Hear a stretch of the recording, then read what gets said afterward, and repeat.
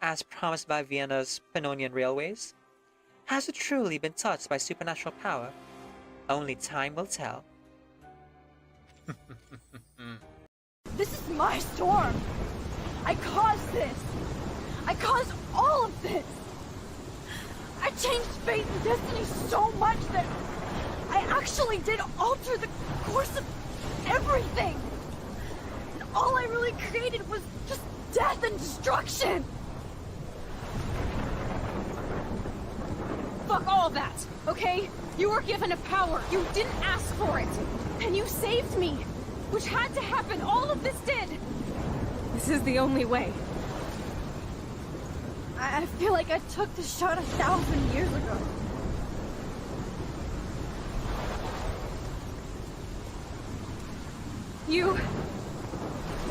You could use that photo to change everything right back to when you took that picture. All that would take is for me to... Fuck that! No, no way. You are my #1 priority now. You are all that matters to me. I know. You proved that over and over again. Even though I don't deserve it. I'm so selfish. There's so many more people in Arcadia Bay who should live. Way more than me. Don't say that. I won't trade you. You're not trading me. Maybe you've just been delaying my real destiny. Look at how many times I've almost died or actually died around you. Look at what's happened in Arcadia Bay ever since you first saved me. I know I've been selfish, but for once, I think I should accept my fate. Our fate. You finally came back to me this week, and you did nothing but show me your love and friendship. You made me smile and laugh like I haven't done in years. Wherever I end up after this, in whatever reality, all those moments between us were real, and they'll always be ours. No matter what you choose, I know you'll make the right decision. Chloe, I can't make this choice.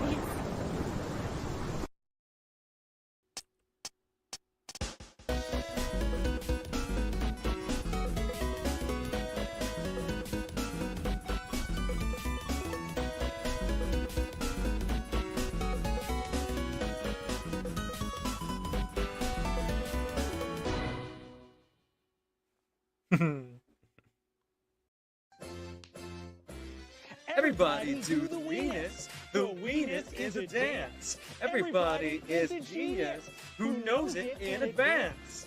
Everybody do the weenus. The weenus is a dance. Everybody is a genius who knows it in advance. Oh, Kevin.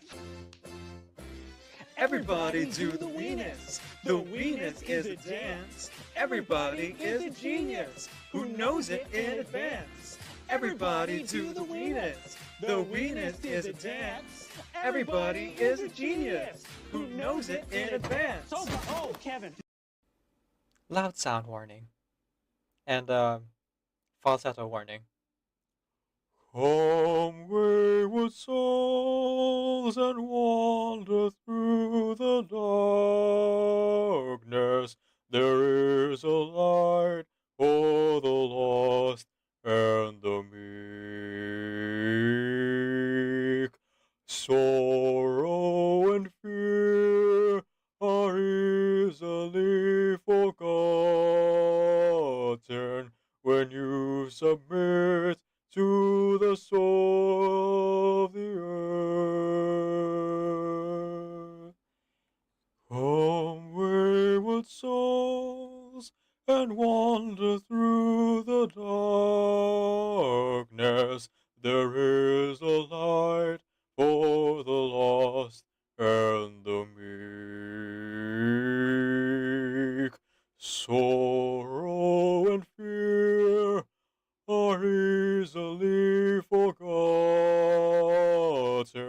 when you submit to the soul of the earth. Oh, tiny seed, You are called to the trees. Rise till your leaves fill the sky, until your stars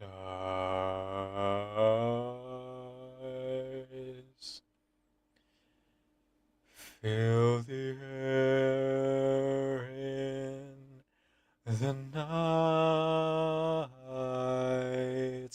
Lift your mighty limbs and give praise to the fire.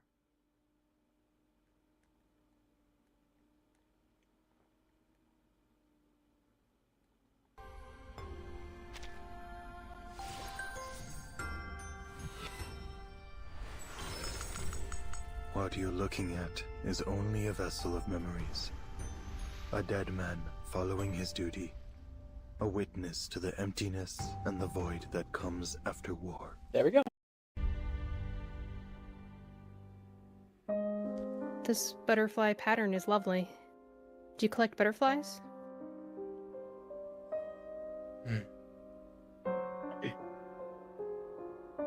Sharon says nothing, but the woman doesn't seem to mind them. Listen. Maybe I'll give her a British accent or something. I don't know. I've got these two friends I've known for almost 20 years. Long enough that they can't even remember when we first met. We lost our parents young, my brother and I. So those friends were the closest things we had to family. One of them became our fiancé. Walter was his name.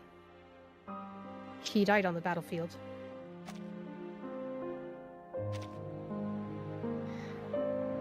The other loved collecting butterflies. Walter and I used to sit under the stairs at his house, waiting for him to show us. He'd bring out his specimens, face lit up like anything as he explained them to us. Those are the only times he seemed truly happy.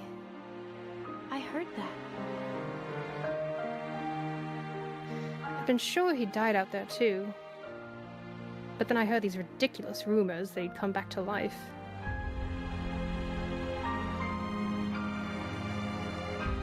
He glances his way, her eyes a piercing blue. I didn't believe it at the time. But now, I suppose I have no choice.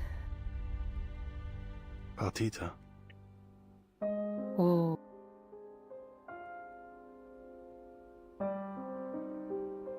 Poe, why didn't you come home? He is his girlfriend. angry. He is his girlfriend. Whoa, Riku was right. Wait. I thought you said her fiance.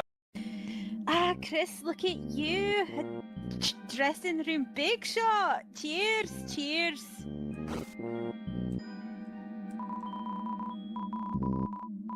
So, how do you fancy the game then? Right, oh, it ain't much, innit, love? Now, I knew you wouldn't like it. I knew. So, listen up. You see, that game you've been playing, it's not exactly the original. It's a plagiarism? Old Ten has done a little something here, a little something there. And made the whole adventure some big old blasting line from A to B. Right, the original Legend of Zelda was open world. Primo, boring stuff.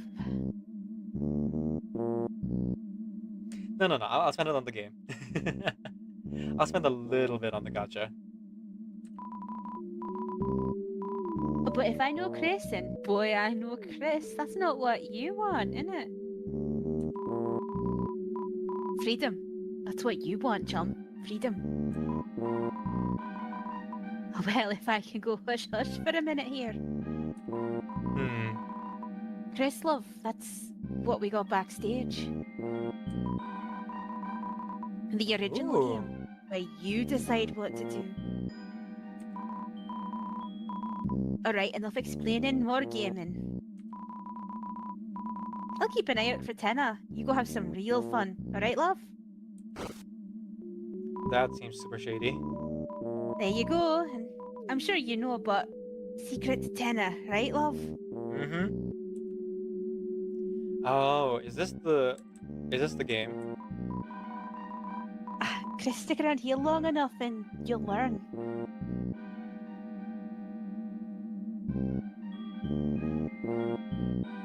Yeah. And we start the next chapter without a single dollar in your pockets? Yeah. For the gotcha. Freedom's just a thing for big shots. Okay. Don't you want to be a big shot, Chris? Now's your chance. Now is your chance. Triggy and I also have Sunbreak. Ooh. Decaf doesn't because Decaf is a completionist and is waiting to fully complete the first part. No, bad. Yeah, yes he is. Bad. What? What it is? Because if it is, like, How are you we calling need me an out? intervention. Why? We need an intervention, like, right now, actually. Like, Yeah. if it's actually just like a money issue, that's understandable. But if you are legitimately holding out for completion's sake, oh my god. Oh my No. god. I'm not holding out for Puppy completion's Bunny sake. Dongo, they're a tasty treat. Is this the newest one? It is a money issue. Newest Monster Hunter? I'm not waiting to complete everything. How do I make my shorts? Well, when it comes down to it, it's really just a matter of math. So I have here my editing program. This is OpenShot Video Editing Program.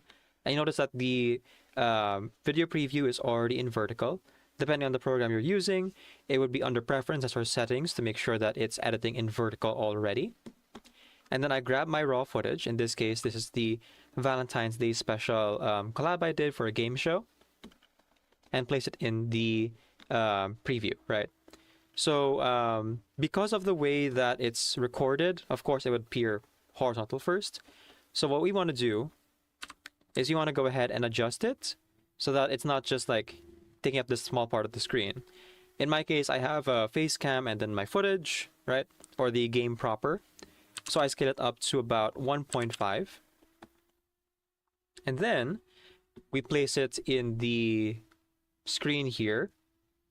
So for me, I like to place it right above, or right below rather, my title and context, so that it'll be able to appear kind of neat and people know what the video is about even before the video starts, right? Second thing is, of course, to crop it. So in this case, because the footage is on the upper left of my screen, I crop out the bottom parts, and then the right side of my screen with the chat, I go ahead and just like move it off screen so it's not really visible. Instead, if I want to keep the chat in, I keep it on the second screen. So this is usually my face cam is, but in this case, I only put a bunch of like visuals because this was a different kind of video. Now, when it comes to the second part of the footage here, it depends on like how much of the chat I want to keep on. So for me, chat is right above my head. So if I want to keep the chat in, I keep it at 1.5. If I just want the face cam or the visuals, I usually scale it up to about 2 times and then adjust the X and Y placement of the second footage. Then putting it together, this is how it would look, right? Gameplay on top, and then face cam or visuals on the bottom. You can also add in captions and other things to make it a bit more accessible or visually interesting depending on your style. And that's... Do you hear that sound? That beautiful sound. That is the sound of clean white shorts turning brown, torture and pain, breaking a brain. A sound that says, I will never sleep well again. The sound of a scream. The fractal haunting Atala subscribes their name upon the simulacrum for 2 months. A sound that says 15 years full-time therapy, trauma and fear. It sings in my ear. Ain't it the sweetest noise around? That beautiful sound. Panic and stress. Oh, ain't it the best? The sound of a heart exploding inside a chest. It fills you with pride. We're ruining lives. Ain't it the sweetest noise in town? That beautiful sound.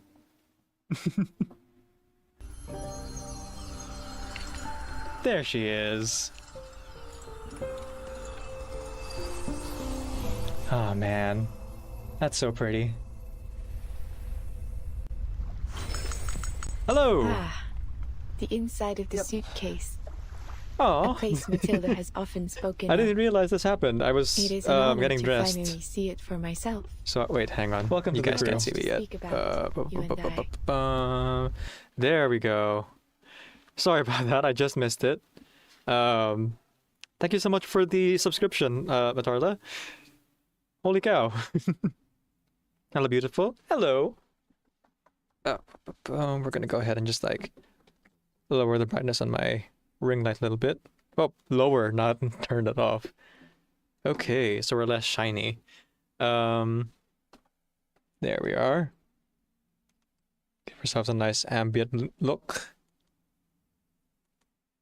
Let's go bluish white. Yeah, that works.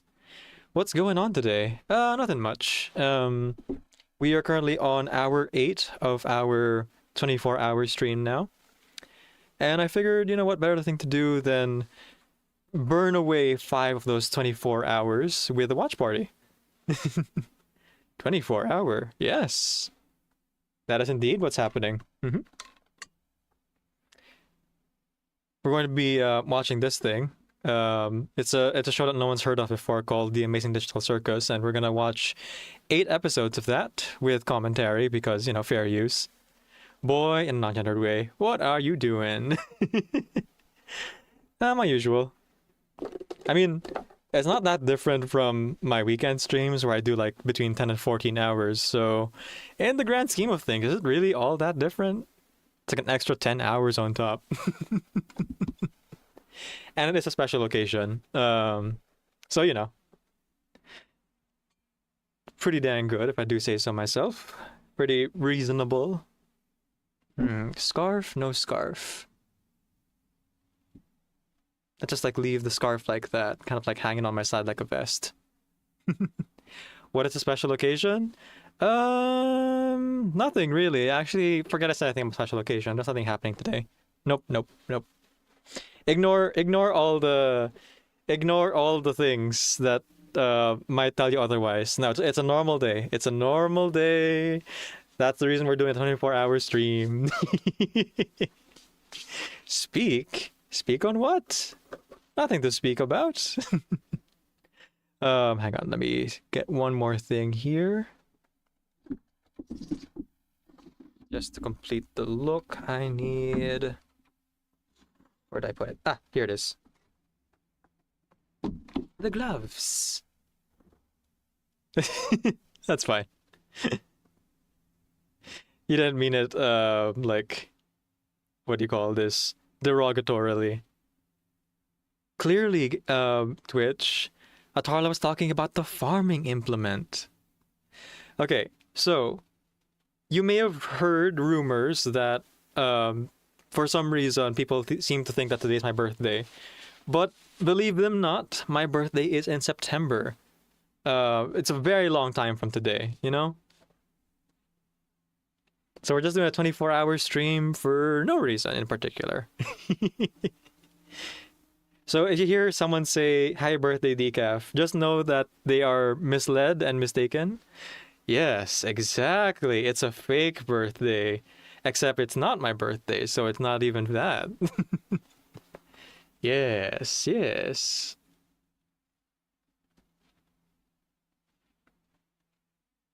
I have fooled them all into thinking I have a birthday. And Shelly, who was like collaborating with me now, can no longer like go against me on that and say, no, Decaf, it actually is your birthday. Stop lying to everyone in your chat. Because Shelly has gone to sleep. So Shelly can't say any of the things I just said. What did I just say? Anyway. Right, so, a sincerely wonderful good morning from the void. My name is Decaf Nvidia. I'm a video game streamer who primarily plays RPG games. I am also a hobby voice actor and singer, so hear me do one or both of those things during the stream. My pronouns are he, they, and today we're celebrating the birthday today by continuing our 24-hour stream by watching the Amazing Digital Circus 8 episodes from start to finish. Lovely song voice, thank you. Yeah. Now, fair warning here, two things. One, I am not watching this blind. I have watched every single episode, if not the hour it came out, within the week of it coming out. So this is actually the first episode here. Yes, this is the start. You're all good, Darla. I only told your Discord that I am also doing a stream right now, literally halfway through my stream, but at the first episode of this watch party. Oh, I should also do this in the other place too. I accidentally copied my role there, so just ignore that part. Because we are also streaming to YouTube and to Twitch at the same time. As you do. Let me ping my Discord to see if others show up. People normally at work. I mean, probably. It is a weekday. I mean, for me, it's Friday at 5 in the morning. But in the Western Hemisphere, I believe it's Thursday, 5 in the evening. So, you know, there's a chance that some folks might already be home and ready to unwind, watching someone else watch something. Talk about lore and all that. And while you are doing that thing... Wait, pinging someone in Discord. Oh! Oh. Well, it's your funeral, I guess. It's your Discord. I cannot dictate what you do or don't do. But thank you if you do. And sorry as well if you do.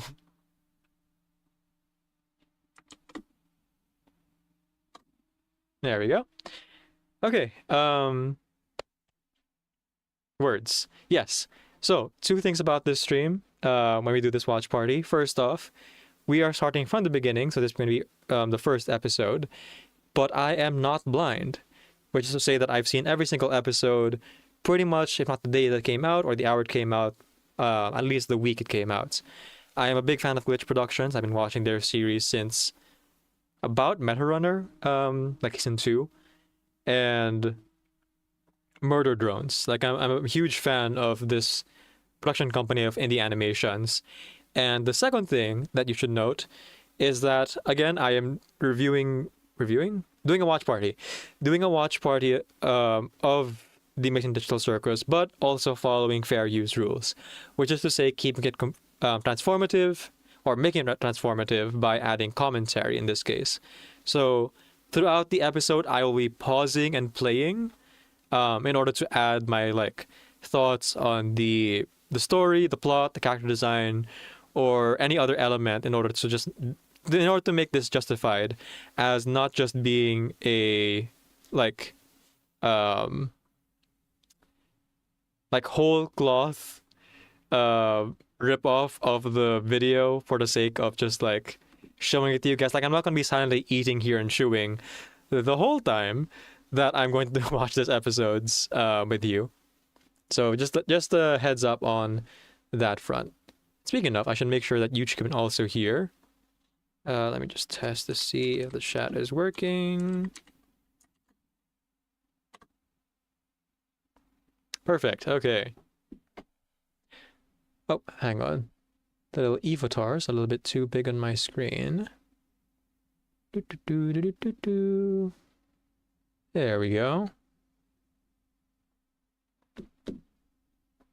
There the little guys are. Okay.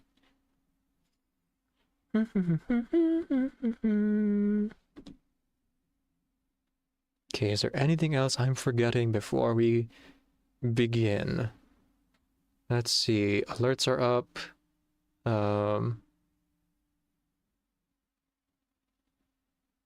Aw. Thank you, Chrissy. You actually did that. But it's weird you said it's my birthday, because it's not really my birthday yet, but I appreciate it. Oh no. Actually, since it's already April 10, it's past midnight where I am. Instead of the lie that my birthday September, I could say, actually guys, it's not my birthday anymore because my birthday was yesterday. Yeah, let's switch lies. I mean, truths. My birthday is already over, guys. You missed my birthday. My birthday was yesterday.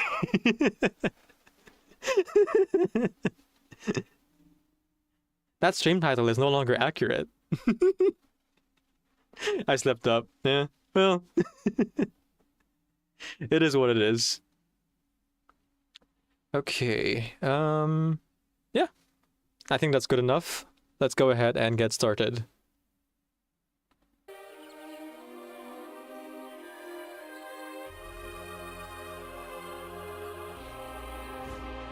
And right off the bat, we have Gooseworks, who I believe composed the song here for the theme song.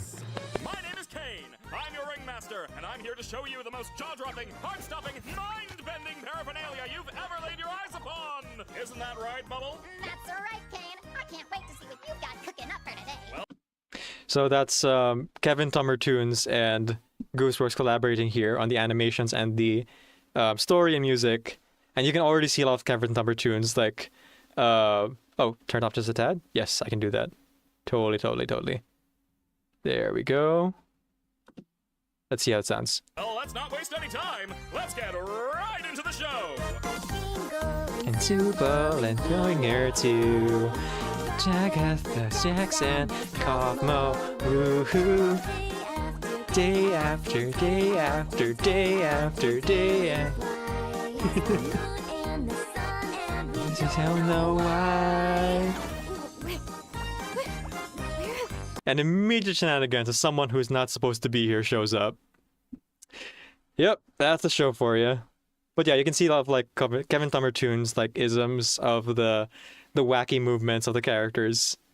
If you're unfamiliar with Kevin Tummer Tunes, he is a 3D artist who is most famous for that short of What's the Matter, Martha?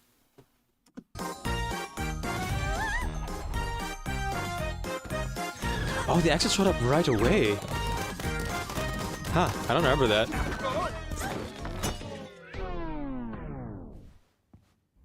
I forgot how kind of like... Is this one of your NPCs or is this a new sucker?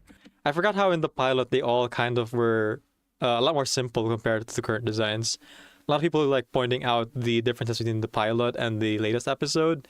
And you can really see it here in this shot of like Pomni's much rounder face and shorter stature, with Zubul just kind of like being modeled like an actual physical plastic model. Thank you, Kunai. I mean, you know, it was my birthday yesterday, but it's already the April 10th, so it's not my birthday anymore, but thank you. A little bit belated. Because if it's a new character, we're gonna have to redo this whole theme song. I'm not doing that again. My! It appears a new human has entered this realm. Gotta do new choreography. Take this headset off! Man, I forgot how brutal that looks. Just like Pomni pulling out her eyelid. Having at it. That works for all of us. Yeah. What's going on? I put on some weird headset and now I'm here. Who are you people? Why can't I take it off? Where am I? Is this a kid's show? Nope. Definitely not. This is psychological horror for all ages. No, it's not like scary horror, but it does get existential at times. Oh my gosh, I'm so ready for this. Yeah. And like even with the simplistic designs they had in the pilot episode, they're still so expressive. Let's just try to calm down. Everything's gonna be okay, new stuff. We've all been through this. You just need to get your head What the f is going on? No, no, no, my No dear. swearing. We can't have any of that foul language around here. The amazing digital circus is a place to be enjoyed by all ages. Psychological horror for all ages, like I said. You, my friend, stumbled into an incredible world of wonders where anything can happen. Except for swearing. Just test out every swear you can think of, yeah. One of them will work, probably. Oh my god. I heard that one, actually. Well, how do I, leave? Don't worry about it. Now we get some arc raiders. Kunai says, oh, congratulations, Kunai. As soon as we get home from the hospital, we're still here, unfortunately. You'd play now, but the Wi-Fi there sucks. I mean, yeah, fair. Also, Mazel Tov, or what's the congratulations? Yeah, just congratulations. Congratulations, Kunai, on becoming a daddy. You're the daddy now. Well, don't freak out about it or anything, but, we don't exactly... You can't. What? Shut up, Jax. But, yeah, he's right. Mm-hmm. Welcome to your new home. And your new body. Yep. New home? What do you mean? Guys, don't be mean. We've been stuck here for years. Old Kinger over there's supposedly been here the longest. Did someone say something about an insect collection? Okay, yeah, so just a little bit quick context. Pomni here is freaking out. Oh, I guess you don't know her name yet, but it's fine. Pomni here is freaking out because she's an actual human who put on the headset and appeared here in this digital world. And everyone else has gone through a similar experience and have been trapped here for years in this digital world. It's fine, though. Look how bright everything is. This couldn't possibly be traumatizing at all. Thank you, thank you. Much love to you, friend. Yeah. And, oh. Well, Kuna said it's okay, but yes, we gotta be careful of, express permission and all that. But thanks for letting us know it's okay, Kunai. And yeah, it is a happy occasion, so I appreciate the willingness to share it with me here. I probably might cut it out of the VOD when I edit this, just to like be respectful of your privacy for strangers who are watching the watch party afterwards. That's why he's crazy. No panic, stay calm. It's okay. Oh, okay, now I get it. This is a dream, and I should just play along until I wake up, right? Yeah, exactly. It's all a dream, so nothing matters. Be as evil as you want. The bunny guy's voice is hot. Yes, that's Michael Korvac, famous voice actor at this point, for voicing many characters. He voiced Toy Freddy in FNAF, and this character here, Jax. He's the cat playing a violin in Lackadaisy. He was the original voice of Angel Dust from Has Been Hotel, and like a bunch of others that are like in the back of my brain. Fiddlesticks from League of Legends, the current one, and yeah. But like really talented. As are all the voice actors here, Elsie Lovelock and I immediately forgot all the names. Maybe I'll remember them later, or we'll look at the credits. Whatever you say, kid. They broke my comedy mask. Aww. So, Kane, You're tragic we have now. a new adventure today for the newbie, or what? I'd like to give our brand new member a tour of the circus grounds first. Off we go! Grip mask. Here we have the tent. This is where your living quarters are, as well as all sorts of other activities. These activities may include... Don't worry about it. Don't worry about it. Don't worry about it. Don't worry about it. ball pits, mini golf, and more. And here we have the grounds. Yay! Drown yourself in the digital lake or engage in ridery at the digital carnival. Night, day, it's all okay. The choice is yours. A cosmic buffet. So much to do, so much to see. So what's wrong with taking the back streets? Is that all portal there is? Of course not. This is the void. We don't venture out into the void. Mhm. Even I know what's out there. Not good for you. That's... We stay right here, where I can keep my hundreds of all-seeing eyes on you. Yeah, that's fine. That's okay. That seems totally safe and valid and fair. Yeah. Hello, Kane. I love you. Let's get out of here before the moon gets frisky. Wait, what's that? The exit door again. Whoa!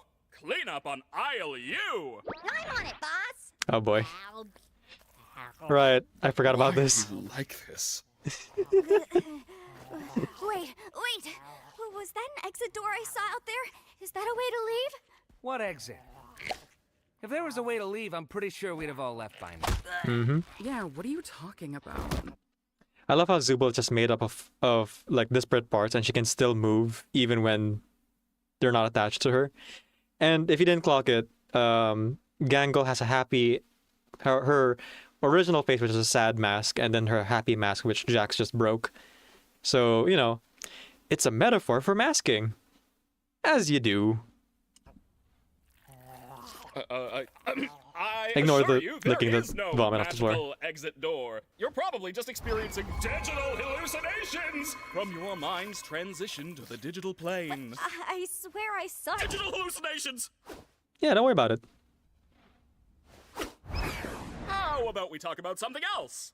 Like your name. My name? I think I spoiled this already, but yeah. Here we go. Oh God! Why can't I remember my name? Nobody can remember their name once they enter the digital circus. One of the few things I don't have control over are your minds. Right. Sure. Yeah. Anyway, you don't remember your name, but you remember everything important, like how to have fun. So all I can help you with is coming up with a new one. What's my name? Don't you worry your little It's head. not important. Your new name can be anything. Hereby acknowledging that your chosen name and or names may not breach the digital circus user license agreement, stating that your name may not include objectionable content. Objectionable content includes but is not limited to sexually explicit materials, obscene, defamatory, libelous, slanderous, violent, and or unlawful content or profanity. What are you thinking? Yeah, so just basically no swears in your name. So you can't name yourself like KYS or whatever. I don't care, just pick anything. Let's see. What do you think of? I don't. You're That's right. pretty good. Terrible. Let's try that again. What do you think of Pomni? Sure. I think I just... Gadzooks, you're right, Jax. We should have a brand new adventure for our new member, Pomni. I said that like 5 minutes ago. You! Do you like adventure? Activity? Wonder? Danger? Horror? Pain? Suffering? Agony? Death? Disease? Death? Angel food cake? Ow! Aw. You parasite! I don't really... Since you're new around here, Stealing your we're gonna make it a sweets. simple in-house adventure to warm you up to how things work around here. What? No, God. I don't want an in-house adventure. Don't worry, Zubul. I'll make it something unobtrusive that you can still choose to not get involved with. Oh, I guess he kind of did give her a little bit of like leeway there. In that first episode, huh? You're watching but working, so you're kind of lurking. All right. Enjoy your lurk, Atarla. And enjoy watching in the background from the shadows. Don't mind me just like nerding out. Today's adventure is... Gather the gloinks! That's right! The entire circus tent will be infested with gloinks! And you gotta catch them all! What are they? I'm glad you asked, Bubble. They're small... And what do they do? They... How do they... Gloinks are small, mischievous critters that steal anything and everything they run into. Why do these humanoid hash browns do this? How do you stop them? That's for you to find out. Now, good luck, and have fun, my little superstars! So yeah. They just like steal all the art assets. You know, as you do.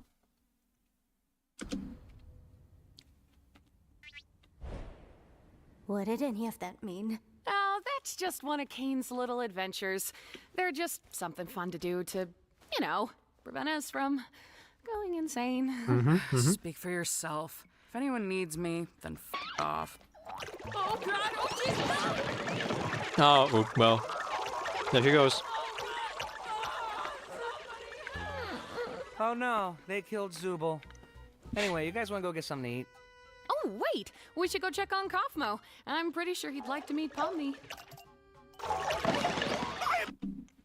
Oh, poor Kinger. Penetrable fortress! You want to come with us to check on Kaufmo? No, not really. I think Kaufmo's gone insane. Last time I spoke with him, he was rambling endlessly about some exit. Kind of like you, Pomni. You might be going insane too. Very likely. But, you know, Pomni just got here, so it's probably fine. Maybe. But wait, wouldn't that more likely mean the exit does exist?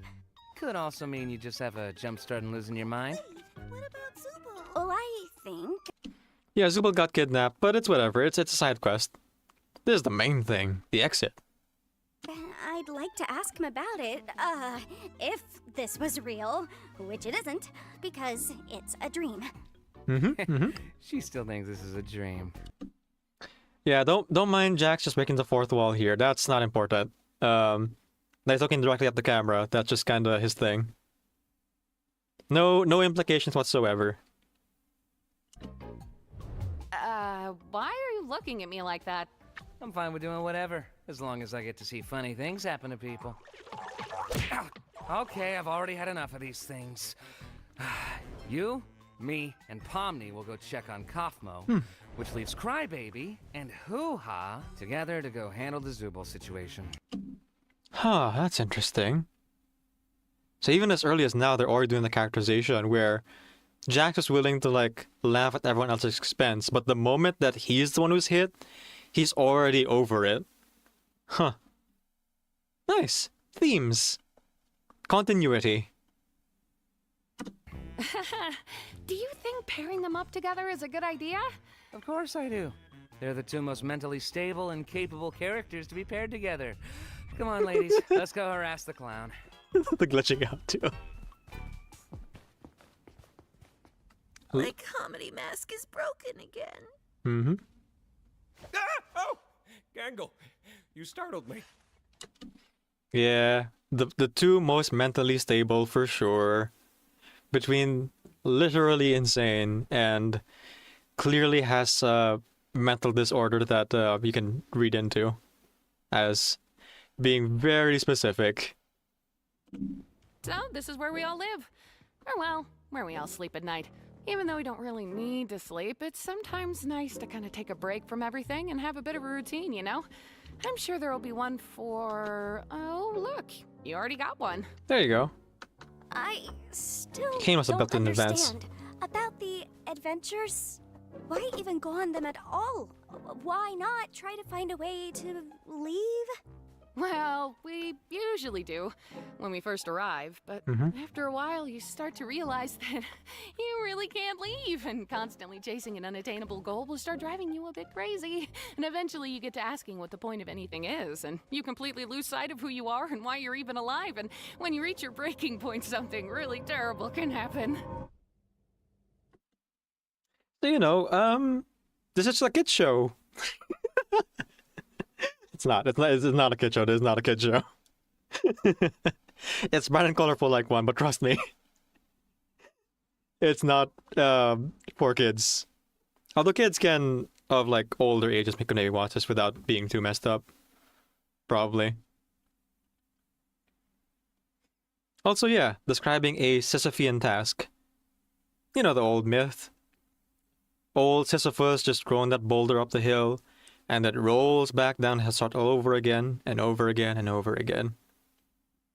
That's his punishment for eternity, I suppose. But that's not something we need to deal with today. Above anything else, the adventures give us something to do that keeps our minds healthy and stimulated. Thank goodness this is all a dream, right, Pomni? He's already losing it. It's day one. Why are we here again? What are we doing? We're getting one of our friends.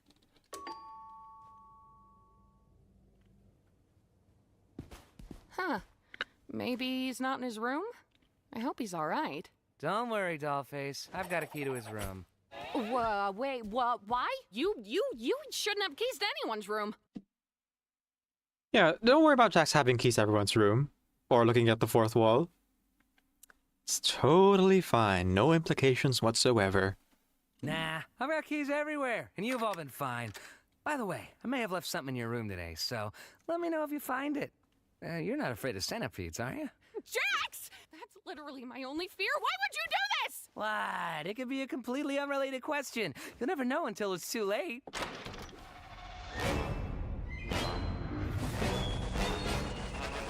Oh, I've been looking for this. Thanks for keeping an eye on it, Coffee. I'm gonna head out. See ya. Oh, Kaufmo's been obstructed. That's okay. What is that? It might be that terrible thing I was talking about earlier when you reach your breaking point. So there you go. Eventually, if your mind breaks, that's what you become. Seems your digital body can't really handle your brain being all scrambled from trauma and having a mental break. So just, you know, don't ever have a mental break. Easy. Okay, wait. Maybe there's still time to fix him before we get Kane. Whoa, Kaufmo! Listen, I know we didn't always get along, like when you called me out for fake laughing at your jokes. I swear I really did think they were funny. I was just having a bit of a bad day. Oh, poor Agatha. Hey, Pommy. Thank you. Help me out here. I understand you don't want to, though.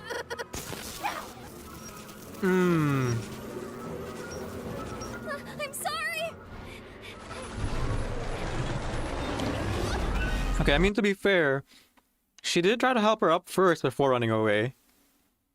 And in the end, you know, she lured Kaufmo's, well, what's left of Kaufmo to, like, chase after her. So, you know, she helped in the end.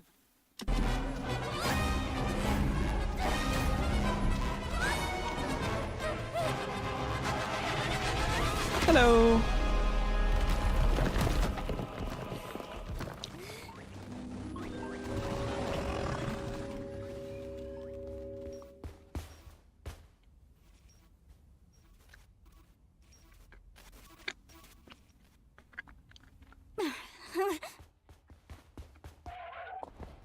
I gotta go back. Check on Agatha. I don't know what I'm looking at here. We saw Gloin carry one of Zubal's pieces down there, remember? It's a hole. But where does it go? I don't know. It's in the hole. DM. Oh, yeah. Thank you for the recap. Boy, we're not very good at this, are we? Nope.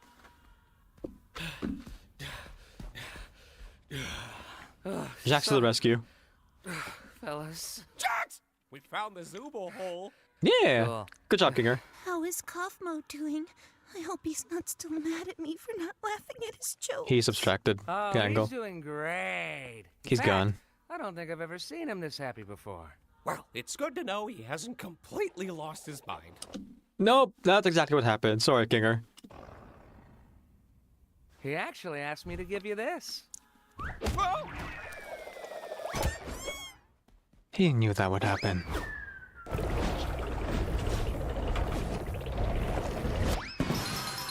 Wow!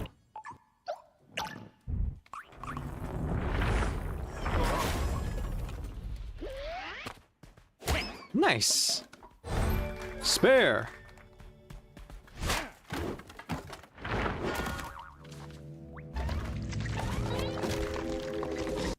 So yeah, to anyone who doesn't know, that's a subtle reference to bowling games from the early 2000s. It just had weirdly overdone animations whenever you would like roll the ball into the pins, especially if you got a strike, which is actually referenced again in a lot of like current day memes, and one specific one that I can think of. An insect collection? I think it's a nest.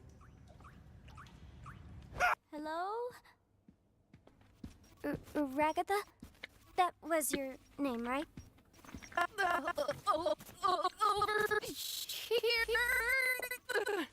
She looks okay. Hey, look. I didn't mean to leave you behind like that. Just look at my hand. I didn't know what to do. It's okay. What you need to do right now is find Kane. He'll be able to fix me up and take care of Kaufmo. Yeah. I had forgotten, but yeah, Pomni did run away. But first, she did have to reach her hand out. And then she immediately came back to, like, check to see if Ragatha was okay. Which she isn't, but, you know, it's a thought that counts, right? Okay, but where can I find him? I don't really know. Just look around and call for him, I suppose. Okay, I'll get him. You just stay right there. Not that you can really move or anything. Just hang in there. I'll be right back. I promise. Cool. Bye. So, Pomni, I'm sorry your first day here had to be so terrible. Yeah, well, don't worry about it. I'm just gonna go get Kane now. Yeah, you run. You should go not think about the greater implications.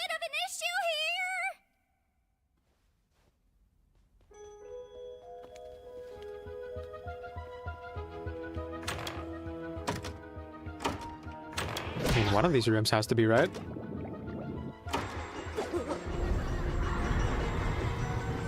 Whee! A merry-go-round.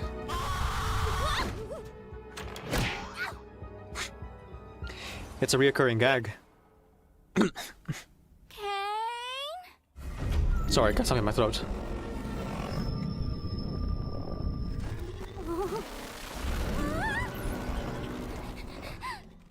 What form of non-Gloinkinian mass dares presume Sorry, recurring gag again. nest of the Gloink Queen? Oh, is that who you are? You know, you could have asked for my consent before forcing me to see something so completely and utterly disgusting. How despicable! A rabbitoid that runs its mouth in the presence of my royal figure. Well, as a royal myself, Where's I would Zubul? like Oh, there to she is. Kindly ask if. Oh, look, there's Zubul. Hi, Zubul. Help me, you idiots! Kinda rude, Zubul. Now I don't want to help you. Wow. No, I always lose. Yes! Can Gangle even do the other shapes? Gotcha! Oh. Wait, Gangle lost, so Gangle doesn't get to save Zubul? I guess. Alright. Oh. Hey! King, are you? Oh. Unattached hands. Yep. Eh, I'll be fine.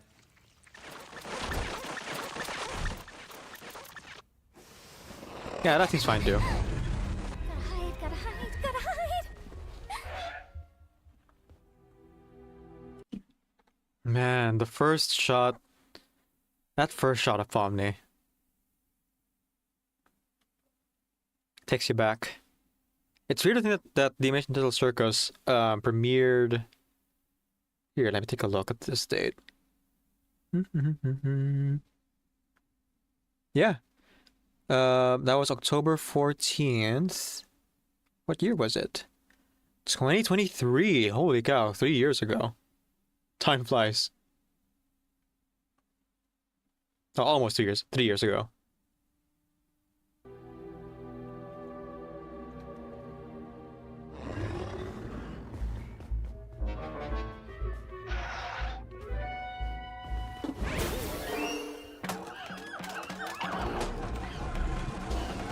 Barrel of monkeys, as you do.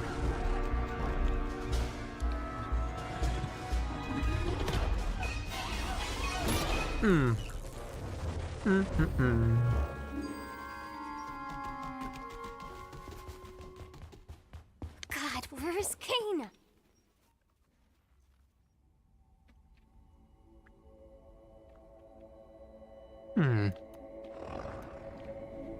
I mean, third time's the charm, right? It must be a sign.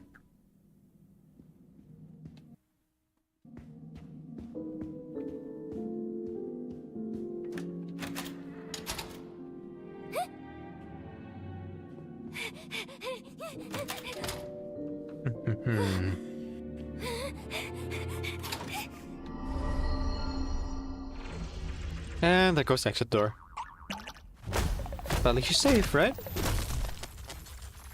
You foolish assortment of colorful characters! Do you not realize that everything must be Gloinks? I am Gloinks.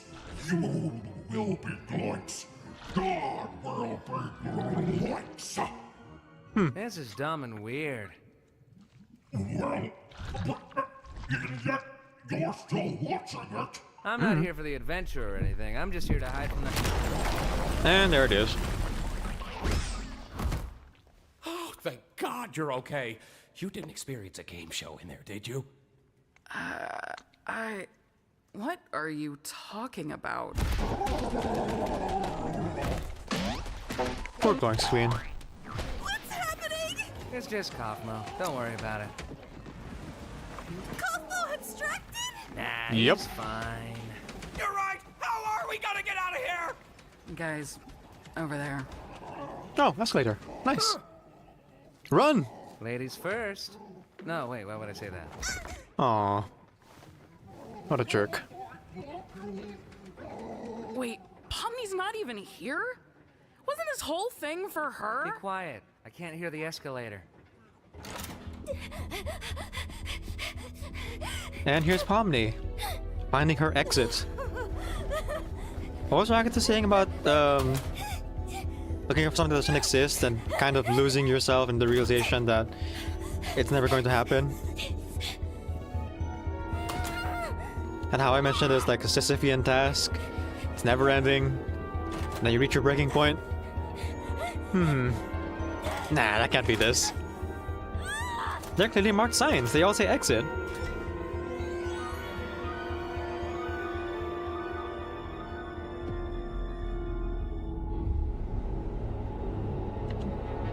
Well, hello, computer.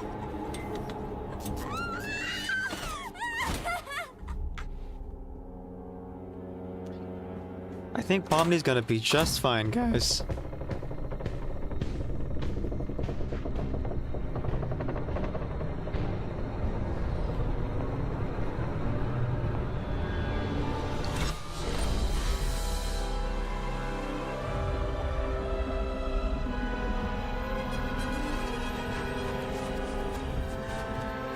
So there you go, everyone.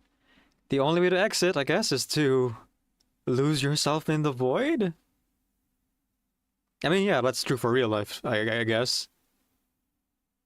So why not the digital world?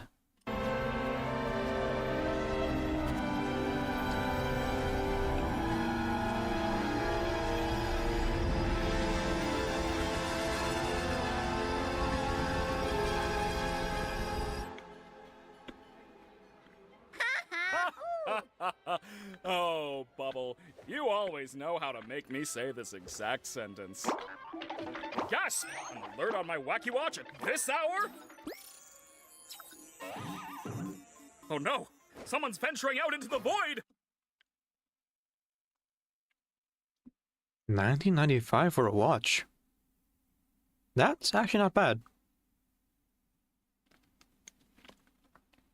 Especially if it has all those features. Oh, and that's right. That website, the wackywatch.com, is a real website, and there's a bunch of like hints to the lore in there. I never did like check to see if it updated every episode or not. But I imagine it would because of like, again, lore. He'll get totally spoiled!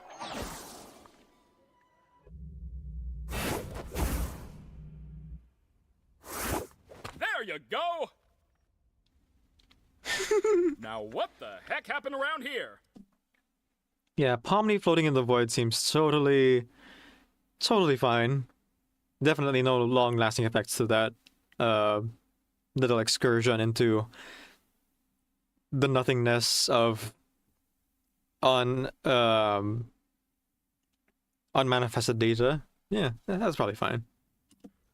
Oh, yeah. My doing. Kane! Kaufmo went through a sort of kaufmosis and abstracted! Kaufmo abstracted? Why didn't anybody tell me? That's... And into the cellar you go. That's really callous. Huh. Huh.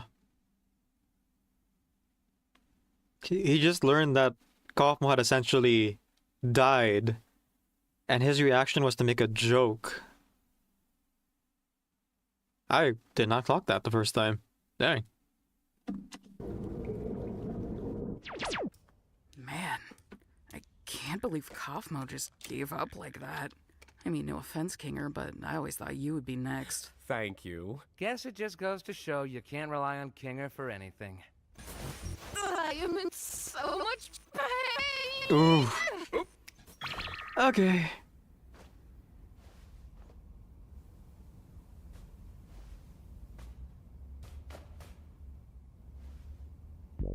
I do have to apologize for lying about the exit. I knew how much all of you have been wanting there to be one, but, you know, I was having so much trouble figuring out what to put on the other side and ended up never quite finishing it. Completely missing the point. Also, Pomni here feeling a bit guilty about going to the exit instead of helping Ragatha. But, you know, she did try to help. Several times. She just so happened to see an exit door, so, like, why not investigate it? Even if the exit door is just, like, a creation of Kane for other purposes here. And you know how I never like letting people see my unfinished work. There it is, yep. The exit door is just another one of those adventures. Another one of those busy work to, like, keep the mind active and not go insane. Which I'm pretty sure would, considering how Pomni reacted to, like, being thrown into the void at the end there, but... You know what? It's probably for the best they discovered it too early. Better just scrap the idea, I think, Kane. Baiting them with an exit at any point, really, that doesn't actually go outside of the digital world is... devastating. Especially if it leads you out into the void. Anyway, looks like you defeated the Gloik Queen, so I guess the adventure's over. Your reward is a delicious digital feast cooked by our head bubble chef. Made with all the love I'm legally allowed to give. You know, I am pretty hungry. It's a smidge creepy. You didn't even do anything. So what? I can still be hungry. Well, not really, because we don't need to eat, drink, or sleep in this digital world. So the digital food here only gives off the virtual sensation of eating, without any of the nutritional benefits. Sheesh, lay off it. Since when are you an expert on the digital world? Expert on the what?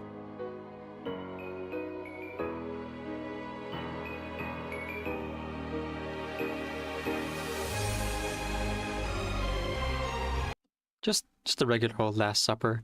And as much as I would like to let this play, like, uninhibited, again, fair use. Gotta pause every now and again that commentary.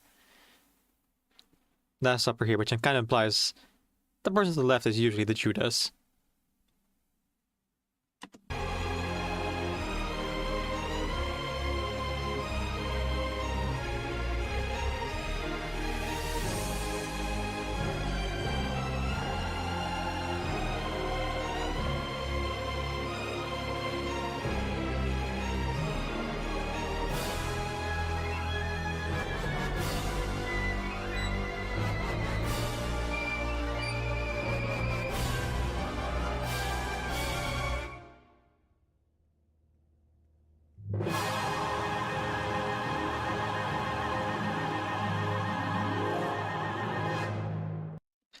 That's Pomni.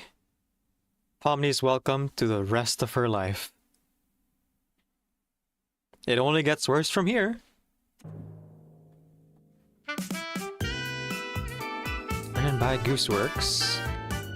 Kevin Lidwicall, Kevin Lidwicall again. Ah, here's the voice actors. Okay, I remembered Elsie Lovelock and Michael Kovac. Alistair Conn, Lizzie Freeman, Ashley Nichols, Goose Rex's Bubble, Amanda Hufford, Marissa Lenti, and Sean Chiplock. Yeah, I have trouble remembering names. I think I only really remembered Elsie Lovelock because she voiced the main character of Murder Drones. But she doesn't even like voice a main character here, so I'm not sure I remembered her over the other like main cast. No. No, actually I do know. I just said it.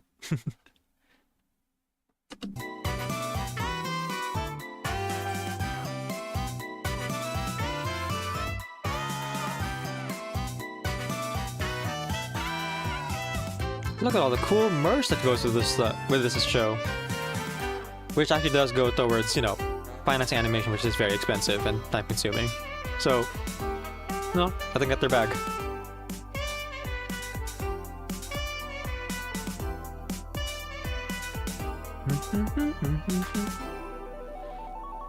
Okay, let's see if that'll actually be muted in the VOD.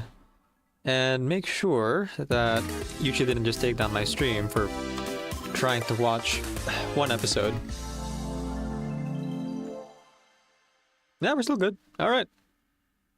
Welcome to the amazing digital circus! Ooh. I didn't realize there was foreshadowing here at this stage.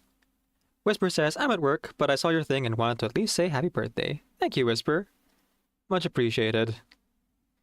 My birthday was yesterday, but yeah, I appreciate it nonetheless. It's no longer my birthday anymore. Let's see.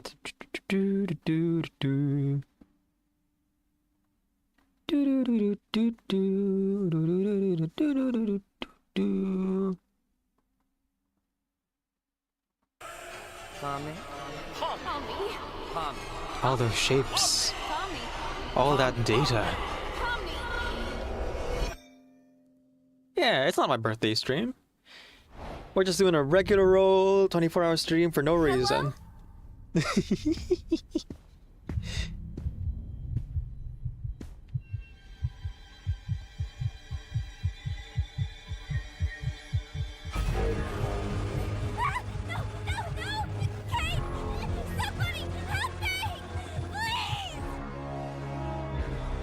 A good show.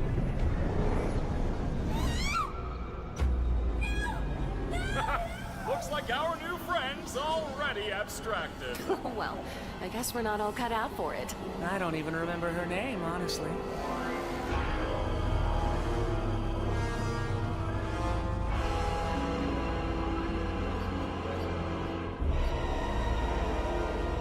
And wake up. Ooh, a lot of foreshadowing. Her kind of like glitching into that cube there and then bouncing up in the ceiling and back down to the floor. It is a common problem in like physics engines in video games. Something about corners and curves and vortices.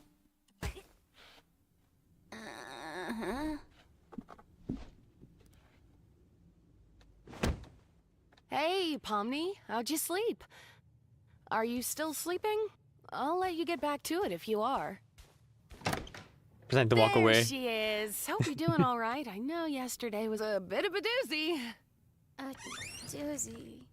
Oh, and don't worry about the whole abandoning me for the exit thing. It's perfectly understandable what you were going through at the time, and there's no hard feelings. You're all good. No worries about leaving me to die. Totally fine. It's all good, fam. Living large.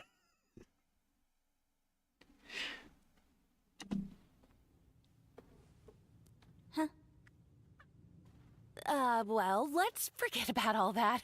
Kane's got a new adventure today, and judging by what he's been teasing, it seems like it's gonna be a fun one.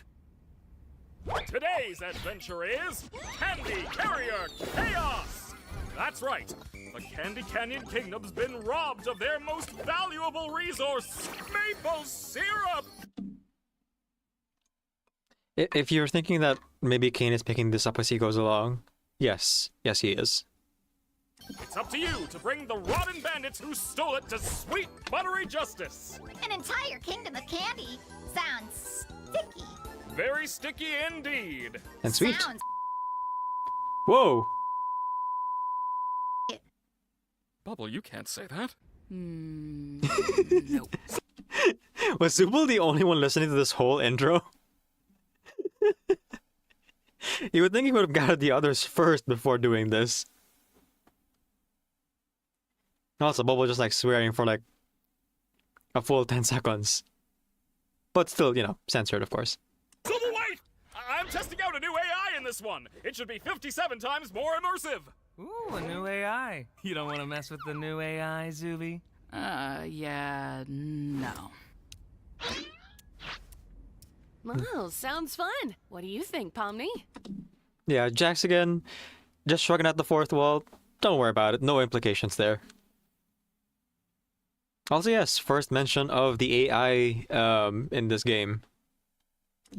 So, our entire existence here is just LARPing. Well, LARPing's fun. Candy Kingdom needs you now. And off they go.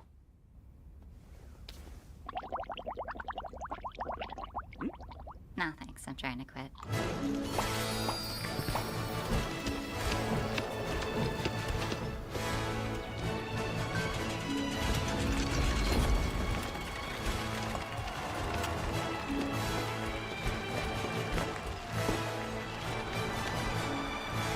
Ah, look at how nicely rendered this whole place is.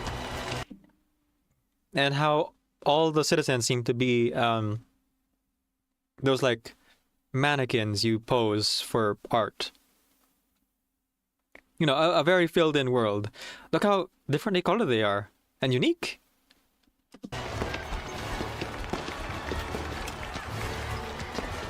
This is not a diss, by the way, on the art team. The art team is fully capable of like creating unique designs. This is more a diss on their actual creator in universe, which is Kane, who is an AI as well.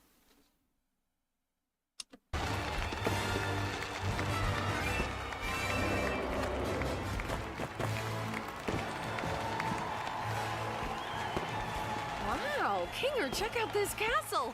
It's amazing. They've even got little candy bugs here. Nice. So beautiful. Yeah, this place is great! It's the princess! Aww. Well, it's not an episode if Gangle doesn't break her mask. Right? There goes her happy mask.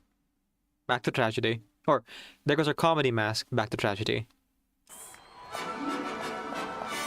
Ah, you must be the brave knight sent to us by God to help us with our recent catastrophe. That's us, ma'am. Your kingdom's awesome, by the way. Ah, you must be the brave knight sent to us by God to help us with our... Okay. That is clearly Kane. In this, like, stained glass window. I'm looking to see if there's anything else around him that maybe I missed on the first viewing. You know, almost 3 years ago now. That was the olive branch, which is kind of reminiscent of the Noah's Ark story, I think. Nope. Nothing I can, like, make out with just one cursory look here. recent catastrophe. That's us, ma'am. Your kingdom's awesome, by the way. Love the vibe. I like you already. Look, Pomni, we're already friends with the princess. I'm not a child. You don't have to hype me up. Aww. She's not into it. Go on, Rakitha. Flirt with the princess. I assume you've been informed of your mission. The bandits that robbed us use a modded syrup tanker, so we figured the best way to go head-to-head with them is to give you a war rig of your own.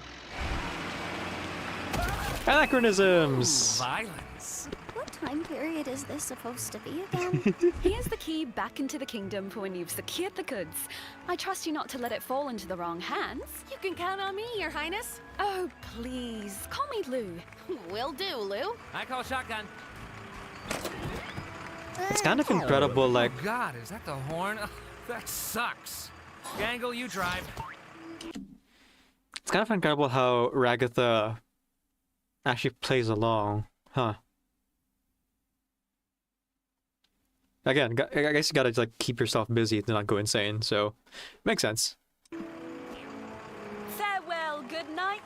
I have every faith in you. And off they go in their monster truck. Not monster truck, truck.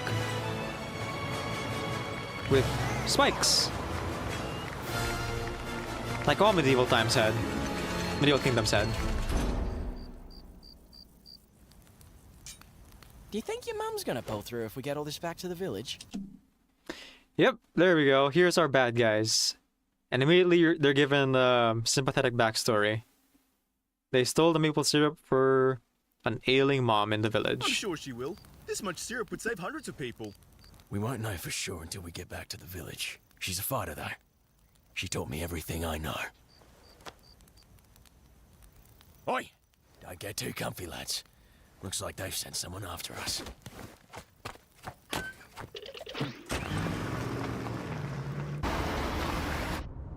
All right, Gangle. When we catch up to them, I'll jump over, crawl inside, and shoot them repeatedly until they're unrecognizable.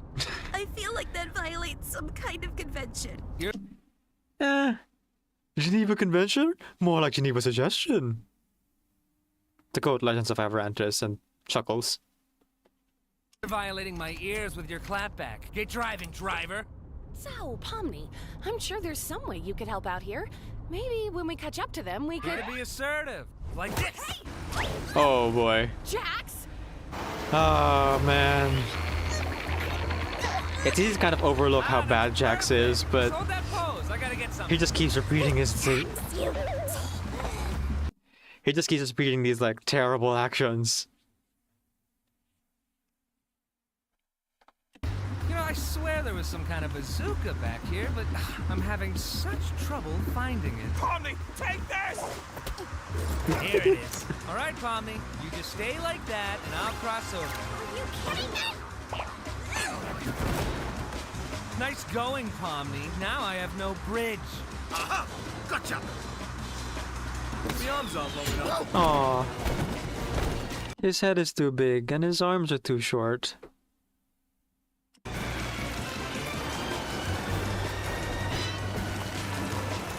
This lot's trouble. Let's see how that rig does on those rocks around there.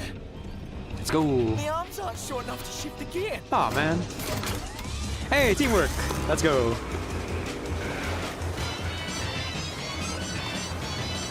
Ooh, Style on him. now we're cooking. Hey, Ribbons, up and at 'em. I don't think we... Aren't you supposed to be submissive and agreeable? Yes. Just like real another reminder. This is not a kid's show. A character just said, "Aren't you supposed to be submissive and agreeable?"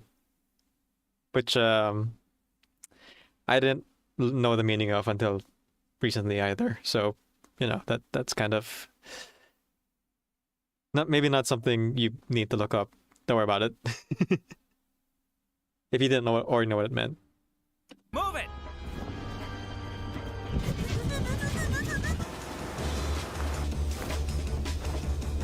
Oh, these fellas just don't know when to quit, dude. Then again, the second word there is not the same. But it's implying the same meaning. Hey, quit mucking about and get back up here! Oh yeah, right. Everyone all right? Can you repeat the question? I couldn't hear you over the knives. Hey, Gangle, you should ram into him. What? Why are there so many knives in this truck? It just wants to like help carry maple syrup? Should not ram them. Pomni's still on board. Do it, it'll be epic. Why are there so many knives back here? Do it, or I'll tell Ragatha about the figurine thing. That easy, huh? Just a little bit of blackmail. These guys are whack jobs. Let's give him some of this. Ooh! Oh, no more ramming? Spikes. Guess I have to tell Ragatha about the thing now. Oh, you're still up here. Pomni, take this! No, that's pretty good. Hold on to it. Hey, Grab it. Is that rope attached to anything? I don't know. Let me check. It's so long. Oh, there it is. Okay. Well, they're digital, so that doesn't mean anything. I can still feel pain though. Just a little bit numbed as well. There they go off the side.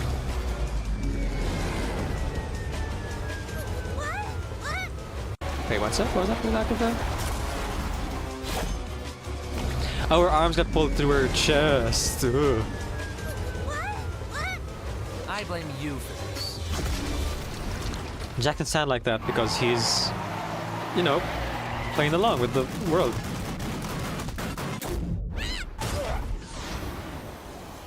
So you see, foreshadowing is a literary device in which... Remember what I said earlier about the beginning of the episode? Like foreshadowing? Yeah, that's the scene that this was foreshadowing. Actually, look, if you look at every beginning of every episode, you can kind of like see the elements and themes that kind of repeat for the entirety. Like in the beginning of the first episode, the exit door appears, and then it becomes a focus in the rest of the episode too. Although that one could just be like the MacGuffin of it all.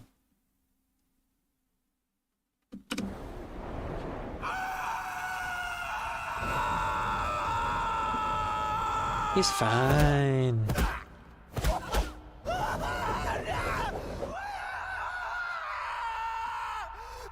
Welcome to the back rooms.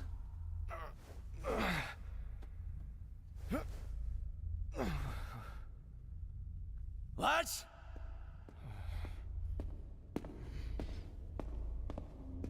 Hello? Aw. Poor Gator, bad guy. It's all alone.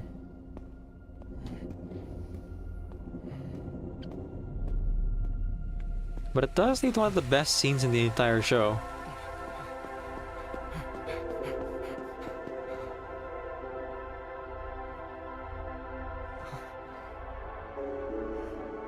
There they are.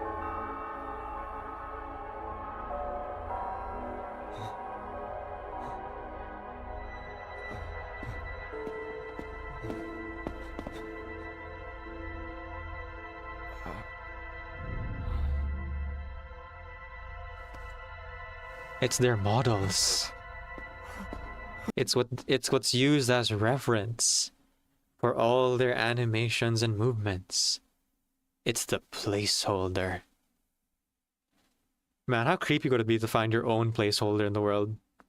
Kind of reminds me of Majora's Mask, where they had the like ARG with Ben Drowned, where they programmed the kind of like model statue version like this of Link to follow him around. Pretty dang creepy. And of course, this is the realization that, well, I'll say it later. I'll clear my point later on when he says it.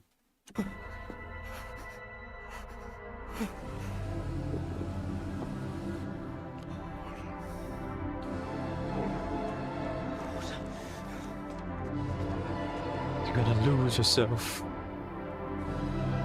He has pupils though. That guy doesn't.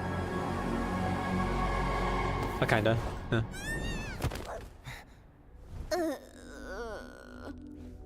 Huh? Where are we? The back rooms. What's hydrate. obvious? Thank you. I don't know. We're somewhere under the map, I think. Map? Why aren't you or any of your crew up here? I'm not sure. Because we're not, NPCs? NPCs? What are you on about? Mm-mm-mm. What are you people? What am I? That is a horrifying realization. What are you? What am I? You're a toy. You are a toy!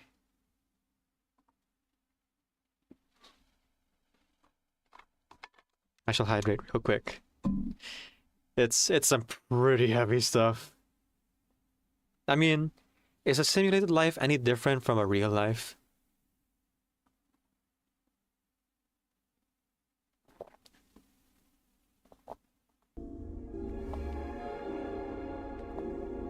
Where's Mom?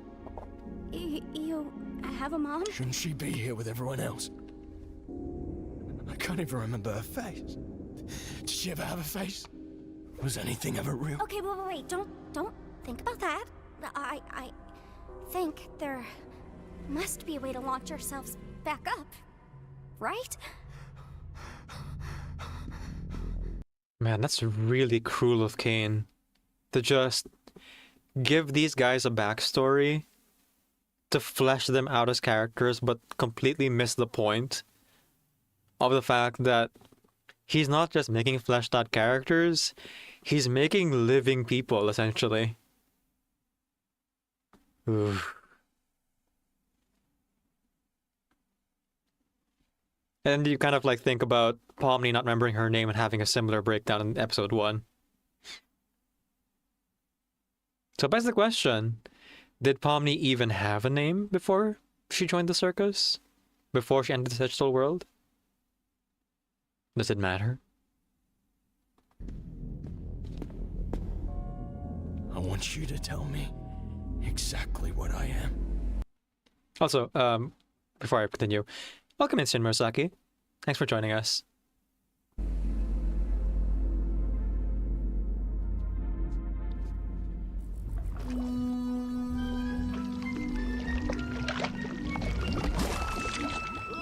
Is everybody okay? No. Oh, man. Poor Pomni. I hope she's all right. Poor Pomni? How about poor us? Yeah. We're one tanker away from being Augustus Gloop. Hello. What's that? Do my eyes deceive me?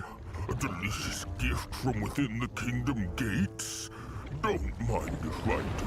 Whoa, buddy! We're not food, we're not candy, we're none of that! You don't want to eat us! Oh, you're not candy? How am I expected to eat something that's not made of candy? I'm sorry. Pomni always seems to miss the big gloopy monsters. Who are you, anyway? I mean, yeah, she does. I am the fudge. The fudge are you? She did get to see his model, I guess, down there in the back rooms. So she didn't miss this one, technically speaking. But yeah, definitely missed out on the Glowing Queen. Oh, hello there. Happy birthday. Thank you, Kinger the Binger. Much appreciated. I used to live within the kingdom walls, but I was banished by that rotten princess after I ate too many of the delicious townfolk. That seems lenient for what you did. Oh, they were so delicious. Sometimes I can hear them calling to me. Oh, God. That just sounds like murder. Yeah, because it is. And also, Kane programmed it. So, what does it tell you about Kane, huh? Is it really murder if it's delicious? Answer me that. Yes. You make a great point. No, bad point. Why don't you leave this to me before I start thinking your hair looks like licorice? Jax! Oh, wow, it kinda does. Stop! Well, Mr. Fudge, you seem like an upstanding guy with real noble goals. Oh, I'm not. If you knew what I did in my free time, oh, you'd be sickened. As I was saying, I happen to know a way into the kingdom walls. If you'd be willing to help us out in return. Oh, don't do it. When did you... Shut up, licorice hair. Here, hop it with this. Oh, you must be some kind of master of unlocking things. Oh, wow. Okay, that's like 2 things I missed out on. Kinger empathetically trying to hide Ragatha's licorice hair from the fudge. I didn't catch that one. And then the second thing, I think that it's important that you, the master of unlocking things, has this. Dang, you almost became a Jill sandwich. Yeah, these are Resident Evil references. Come to free me from my outdoor prison. That's me. All we need you to do is help us bring some dirty bandits to justice. There you go. I saw the Reaper wink at me. Wait, what just happened? Yeah, she had a look on her head. It's kind of hard to keep track of the plot with that on.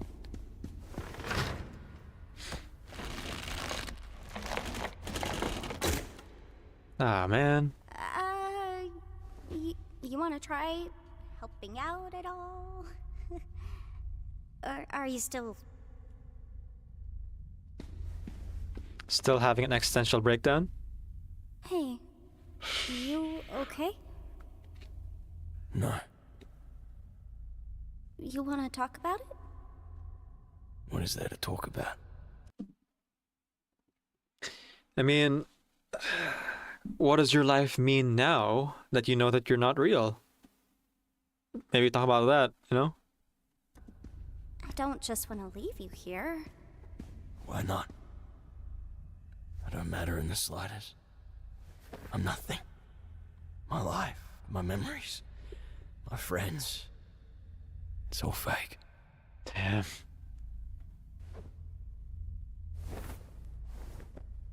This may seem weird, but I think I know the feeling. Well, maybe not the exact feeling, but feeling like you're nothing is kind of normal. I mean, people even feel like that in the world I came from. Mm-hmm. But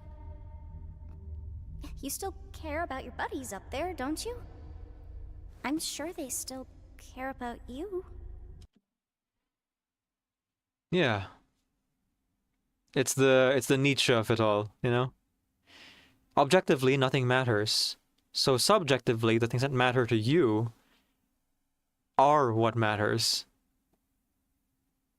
And I always go back to that quote from Discworld, from Death in The Hogfather. We have to believe in truth, justice, and mercy.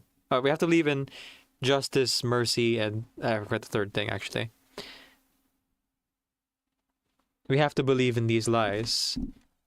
Because if we do not believe, then how else can they become? What does it matter? What do we have when you people leave? We're just obstacles. Created to be defeated and forgotten. Well, you don't have to be.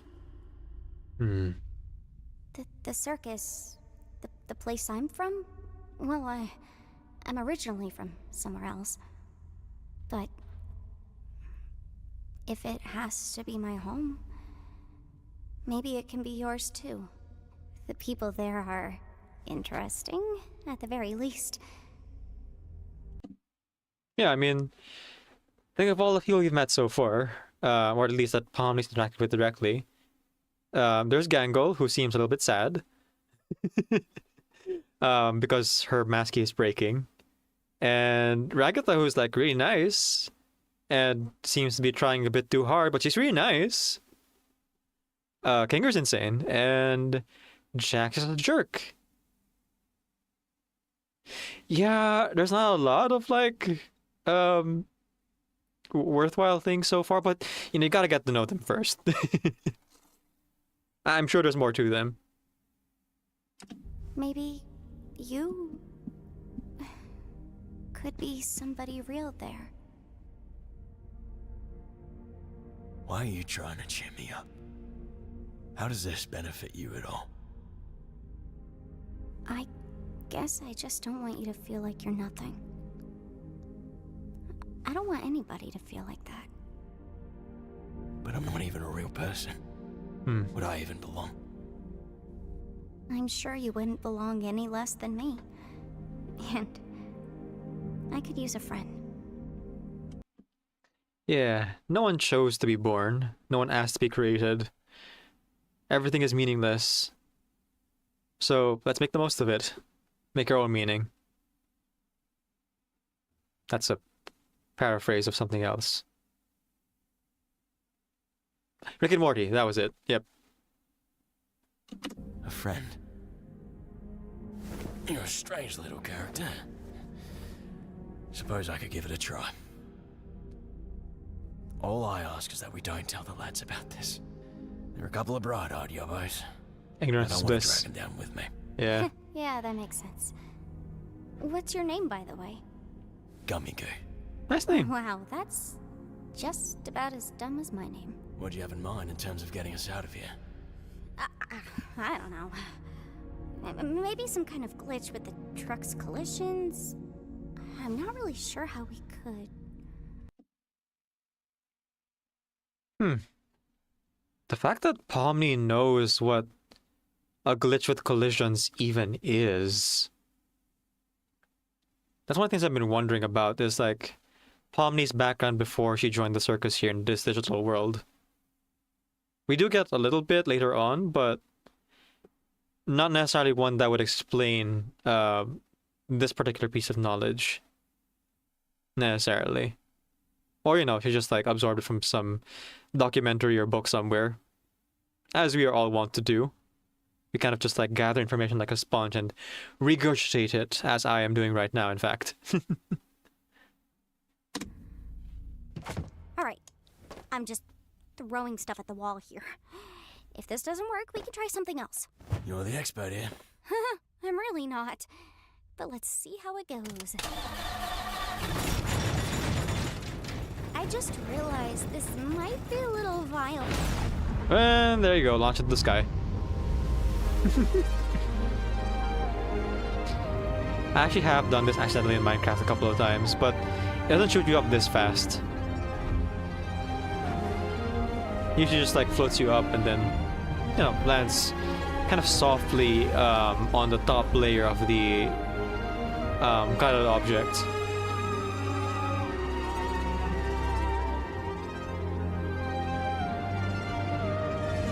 You shoot items in your inventory that you toss out and just like build a block on top. Shoot it straight up in the sky. This is a lot Not more into the anticlimactic than I was hoping. upper ground level. What Not the sky. were you hoping for? You know, like one big final battle, bloodshed, death, chaos. It's not too late. Are you sure they disappeared? It wasn't that they fell off or something? I can't say for sure, but yes, definitely. It's not like the boss to vanish with a clown. Very unusual. Well, that's concerning. Well, if worst comes to worst, we could always ask Kane to find her. We're worried she's having another horrible experience. She still seems really upset about what happened yesterday. I don't think she really likes me that much. Look at them trying to escape, but also Kinger like saying something wise and Vanish sage with a here. clown? Very unusual. Well, that's concerning. Well, if worst comes to worst, we could always ask Kane to find her. We're worried she's having another horrible experience. She still seems really upset about what happened yesterday. I don't think she really likes me that much. It's a lot for anybody to go through.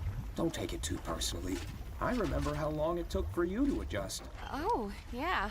I'm surprised you remember that. Yeah, Kinger is not usually able to recall much of anything. What was it, being in a fugue state and all? Remember what? Oh, there you go. Do you guys have a second truck that flies? Yeah. Wait, no, we don't. No, not at all. Oh, rest in peace to Fudge. There we go. Couldn't keep it in, could we? Yeah, you couldn't either. What's all this stuff? Pomni! Are you okay? Well, what happened? Just a dead body. Don't worry about it, Pomni. Yeah, I'm fine. I made a new friend. Boss, where have you been? We got fudged. You don't want to know. Good to see you, lads. You really don't want to know about the nature of reality and your own existence. Ignorance is bliss.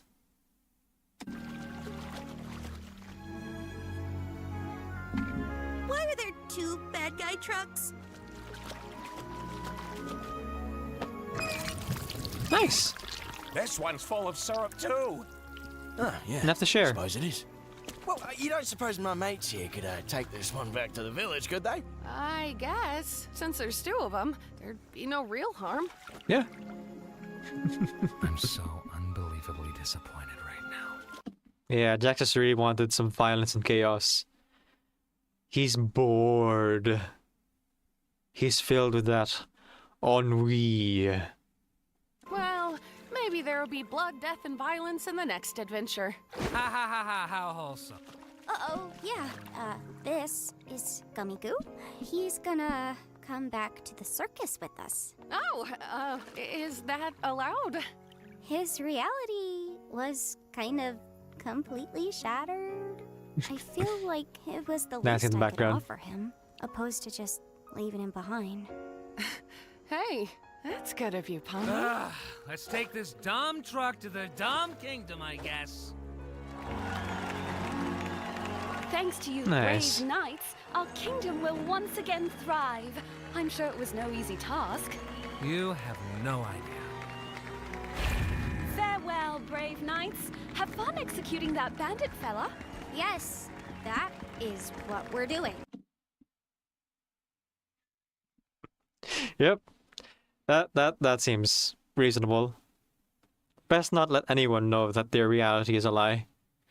Just quarantine the affected individual. Oh, hey, maybe I didn't leave the gate unlocked for nothing after all. What? I thought he was dead. You still did that? Okay, wait. You did what now? Well, love to help you again sometime. Bye! And they're all gonna die.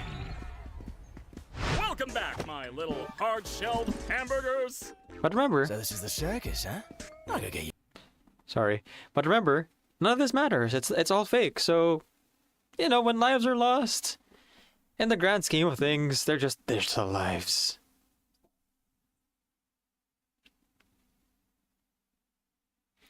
That actually felt really bad to say, even as a joke. Sometime, bye! Welcome back, my little hard-shelled hamburgers. So this is the circus, huh? I gotta get used to this. Oh, looks like one of these guys made it through. Wait, what? Yay! Wait, what? I know you guys love your NPCs, but if I start losing track of who's a human and who's an NPC, who knows what could happen? So yeah, I hope you guys like Gummy Goo. He's dead now. Confetti!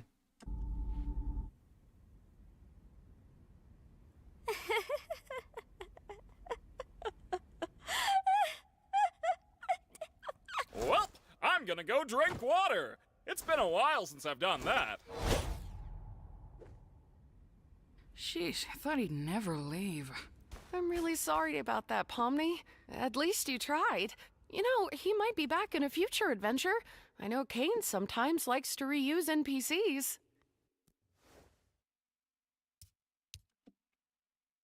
Yeah. Ragatha's really trying hard to be the silver lining person here, but Pomni just watched the guy die. There's not a lot that she could say here to make it better. Really. But Got everything ready. Hey, you at least want to join us for Kaufmo's funeral? We like to have a little funeral service to remember the people who abstract. This one just got pushed around a bit with your arrival and everything. yeah, if you didn't clock that. We like to have a little funeral service to remember. Just gonna move this up frame by frame. Oh, hang on, I have to go to the actual browser. One sec. There. You can pinpoint the exact moment when his heart breaks. When they mention Kaufmo's funeral. He's not as unaffected as he seems, but he is definitely disassociating. And as soon as he realizes he's feeling sad about it, The people who abstract. This one just got Disconnects. pushed around a bit with your arrival and everything. It's the least we can do to honor their memory.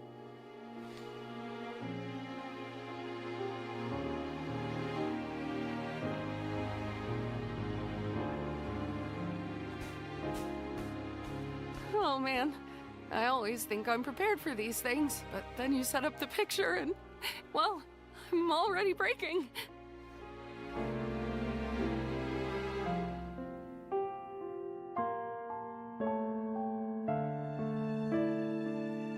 Just talking about the memories, remembering who they were.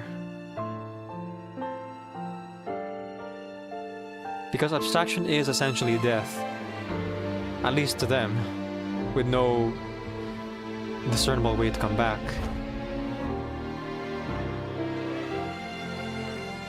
Nice little connection there with her nightmare.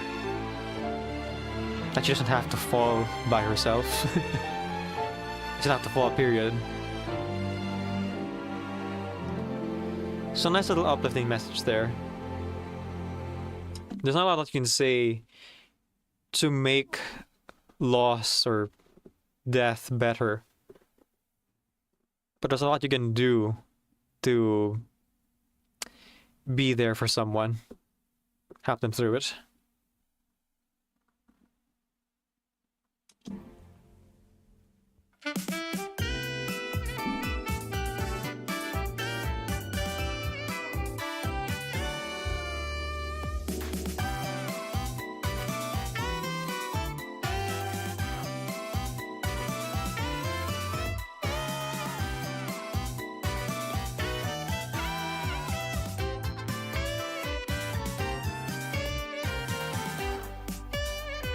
Okay, let me just check real quick if our stream is still up. Again, I'm being careful of copyright here. I know that Digital Circus is like pretty much okay with watch parties being done of their I mean Glitch Productions specifically is okay with their works being viewed during watch parties and live reactions. But also I'm just like being real careful of clocking YouTube's reaction to what I'm doing here. Because YouTube can be a little bit more trigger happy. Okay. Yeah, we're good. We're still live. But I think this is a good time for a break. We've been going for an hour and a half. Well, we're a little bit behind schedule here, but breaks are important because I have to refill my water. We're now on hour 10 of our stream. So it's important that we just like pace ourselves as we enter the second half of the 24-hour stream. We'll be right back after like 5-10-ish minutes and then come back. We'll continue on with episode 3. Episode 3, I think, is quite possibly my second favorite episode. I have a favorite. It's not anyone so far. But this one also has like a really, really good message and scenes and a couple scenes here. And we'll go over like the foreshadowing in this beginning scene here as well when I get back. All right. See you soon. One of them became our fiancé. Walter was his name. He died on the battlefield.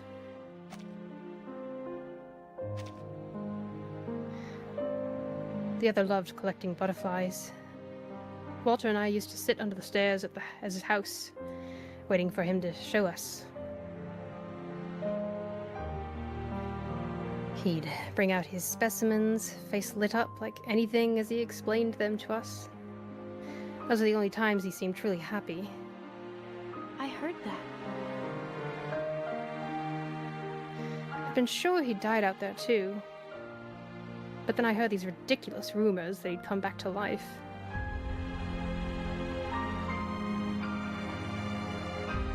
He glances his way, her eyes a piercing blue. I didn't believe it at the time. But now, I suppose I have no choice. Partita.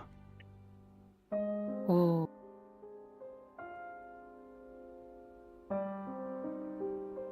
Poe, why didn't you come home? Easy's girlfriend. Don't great. Easy's Oh, Riku was right. Wait. I thought you said her fiance. Ah, Chris, look at you. Dressing room big shot. Cheers, cheers.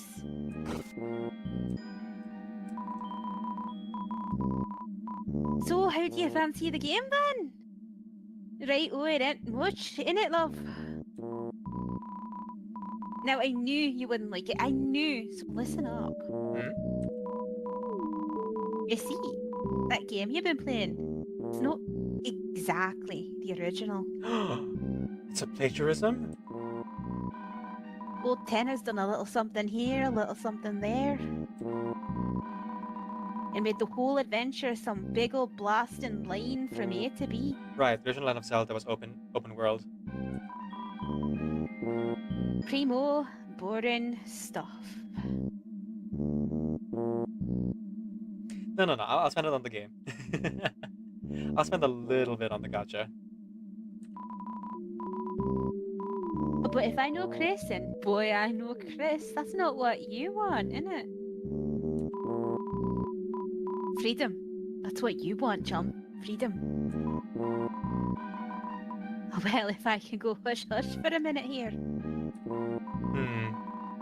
Chris, love, that's what we got backstage. The original game, where you decide what to do. Alright, enough explaining, more gaming. I'll keep an eye out for Tenna. You go have some real fun, alright, love? That seems super shady. There you go, and I'm sure you know, but secret to Tenna, right, love? Oh, is this the game? Chris, stick around here long enough and you'll learn.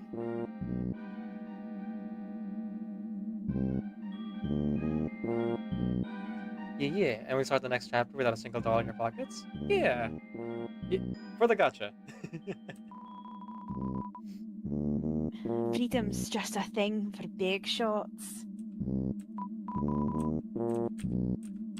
Okay. Don't you want to be a big shot, Chris?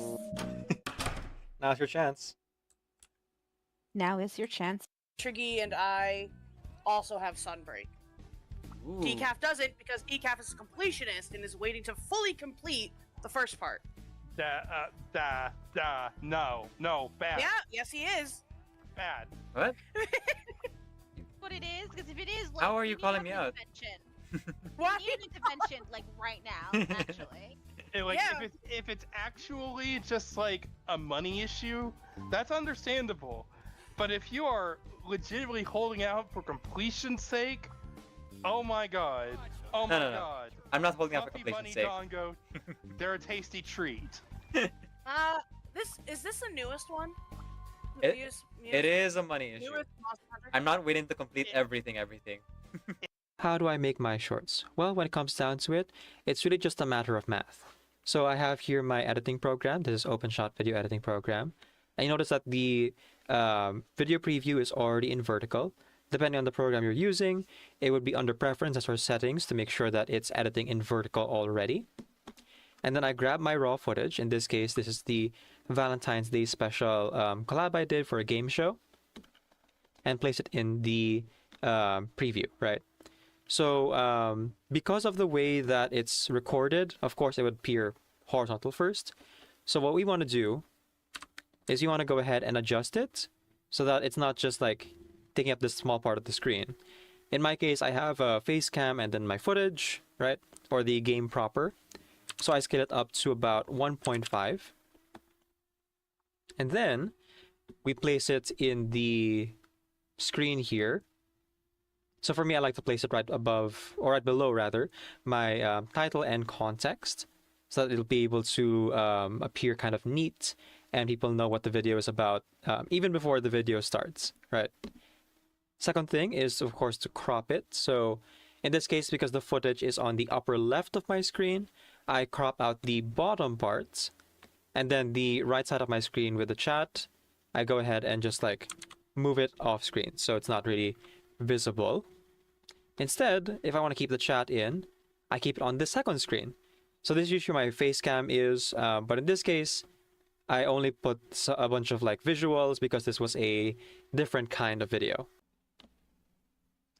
Now, when it comes to the second part of the footage here, it depends on like how much of the chat I want to keep on. So for me, chat is right above my head.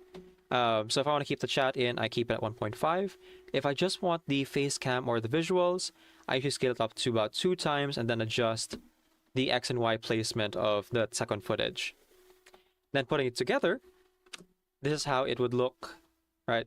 Gameplay on top, and then face cam or visuals on the bottom. You can also add in captions and other things to make it a bit more accessible or visually interesting depending on your style. And that's... Do you hear that sound? That beautiful sound. That is the sound of clean white shorts turning brown. Torture and pain, breaking a brain. A sound that says, I will never sleep well again. The sound of a scream is music to me. A sound that says 15 years full-time therapy. Trauma and fear, it sings in my ear. Ain't it the sweetest noise?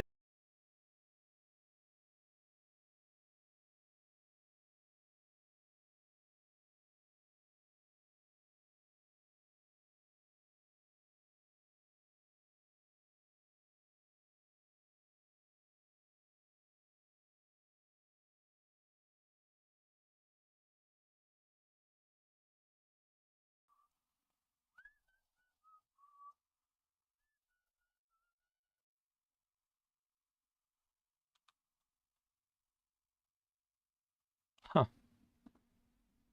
Is that because of this thing? Yeah.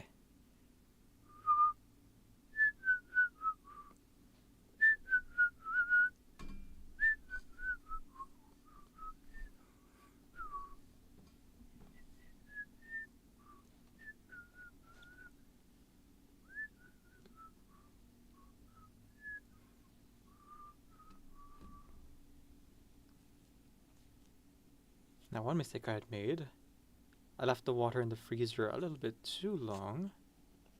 So the water is mostly solid. But I didn't fill it up all the way, so I was able to put some warm water in. That was like double filtered. So I can still refill my water close to the top, if not at the top. So now I'm the king of the swingers, oh. Jungle VIP. I'd reach the top and had to stop, and that's what's bothering me. I wanna be a man, go stroll out into town to be just like the other men. I'm tired of monkeying around. Oh, sure we do. I wanna be like you. Wanna walk like you, talk like you. It's true. You see it too, someone like me. We wanna learn to be like someone like you.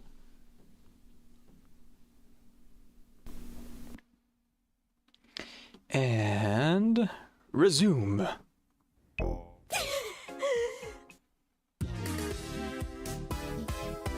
Episode 3.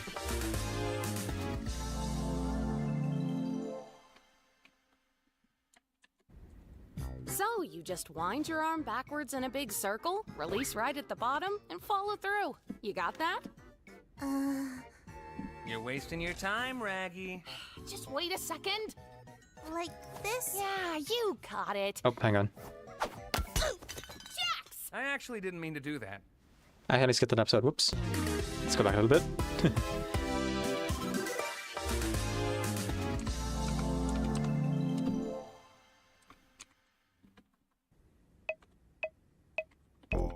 There we go.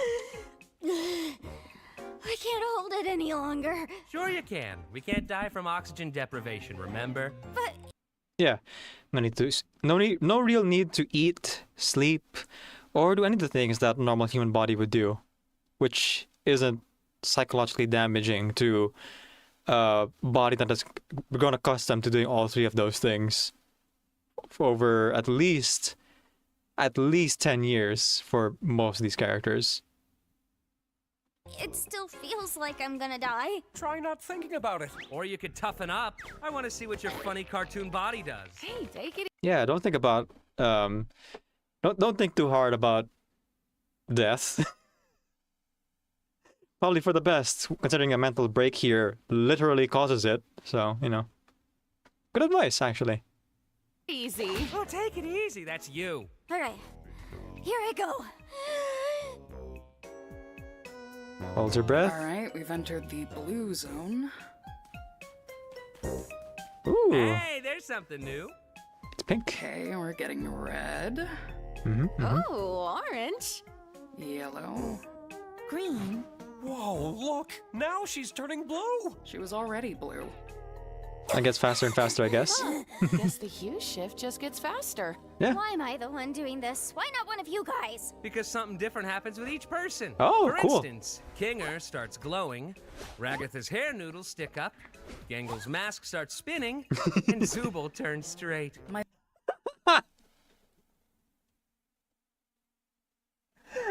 Sorry, I forgot that was in there. I shouldn't have laughed that loud. People are just waking up where I am. It's 7 in the morning. I should not be laughing this loud. My limbs straighten up and fuck off. What about you? Oh. What the?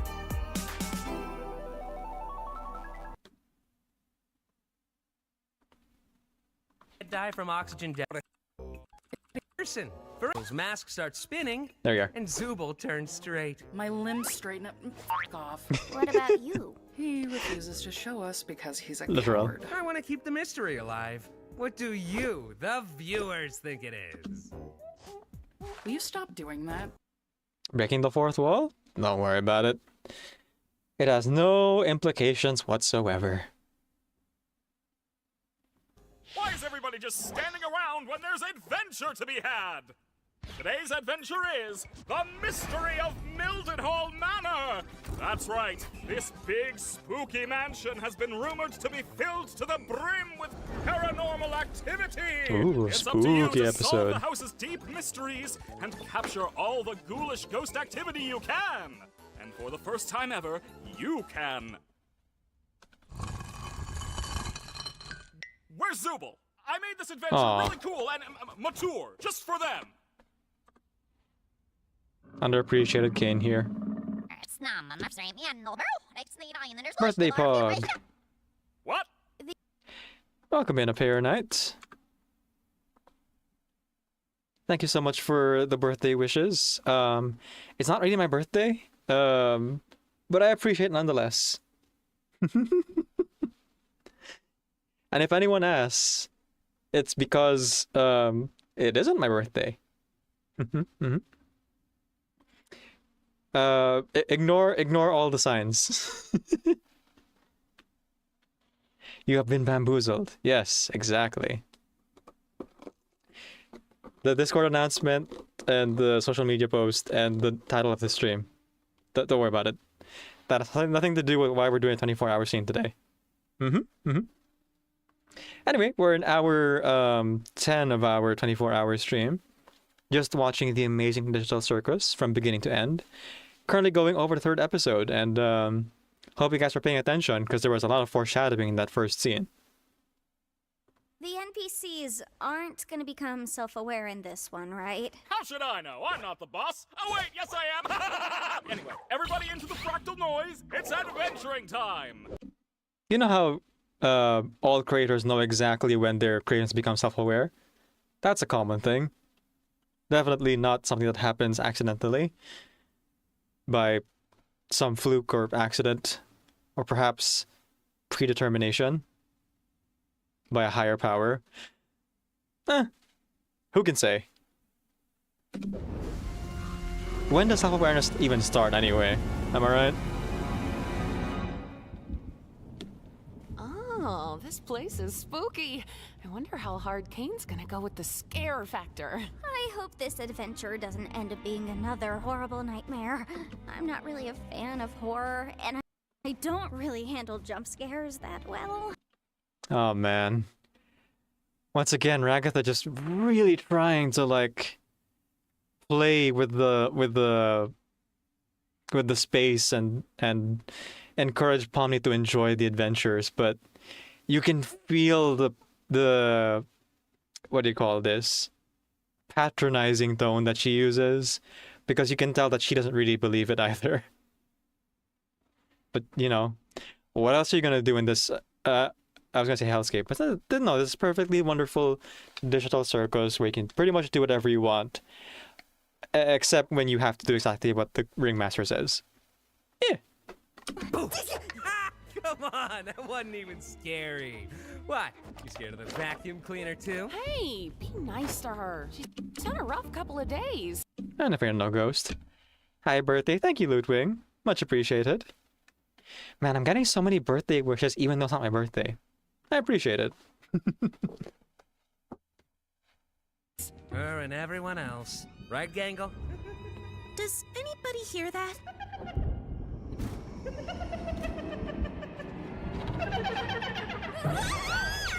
Hi, I'm Ghostly, and I'll be your guide today. I think there's a lot of things I just kind of blocked out of memory in this episode. Why won't they go back in? I remember my first wild take. I don't know why they're not retracting, though. That didn't happen for me. Before you continue on your adventure, you have to choose which door you're gonna go through. Would you say it's coming like a glitch? Productions. The door on the left is the normal door. Rated wow for all ages. Wow! The door on the right is the really scary door. Rated for mature Zoobles only. Zubul isn't even here. Man. This is the third adventure Zubul skipped now. It's up to you to decide. Oh! Jax! What? I thought we were supposed to capture all the ghosts. I mean, yeah, Cain didn't really give an instruction. He just kind of tossed them in this haunted mansion. So, you know, make up your own parameters for... What's the word? Make up your own clear condition, not parameters. Make up your own clear condition and win condition for the game, you know? With this kids game and this kids show. Yes, that's what this is. Sarcasm. Which door should we choose? Not sure. Let's try this out. Oh, there goes our mask. Gangle, I'll get it for you. Kinger, no! And pulled by your eye. Hate that. Oh, that's the scary door. You think? Zubul, come on out. I just want to talk to you. Oh, I know. What the? Yeah. Could you have done that the whole time? Wait. Yeah, could he have done that the whole time? Cain's powers over them is kind of vague. He says he can't mess with their minds, but he can do that, apparently. Zubul, I just want to get to the bottom of why you keep skipping all my amazing adventures. You could end up really hurting Bubbles' feelings. Yeah, Bubbles, not yours. Bubbles' feelings? Enough about Bubbles' feelings. How about your feelings? So, what's on your mind, Zubul? I would rather not. That's hilarious. Go on. No, I mean, I've already told you what my problem is. You just never remember because... never mind. Okay. So I'm going to, like, leave as much of this unpaused as possible because it's both a very serious topic and one I relate to deeply. But also I will have to pause it at some point just to, like, stay with fair use. So, warning on both fronts, I suppose. My mind is a beeswax polished coconut. Nothing ever escapes these cakes. So what can I do to make my adventures more appealing to you? See? This is exactly what I'm talking about. All you're thinking about is your adventures. It has nothing to do with the adventures. It's more just... forget it. You're probably not even listening. Zubul, look at this cool bee I drew. Not listening, no. Oh, okay, this is not the scene yet. Never mind. Where are They'll come up later. Oh, fun! Nice little caricatures of our characters' faces mounted on walls. The artists must really, really love their looks and wanted to memorialize them in these absurd caricatures. Oh, that's... no.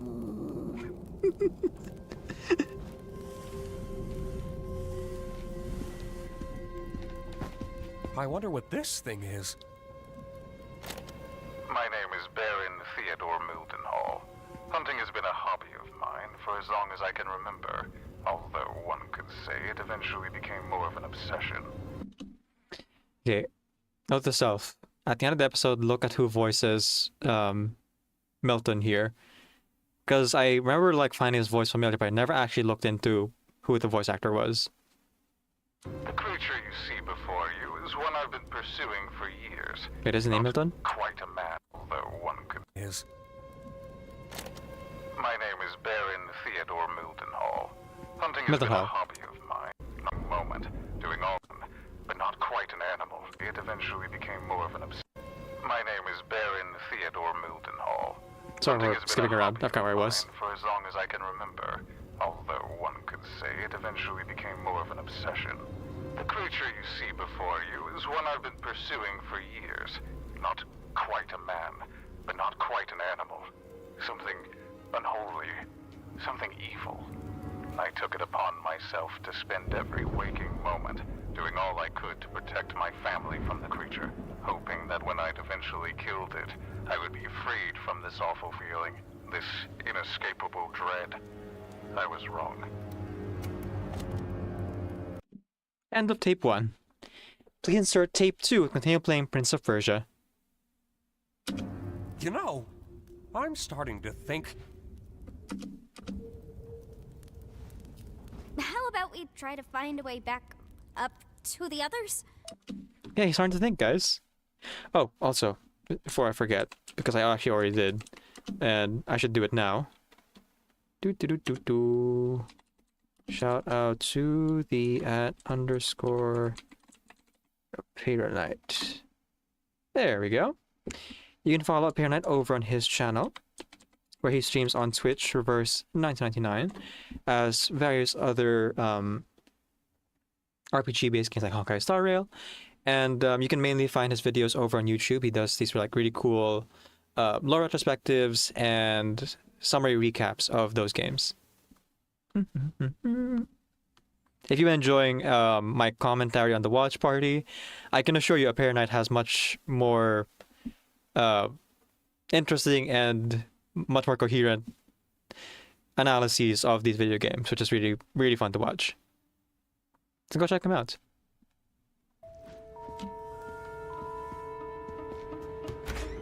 Okay, cool, that's great. I love these adventures. Mm-hmm. We could always ride this thingy up.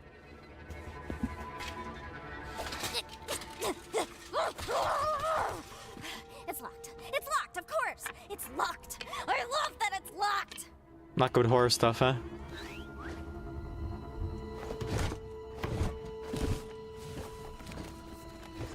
Tuesday, December 4th. Although I had shot the creature multiple times in its vitals and severed its head to keep as a prize on my wall, my troubles were just beginning. I took my eyes off the body for what felt like only a minute, and when I looked back, the body was gone. The creature was not dead, and it would be back to reclaim what I'd taken from it. If anyone is listening to this, all I ask of you is one thing. Do not let the head out of your sight. You have been warned. Oh, oops. Well, that's probably fine. But kind of inconvenient for him to leave tape 2 away from tape 1, which is like in front of the head, so... Terrible advice at this particular moment in time. Would have been better if it was just like one recording, you know? Or at least the recording was next to tape 1's recording. Wow, this is some rather inconvenient lore placement. Right? And this is some rather inconvenient darkness. Mm-hmm. What was that? Was that you? No. Oh, wait. You mean me grabbing you right now? Yeah, that was me. Is this your hand? That's my eye. Yes, but which eye? I really don't think that Will you stop touching my eye? Oh, yeah, sorry. What happened? I just remembered a really funny joke. Why did you scream then? Maybe it wasn't actually that funny. Oh my... It was a riot. It'll make you scream in laughter. God. I think we should hold on to each other and slowly make our way back into the trophy room. Sounds fine to me. Alright, off we go. What was that? What's what? The musical thing. It's probably just magnets. Just a string orchestra. A boat? Whatever the case, I think we should be completely quiet. Okay, yeah, I agree. You know, you're really hit and miss with these things sometimes. Yeah, it's almost like Kane is, like, more reliable somehow right now. Wait. There's a fly in here. Don't you think that's making a lot of noise? Oh god, there is a fly. And gotcha! I think I got him. I can't see my hands.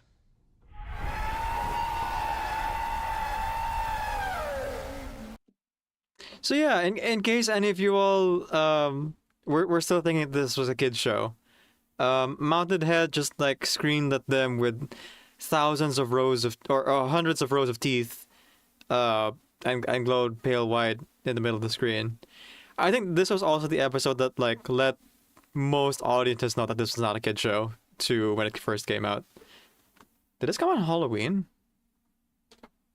It came out in October of 2024, so it would have been Halloween season. I'm sorry, could you speak up? I couldn't quite make that out. Yeah, best friend. Tommy, I think this might be the creature from the tapes.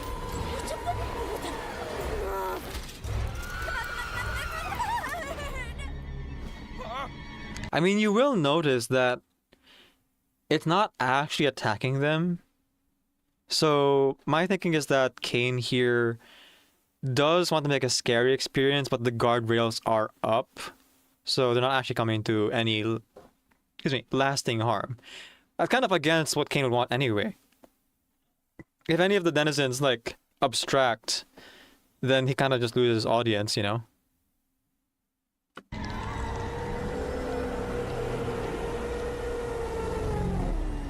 You look beautiful, honey. Got it.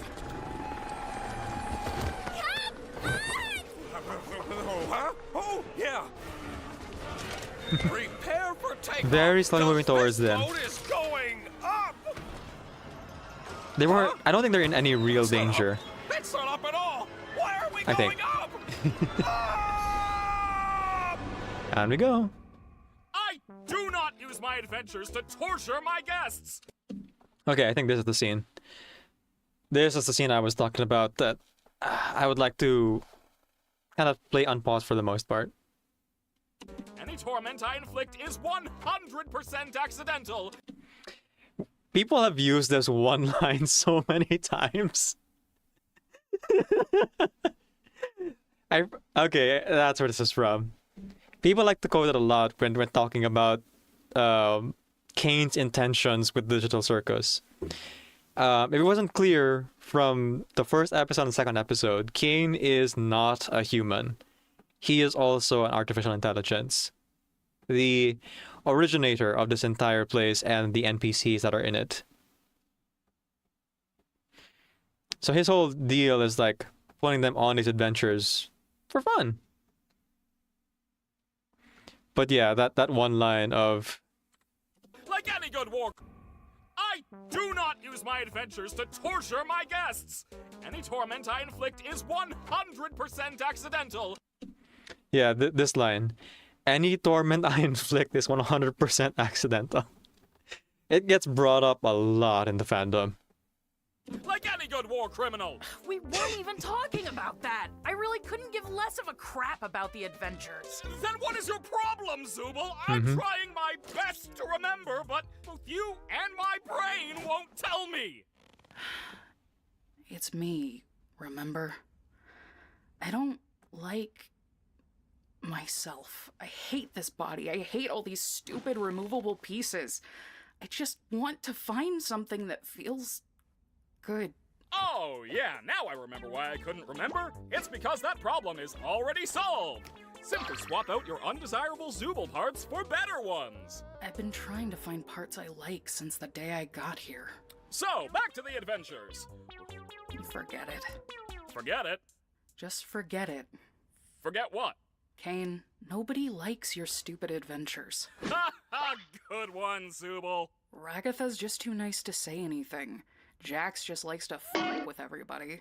Gangle's too shy to speak up. Kinger's insane. And Pomni, she looks traumatized every time she comes back from one. Oh, Zubul, Zubul, Zubul. Making adventures is my art. Okay. So, first thing here, for any of you who clocked it, the characters in the show are the plot of the show. Like there's a whole thing of them being trapped in the circus and trying to get out, living their day-to-day life in the meantime. But the day-to-day life in the meantime is the important thing. This show is like very character focused. And Zubul here, what seems to be the implication, and I forget if it's confirmed by the creators or not, is someone who goes through the body dysmorphia that comes with having a digital body that has so many removable parts. If you look at Zubul's design in every episode, she always changes her parts. Like even just this one, you would already notice like these are different parts than what she had in episode 2 versus what she had in episode 1. And I think even some scenes have her in different parts. So I can't remember if that's the case or not. If it is intentional from the creators of the show. Zubul doesn't really find parts that fit her exactly. And it is easily relatable to people who have gone through similar things with their own physical image and physical like bodies, parts that aren't right, whether that be through general body dysmorphia, eating disorders, or gender dysphoria. And it's a pretty serious topic that is not necessarily front and center, but it is like prominent enough that it does like it has sparked a lot of good conversations around these topics within the fandom and as a result of this show, which is appreciated. Especially for me personally, as someone who's like non-binary and is part of that LGBTIA community. Good to have more representation. It's all I exist to do, all I'm good at. And, what you're saying could imply that I'm bad at the only thing I'm good at, and that... that'd be...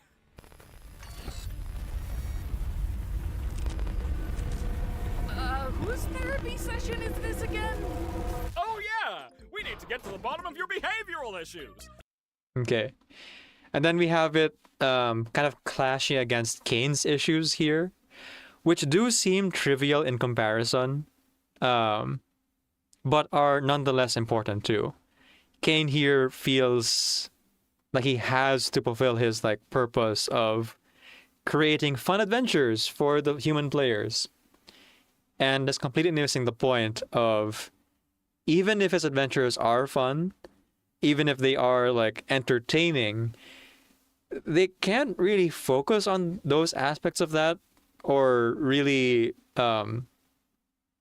give good constructive feedback on that, because the circumstance of them playing these adventures is that they're trapped in this world against their will, you know? So Kane here, who like constantly tries to only fix the adventures and nothing else around the quality of life of the players here, is like a fatal flaw of Kane. And you can tell, like, he's not really listening to Zubal's concerns here. He's more concerned about his own troubles. But you can make the argument that Zubal isn't really listening to him either. She's like being very dismissive of his fear that he's not actually wanted or fulfilling his purpose, calling his adventures stupid and no one finds it fun. Though she is commenting on it, she's not actually... Neither of them are engaging with each other's problems in any way that's like meaningful to actually helping each other, which is kind of a problem. I'm gonna show you some ink blots, and you're gonna say the first word that comes to your mind.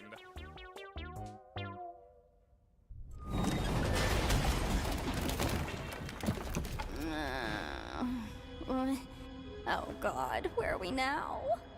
Not sure. A cellar of some kind.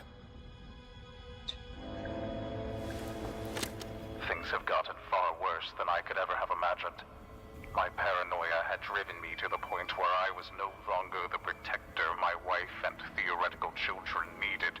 Jumping at every shadow, every noise, I ended up shooting the love of my life, mistaking her for the creature. What a jerk. It's ironic, isn't it?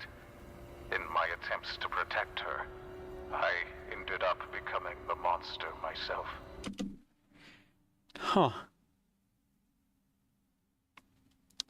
I wonder if those lines were written by Kane specifically for Kinger here. Now I wait down in my cellar, no longer having anything to protect but my own soul. If nothing else, I will slay the beast that took everything from me. How's about we take his gun? Yeah, sounds Yeah. good to me. That's a shotgun. Please don't come alive. Okay, I won't. Alright, thanks. Looks like we've got 2 shots. Let's make them count. Yeah. Stay Kinger behind the me. goat. It's the body. I sing the body electric. Hello. And the head. Kinger? I think we may have a problem this way too. Just leave it to me. I can handle this. Only 2 shots, right? 1 and 2. Perfect. Well, that wasn't so bad. Which is what I would be saying if I didn't know that the creature was actually one of God's angels. What? And anyone who brings harm to it will be dragged down into the cold, spiraling pits of hell where my soul resides. I apologize, dear listener, but I need a living host in order to escape the Hall of the Damned, and your bodies will be my only means of doing so. Dang it. Now wait. How did he record this if he was in hell? Exactly. Plot holes, Kane. Because the next breath you take down there will be your last, and your bodies will belong to me. Let go of me! Ugh. Kane thought this would be fun for Zubal. Specifically for Zubal. Meanwhile, the normal adventure. Good tea. Sorry again about your husband killing you and everything. Oh, you know how men are. Always having the silliest priorities. Don't I know it? Jax. If Hide your up in the friends corner. see him, I only hope he doesn't bore them to death with his endless monologues. That man could turn a 57-second story into a Greek tragedy. I'll be sure to ask them next time I see him. Thanks again for the tea. I had a really nice time here. Don't mention it. Feel free to visit anytime. Definitely. I think I vaguely recall that people's headcanon of Ragatha is that she's gay. And she's pretty much been shipped with every female NPC. But we haven't really seen that many female NPCs since this episode, I don't think. It's hard to say.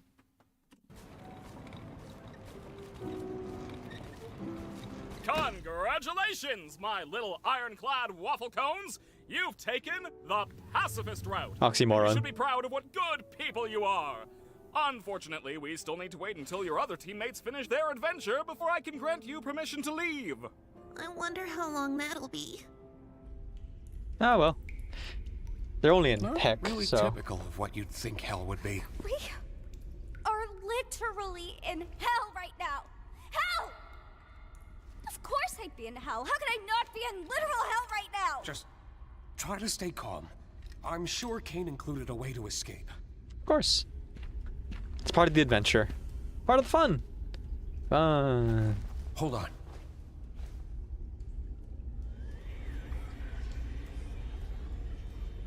Let me try something. Okay. Hey, there's actually a staircase down there. It could be a way out. Maybe it'll work for us since we still have our bodies? So this is like part of what Kinger said about a wild take. His own eyes pop out. They all have detachable parts, it seems, you know, cartoon logic. Kind of messed up to think about, though. Like, if you were to think about your own body coming apart like that, and still being able to perceive out of it.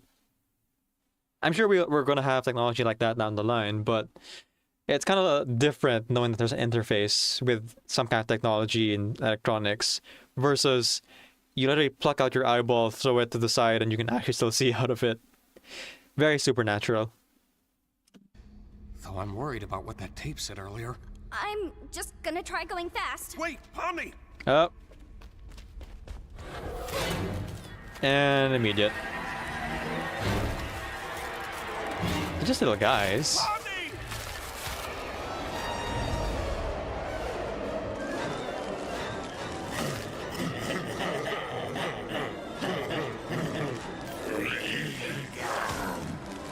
Oh boy. Nice.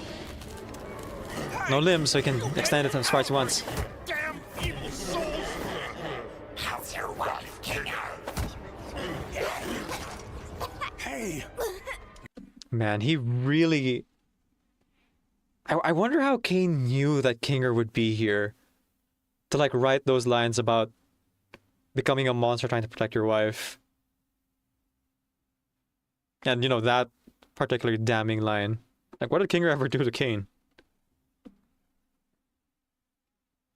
You all right there? No. I'm guessing the souls are attracted to living things. Just want a vessel to be able to leave with. Man. 7 years of computer science for this, huh? Why? Every day I spend here is one nightmare after the next. I knew it would end up like this. He just wants me to suffer. I really am in hell. Don't say that. You're not in... Well, I guess we are technically in... Forget about that. How about we just relax for a bit while nothing's chasing us? Mm-hmm.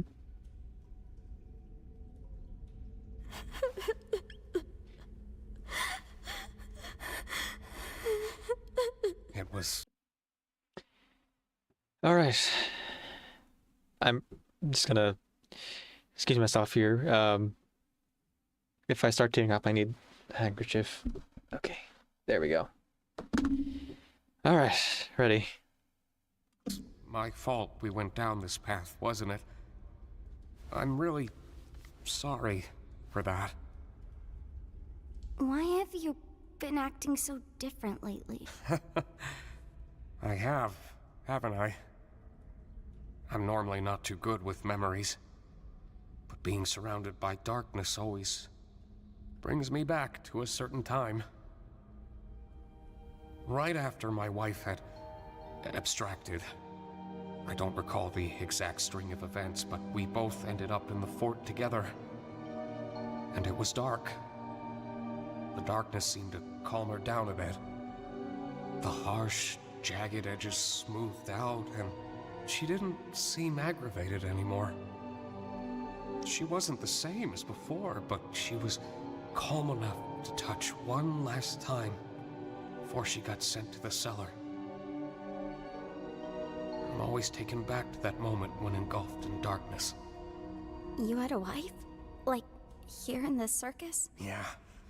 She was funny, creative, really into entomology. I used to hate bugs, but she somehow got me to like them. Yeah. So Kinger is more sane in the dark because of his experience of losing his wife, which is probably what broke him. Though there are other factors to why he is the way he is. More than just that one event. A series of events, like he said, that leads up to the current Kinger, who is insane in the light, but more sane in the dark. If you notice that he was saying a lot of like more cognizant things and generally more helpful things to Ragatha in the previous episode, it's because there was a bucket over his head. So essentially his eyes could really only perceive darkness there, so it allowed his mental state to come back to this version of Kinger. I guess the question is if that's like purely psychological or if there's some kind of condition programmed into his brain.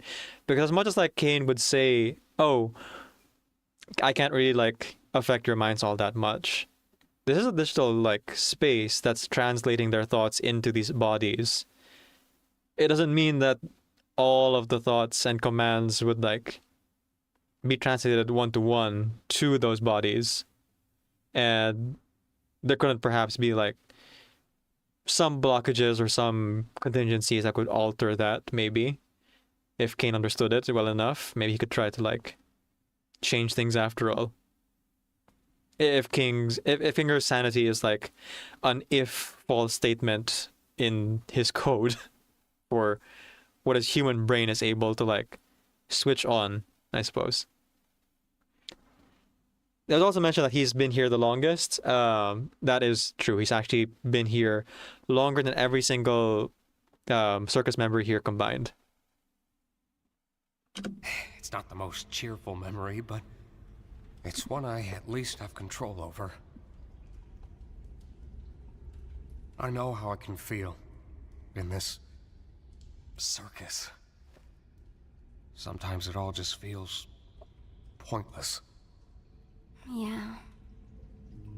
But it's not. Not if you have people who care about you. Good memories can do a lot. Hold on to them. And cherish the people around you. You never know when they'll be gone. In this world, the worst thing you can do is make someone think they're not wanted or loved. Okay.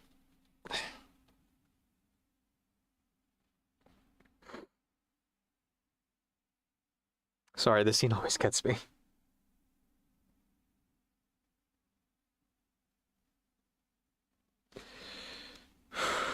We gotta get through it. I'm glad you're here with me.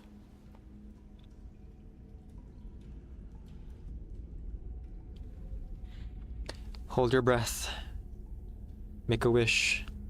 Count to 3. You know, I've been thinking about that last tape. He said, the next breath you take down there will be your last. Maybe we can get through if we don't breathe. I'm not very good at holding my breath. Well, how about we try not thinking about it?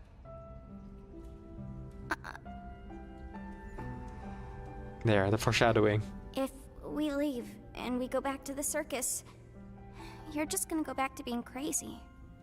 You're not gonna remember any of this. He probably is. Are you?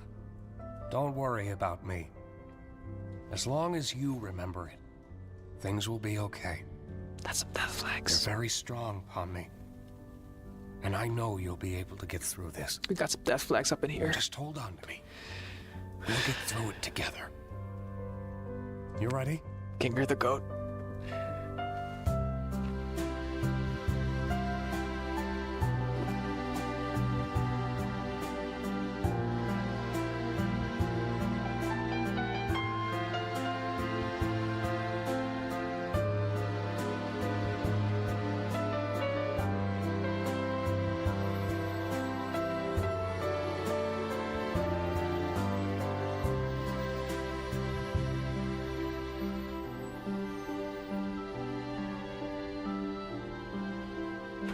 Oh, Pomni, Kinger, are you guys okay? Was it scary? Oh, man.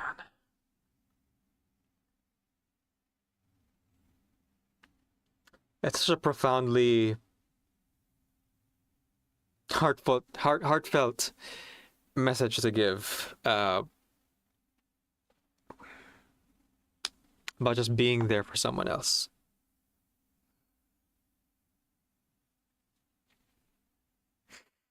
And it's a repeated theme all throughout the show.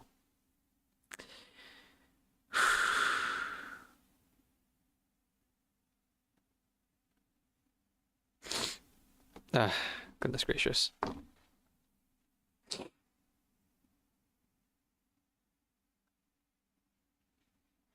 But yeah, commentary. Sorry.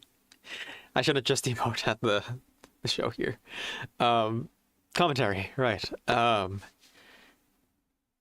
whole scene is once again another bit of foreshadowing from the beginning of the episode. They were experimenting with holding their breath. And it's mentioned that they all do different things. So Pomni holds her breath, changes color. Kinger, ironically, when he holds his breath, lights up, which is kind of the opposite of what he needs when, in fact, he's more sane when it's dark. And even that one throwaway line of Kinger saying, try not to think about it. Even that comes back as a repeated line here with a different context, but nonetheless, it comes from the same place of trying to help guide Pomni here through a difficult moment. In the beginning of the episode, it's a more lighthearted moment of just trying to think too hard about the fact that you might die from holding your breath, because you can't. You're in a digital body, that's not a thing. And more trying to think too hard about not being able to hold your breath and being in this difficult situation, because there's really nothing else you can do. And just get through it. Hey, Bloody Master. Welcome in. Thank you for wishing me happy birthday. Sorry you caught me here blubbering a little bit. This is a very emotional scene. It always makes me cry.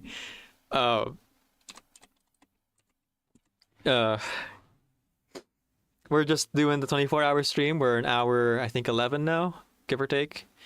Going through the Amazing Digital Circus right here. We're in episode 3.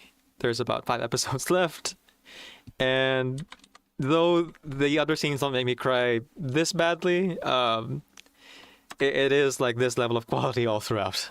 It's a really good show, and I highly recommend, if you haven't seen the show, folks, go check it out for yourself. Without my constant pausing for keeping things transformative and under fair use.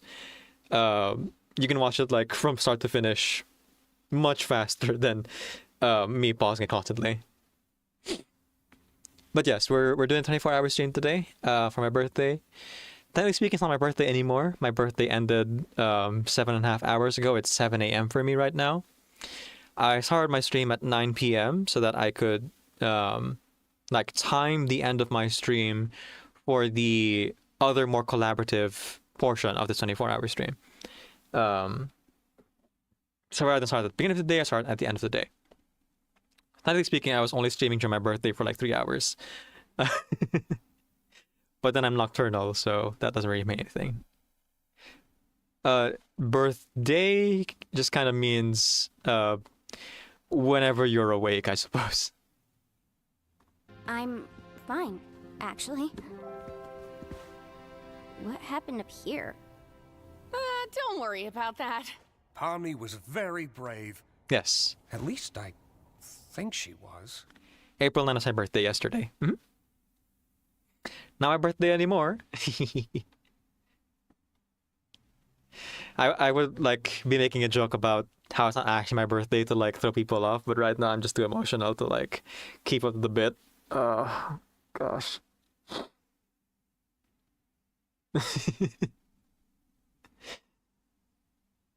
Oh, happy birthday to you as well, Bloody Master. Welcome in. Thanks for sharing some of your time on your special day, hanging out here for a little bit. I appreciate it, and hope you're having a good birthday so far. And then again, you might be in a different time zone, so it might not be your birthday just yet. Were you? Something like that. Hey, Ragatha. Yeah? I just want to say thanks for always being concerned about me. I feel like through everything, I haven't really been appreciative enough about that. Oh, thank you, Pomni. I just want to make sure you're doing all right. You know, we care about you. Did you remember to get my comedy mask? Sorry. Now I'm just Sorry, Gangle. starting to wonder if the Wild West was even a real direction at all. Whoops. Whew. So yeah, now we cut back immediately to this scene where two broken people are trying to give each other therapy without actually engaging in each other's problem. Therefore, kind of just like making both of their problems worse. Woo boy. Too relatable. This show is. Oopsie daisy, looks like everybody completed the adventure and they're coming home. Quick, pretend we weren't having a therapy session. Okay. Welcome back, my meowing milkmaids. Don't ever call us that again. So what was it like being stuck with the nutcase? It wasn't that bad, actually. Yeah, it seems like no one else has clocked that Kinger is more sane in the dark. And I guess Kinger wouldn't really have a much opportunity to like show that to people, huh? Man, that sucks. As if you can't already feel isolated enough in this place. Your mind is literally isolated from you yourself.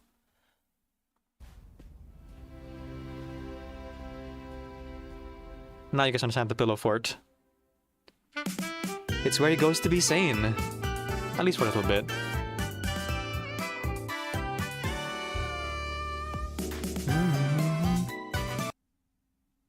Okay. It is still 4-9 over there. Yeah. So I guess it is my birthday over there still. At least for a little bit longer. Okay, so who was the voice of Mildenhall? Martha Mildenhall was Gangle's voice actor, Mersalenti. Did not clock that. Dang. Let's see. Baron Mildenhall was Tim Alexander. Do I know the name?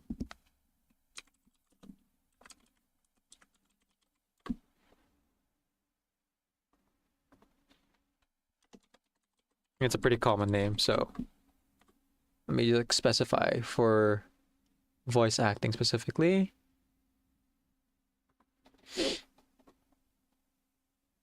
His first result is the Amazing Digital Circus, so it might just only be here actually. Oh yeah, even the voice actors page only has him there and nowhere else. Huh.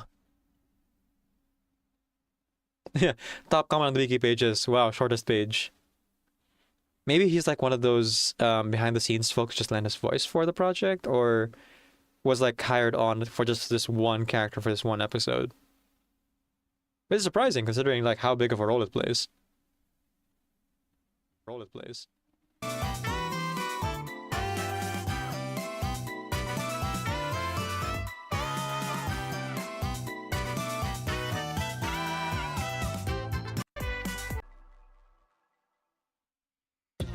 Alright, let's jump right into episode 4. Halfway there. Although we're quite behind on time here. I'm not sure if I'll be able to finish all 8 without sacrificing a little bit of my Wind your arm nap time. backwards in a big circle, release right at the bottom, and follow through. You got that? Okay, everyone. You know the drill. Pay attention to context clues because pretty much everything in the sorting scene is foreshadowing for what happens in the episode, usually. You're wasting your time, Raggy. Just wait a second. Like this? Yeah, you got it. And there we go. I actually didn't mean to do that. Are you all right, Gangle? Oh. Why do you always gotta do this? What? I just said it was an accident. Unbelievable. You are Hey, unbelievable. Gangle, I think I found something you might like. Man, Ragatha and Jack just being on opposite ends of the coping spectrum. Ragatha coping by being overly positive, and Jack's coping by being negative and disassociating. What's that word? Toxic positivity. I find it difficult to grapple with the usage of toxic in combination with positivity and masculinity. But my like uncomfortableness with it is more with the word rather than the actual meaning that is assigned to it, because they are like very nuanced terms and depending on the context, but they mean generally the same thing, where toxic positivity applies to someone who is like trying to put silver linings on everything that maybe really don't have silver linings or are inappropriate for that. And then toxic masculinity often goes with these masculine traits we associate with being raised masculine, like not sharing your feelings, not being sensitive, anger. Not that these traits aren't, not that these traits are exclusive to men, but are toxic because they are associated with masculinity and are often used in media and in real life to describe these behaviors which are nurtured into, men. And it's a common issue societally.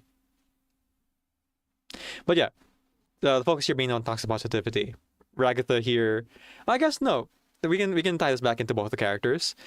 Jack's here being attached and being a manly man here, and then Ragatha being on the opposite end, trying to put surprise on everything, can kind of represent those two like words and sentiments in the story. So yeah, let's tie back in. Oh,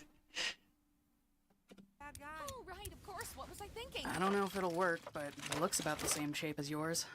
Oh. The best part is it's plastic, so it won't break as easily. Yeah, there we go. So if Zubul here is dealing with some body dysmorphia or gender dysmorphia, I mean, there was even the side comment from Jax, which is another foreshadowing from the beginning of the third episode, being like, Zubul turned straight.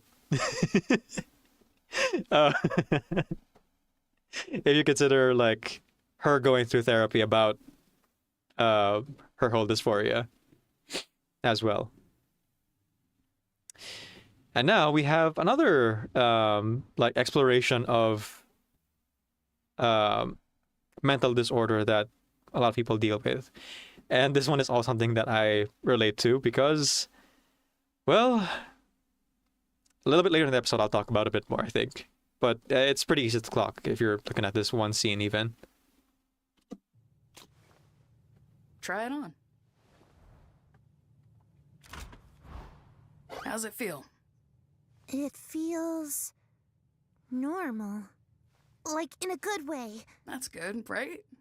Yeah. Thank you, Zubul. What the heck is this? You're just giving away parts now? So what if I am? I'm not giving any to you. Darn. Guess you're never getting that unicorn horn, Pomni.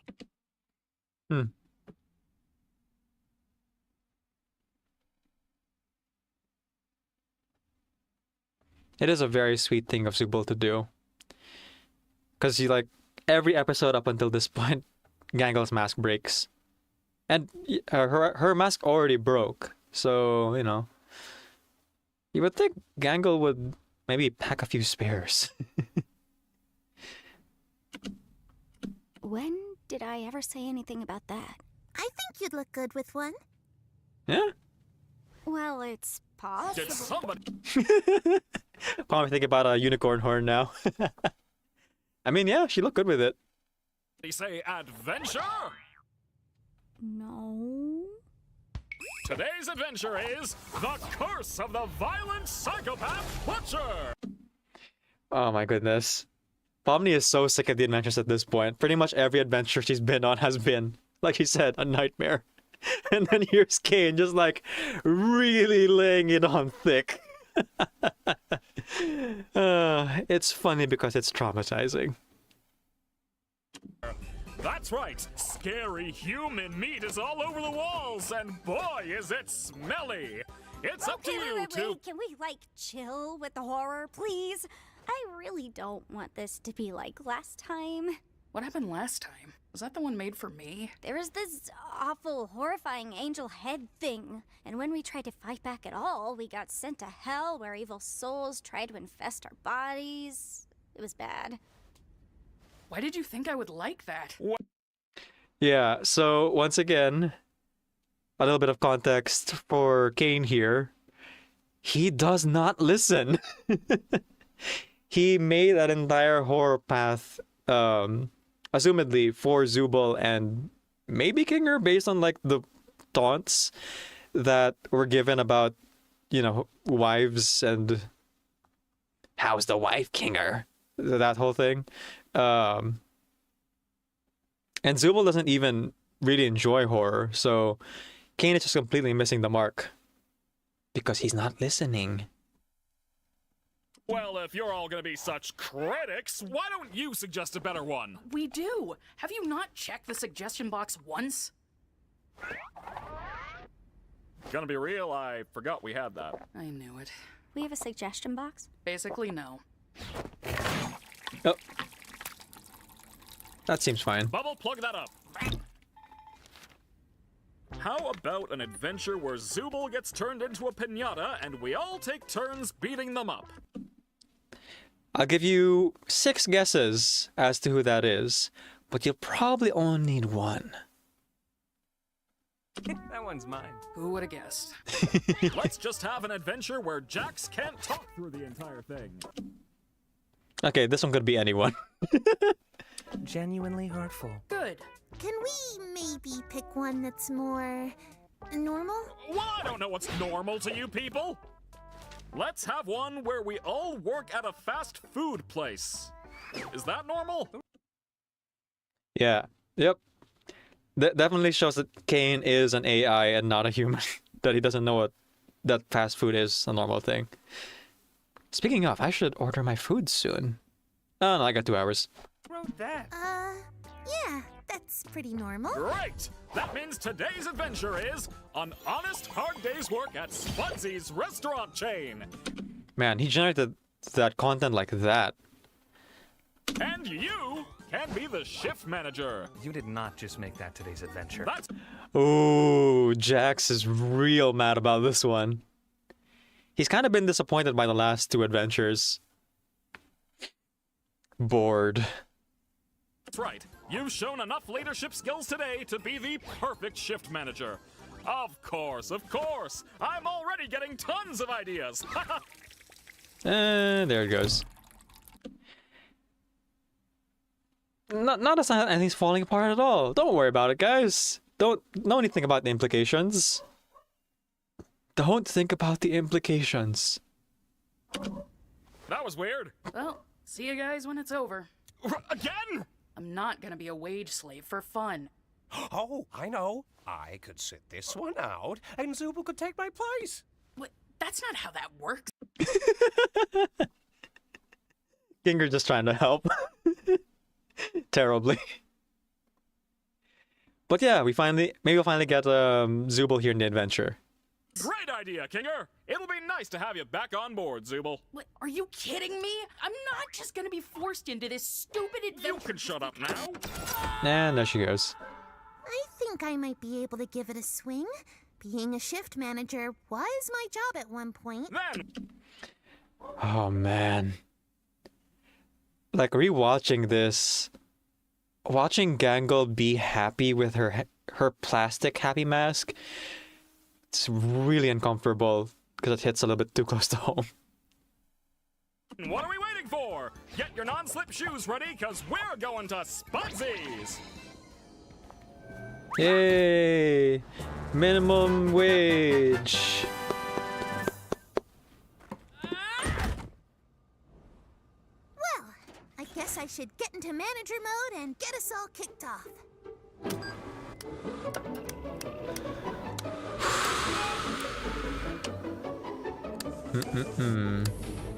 And with that out of the way, let's get to work, guys. Okay, I don't know if like any of you are going to work or already at work or have come from work. Sorry for this whole episode.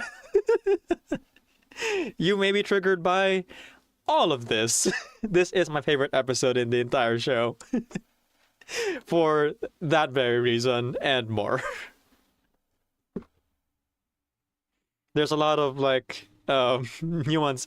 There's a lot of like references to minimum wage, customer service, and the kind of culture that goes around that. And even just that one scene of like setting everything up so you can start your workday before the workday actually starts. So, you know, you can get to work more efficiently before the doors open, before your shift starts. Oh boy. Alright.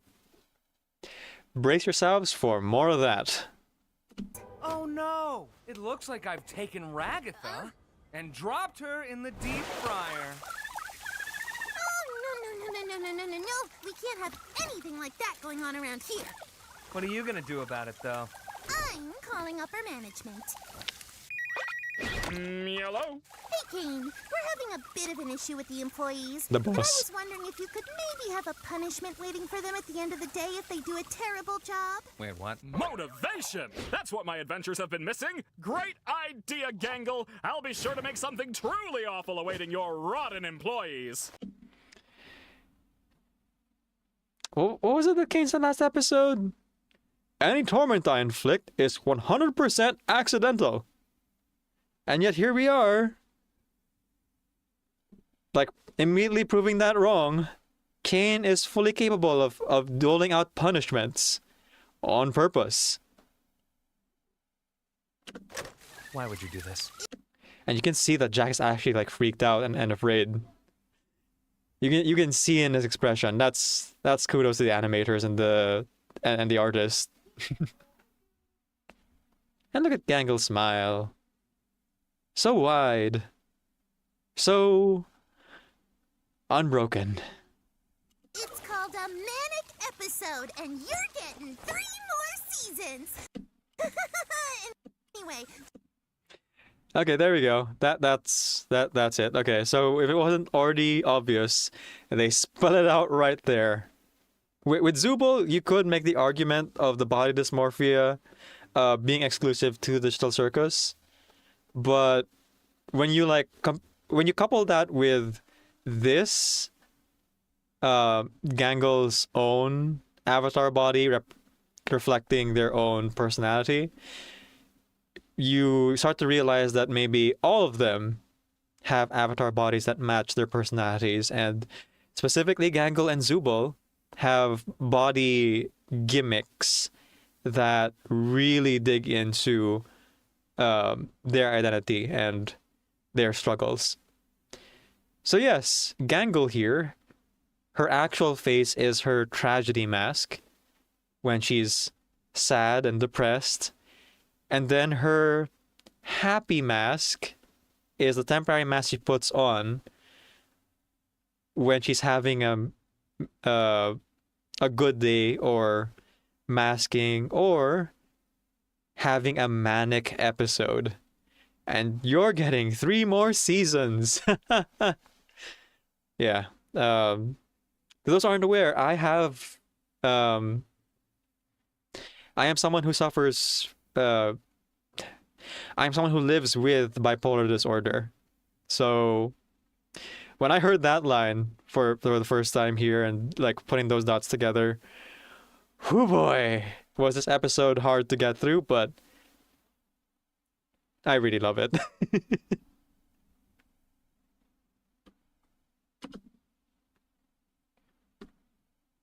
Jax, it's your job to set up the drink station, make new coffee and iced tea, and fill the ice cream machine, so get to it.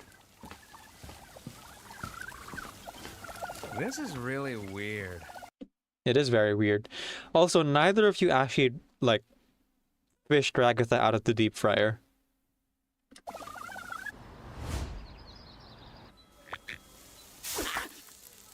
Why did you think that would work? It's still your hand. Yeah. Give me one moment. I do have the actual video up, so I believe that there's subtitles. No, it's translated as unintelligible rubbery speech. Don't worry about it. Oh, what can I get for you today? Oh, hey, it's Orbs Man. Oh, he's from a previous adventure? Before your time. So remember, kids, NPCs can come back and be reused. Are you thinking of anyone specific that you've seen before that you'd like to see again?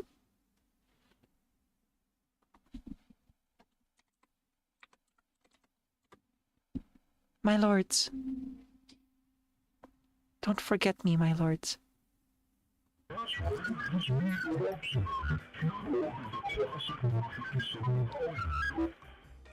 Okay, number 57. Oh, I hate this guy. Never say you hate the customer while the customer is still here. Once again, another customer service thing. Oh boy, there's a lot of things that are relatable about this episode. And notice the wording here. It's while the customer's still here. I can say that even though I didn't necessarily engage with this personally, emotionally, I mean, I definitely did, but I definitely know a lot of people who work in the customer service industry who, as soon as the customer is like out of like eye line, or they're in the break room, or just like trying to de-stress from the day, we do like, or other. Actually, what is not happening was like they would vent to me about the experiences they had and hatred of the person. I would try to like limit it to just like the experience itself and like how difficult it was to deal with the customer. Okay, I'm trying to like extricate myself from this experience, but as I'm talking about it and I'm thinking about it, no, I've also engaged in this a little bit. No one's perfect. Of just like expressing discomfort with customers and putting a brave face and a smile in front of them, but a little bit deep down, kind of resenting the interaction and unfairly resenting the person if they're unreasonable in that particular case. But then again, you're only dealing with them for a couple of minutes to a few hours, so it's very easy to make like snap judgments and lose a bit of empathy working in the customer service industry.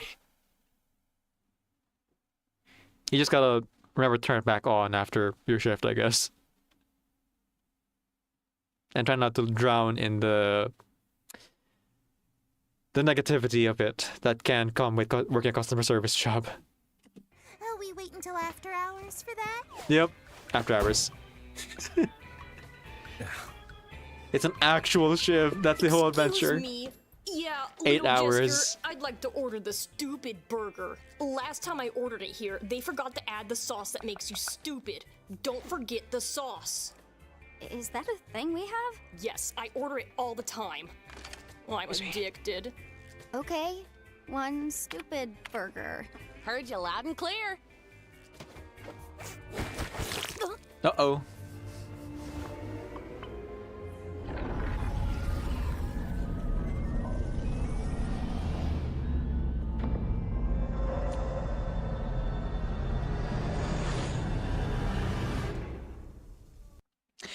So you know how Kane said he can't mess with their minds?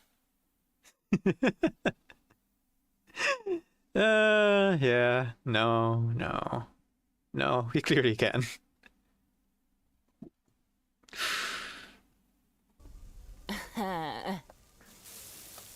Racket So is you're high. just, like, actually doing the job. Yeah, I don't want Kane to punish me. Kane's not gonna do anything malicious. It's not in his nature. You really want to find out? Mm-hmm.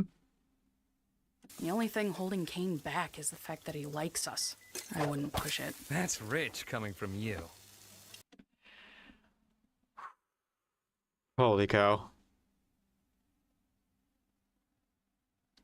Even the background stuff is just like really bringing me back to some of my worst customer service jobs. Serve with a smile. And the clock that's always ticking as you're waiting agonizingly for the end of the day. Oh boy. Hey Hanabi, welcome back. Congrats on getting first again. We are currently doing our watch party of the Amazing Digital Circus. We are halfway through. Currently watching my favorite episode, episode 4. I'm a little bit behind schedule, so I think I'll just like watch the last episode while eating my my lunch later. The anime scene is your fave? Ooh, yeah. That's in this episode too, yeah.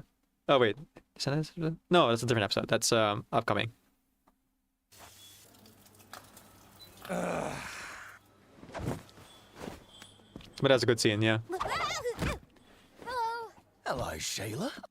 Yay! Look, everybody! It's our favorite broken NPC. He's real now. Right? Kane likes to reuse NPCs, so surely he remembers. I'll have a sausage bacon jaffle combo. And the mate here just wants 6 hash browns split between them. Yeah, okay. Hi.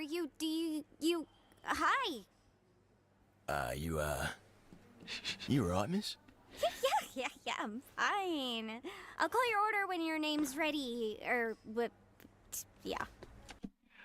Oh, man. Oh, boy. Oh, man. Pomni's down bad.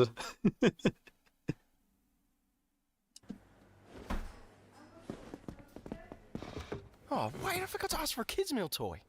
You're not a kid. Oh, yeah. An adult toy, then. Okay, now I get that joke. I've seen this episode so many times, and I've never gotten that. Alright.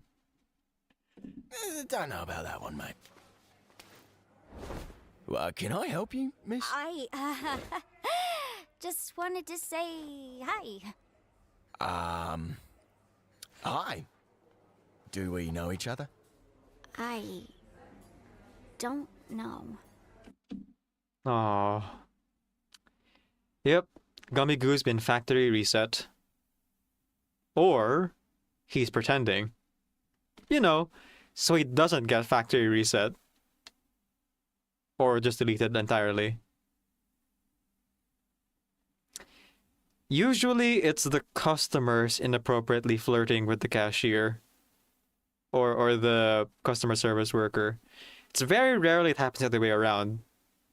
Because, you know, most of the time, the customer service worker doesn't want to lose their job, you know? Boy, have I dealt with some real pieces of work who, like, inappropriately trying to, like, ask out people who are trying to do their minimum wage job. And we're just like, yeah, don't do that. Because it's like my brother and me says, you're essentially trying to corner an animal that's in a zoo. They're already in a cage and they can't leave. So you're just making it awkward for them if they turn you down. Because again, they can't leave. You can, but they just gotta go back to work the next day and Do it all again. That is to say, hey folks, please don't ask out people in their places of work. Not to say you shouldn't ask people out and explore, make friendships, romances, or whatever out there in the world. Just not necessarily where they work, where they have to come back and associate you with that place. And again, can't leave because their livelihood depends on it.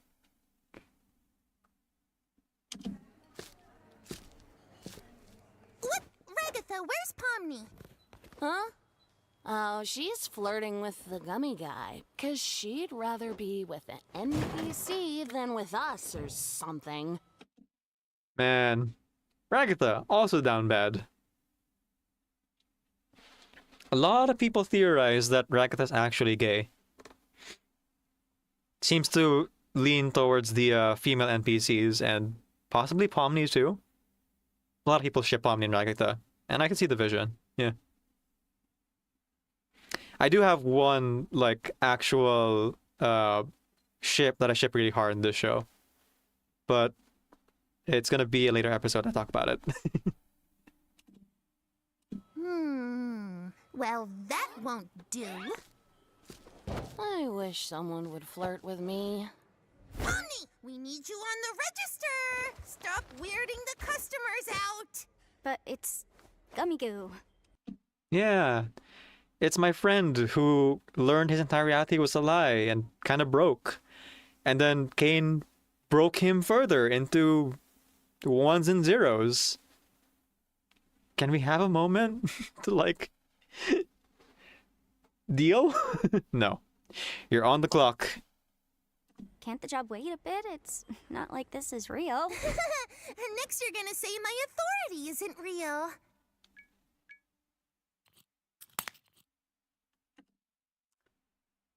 Ah, man.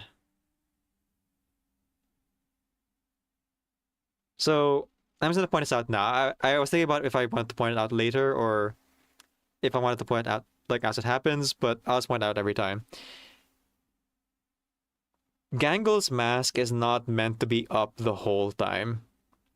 And it being plastic is not helping Gangle really.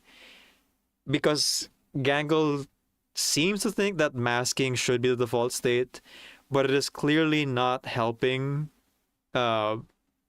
helping her actually become normalized. I mean, if anyone, a lot of people in the chat, in my community especially, like knows all about masking. But for me personally, with bipolar disorder, the goal is not to stay in that permanent high of masking as happy. The goal is just to be normal. Feeling normal is the best I could ask for. And the fact that Gangle's mask isn't able to crack, but you can still hear the crack sound effect, seems to imply that Gangle wants to stop masking right now, but literally can't. Or at least physically can't. And so the mental state follows that I can't crack physically, therefore I can't stop masking physically, therefore I can't stop masking socially or mentally in this moment. But you can still hear the crack happen where you know she wants to. Anyway, put away that breakfast menu because it's lunchtime. Yay! All right, fellas, it's lunch rush. Get your game faces on. It's only been an hour. Oof, the lunch rush. Does this count as a bus? Are you That's a director, I guess. ready to order? No thanks. I got this bowl of cereal. Okay, I have thankfully never worked a fast food job. I know that it is a lot more difficult because you're always on your feet than a lot of other customer service jobs. But even that is just like the customer who just kind of like taunts you with they're not actually wanting anything out of you. They're just like taking up the line and your time. On the one hand, it is kind of annoying, especially because there are like lots of people lined up behind them and you have a quota to meet. On the other hand, let me tell you a secret about this. We actually really appreciate those people because sometimes if we can like keep them on the line long enough, we can actually have like a little bit of time to breathe, even just a few seconds. And holy cow, do you need time to breathe in a customer service job? Those precious seconds of even being with someone who's obnoxious like this is like a little bit of room to kind of collect yourself before you have to put on the mask again and deal with the next person. Well, there's a line of people behind you. Not anymore. Cheeseburgers for all my precious spawn. Cute. Is that for here or to... There you go, bye. Can you hold on for just a second? Lumpy, Skithers, with you, leave that poor, pitiful creature alone. Do all the Gloinks have names? Of course they do. I love and cherish every Gloink I Aww. give birth to. What kind of mother do you think I am? It's beautiful. Oh man, knowing Ragatha's backstory kind of explains that now. Oh, I didn't even realize that. Oh man. Man, revisiting this is so good after watching like more of the episodes. Hey,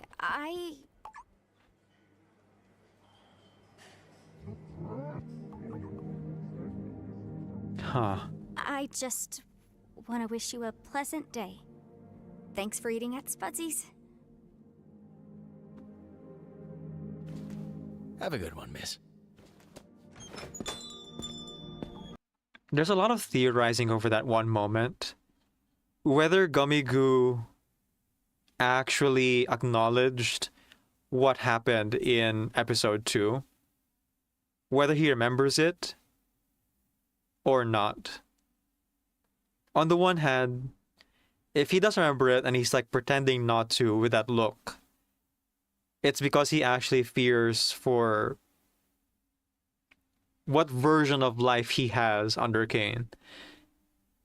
On the other hand, if he doesn't remember, then that look is just kind of, you know, Kane's programming a fleshed out character being kind of annoyed about being stopped at the door on the way out of a fast food restaurant by a service worker. You just kind of have to deal, you know? Any interaction you have, anything you do, is bound to end at some point. Just gotta kind of let it go and keep going. Aw, thank you, Panya. Thank you for following with your porno phone. Much appreciated, my friend. Hope you have a great stream. Thank you. I have been having a great stream. I've been having a pretty great birthday so far. Although it's not really my birthday today. That was yesterday. Glad to know I still remember the meme. Yeah. This is in fact, and then it gets censored out account. That's such automatism for you. Oh, goodness gracious. Let me just stretch a little bit.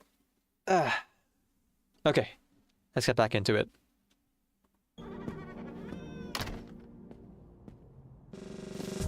Oh, Jax! The bathroom looks like a biohazard and needs a good scrubbing. Well, I don't know. Shouldn't, like, biohazard crew take care of that? Oh, Jaxie boy, don't you want to be a model employee? No, I don't care about any of this. Oh, that doesn't really sound like a can-do attitude to me. It's not? Bad. Oh boy, it's so triggering. All the customer service jobs that I've done in the past, just like really being put in the forefront. You can tell that the writers of this show and the creators of the show know exactly what these like lines are and that they've probably heard these spoken at them, or they've had to say it themselves to other people to just like keep up the culture. Woo! I like you better when you're sad. The second crack. Gangle wants to like stop masking and allow herself to feel sad, but she can't. She's still on shift. She still has her unbreakable plastic mask, so she has to keep masking. Well, maybe you just need some more... training. Goodbye. Huh? Hi, welcome to Spudsies. In this video, you're gonna learn the ins and outs of what makes you a good crew member and a valuable asset to the Spudsies Corporation. When did you make this? Now, I know what you're thinking. I don't want a career in fast food. I want to be a comic artist and eventually launch my own manga-inspired webcomic. Aww. You could totally do that, Gangle. You're great at art. I'd read your webcomic. And it's cool to have dreams, but you also need to remember that they're completely unrealistic, and you need to stop trying. But before we get into all that, first things first. Are you smiling? No. Why not? The analog horror. Wait, nobody can see this, right? It's time for your employee reevaluation.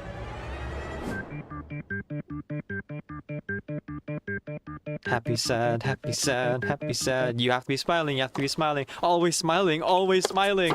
Just keep smiling. Horseradish sauce. Hey, we need to start assembling these. I'm running out of room here. I made like 5 or 6 of them. Cool, that's 6 out of 300. Oh. You are such a grouch. Why are you That super always sauce lasts a long being time. Grunch. Gangle, can you help Ragatha? I think she huffed paint or something. Huffing paint and not waiting until a designated break? I'll be right there. Smoking weed and not even during lunchtime yet? For shame. Hey, no judgment. No, wait. I can do it. I just gotta grab the horseradish sauce. I miss my horses. Here, let me help you with that. Why are you even the boss anyway? I feel like I'm way more responsible than you. Well, if you underperform now, you might end up hurt later. Hurt nothing. I'm hurt enough. Packages landing on my head, tea parties, dancing lessons. What's wrong with her? That is a reference to Ragatha's like inspired avatar, Raggedy Ann.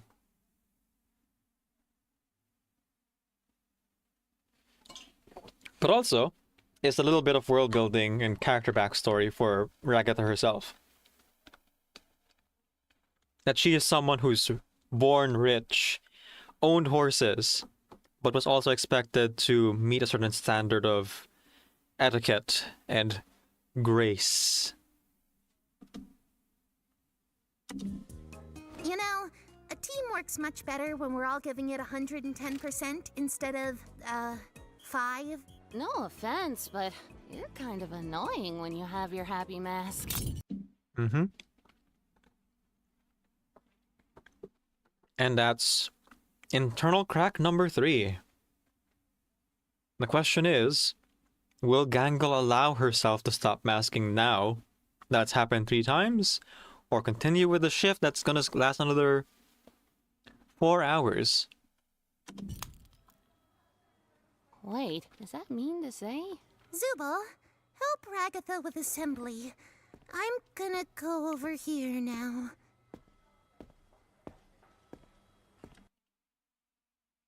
Oh, this is the moment Zubal actually clocks.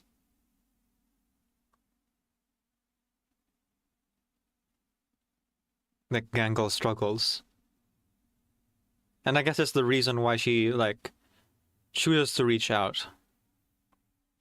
I think her giving Gangle the plastic mask might not have been with any understanding of Gangle's like struggles. It just seemed like a nice thing to do because Gangle's mask would always break. But maybe I think this is the moment where maybe Zubo's clocking a little bit more beneath the surface of what Gangle is dealing with. And that's some good character growth. That's some good development. Knowing there's a problem is the first step, right?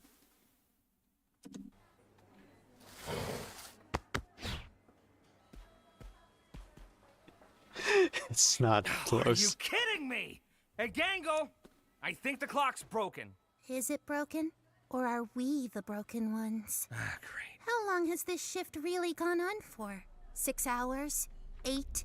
24? A week? A year? Does time even move in here? Will we ever go home?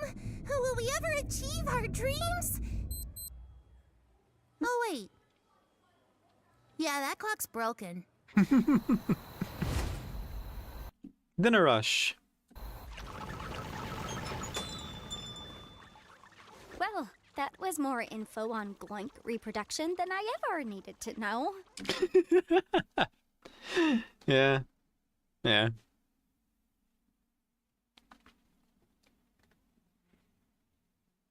Hearing stories from parents talking about conception is, it's a trip.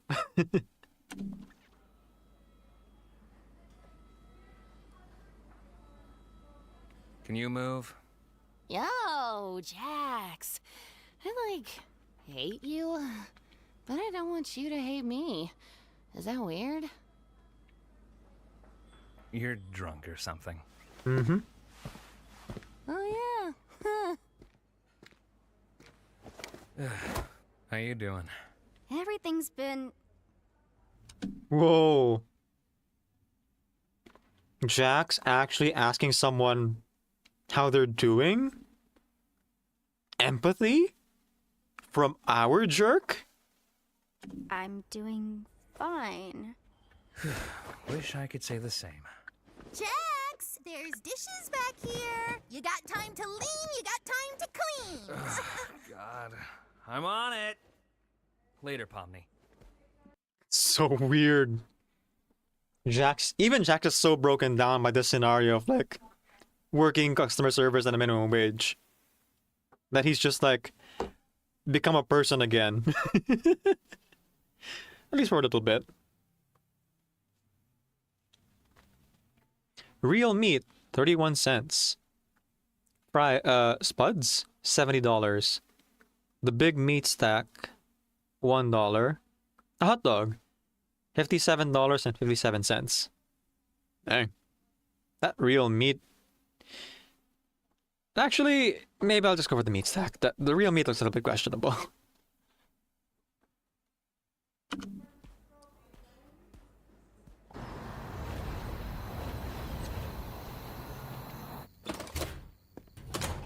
And here we are. Finally.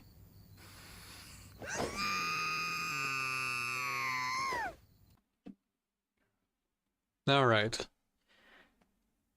Okay, so the foreshadowing in this particular episode doesn't really culminate in just like one scene like the previous two did, or the previous three did rather.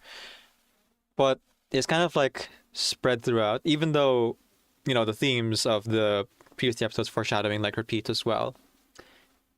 But like we begin with someone trying to help Gangle and Gangle like going along with it, but ultimately being accidentally hurt by the people around her who don't mean it, but also aren't like making any moves to correct said behavior. Like in that beginning like scene, Ragatha and Jax are too busy arguing to notice that Gangle is despondent because they're so used to it that Ragatha's first reaction is not to check up on Gangle or follow up on Gangle, but to argue with Jax over whether or not it was an accident that he hurt her. Which weirdly enough, I think I'm on the belief that, yeah, that first beginning scene, Jax did not mean to hit Gangle with that softball. And Jax is still like in his own head to see anyone, really.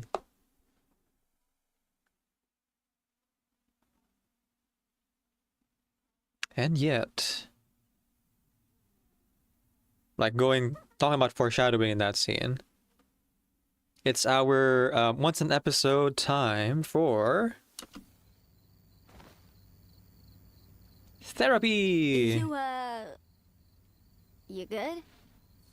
My comedy mask is usually broken by now. We're doing another one of these. Yep. Is the mask not making you happy? Do you have anybody to talk to? Like, in regards to your issues? I'm sure Ragatha would like to help you out. Oh, Ragatha. I love her, but after a while it gets kinda hard to tell how genuine she's actually being. Well, maybe... Anyway, we can't spend all Back night to masking. out here talking about our feelings. We've got work to do. Yeah. Someone has to break through to Gangle here.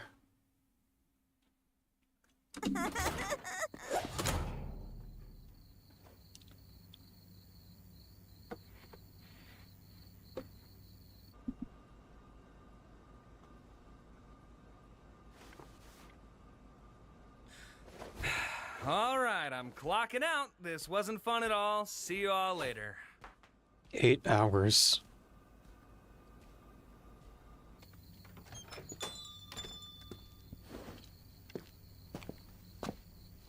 Speaking of masking.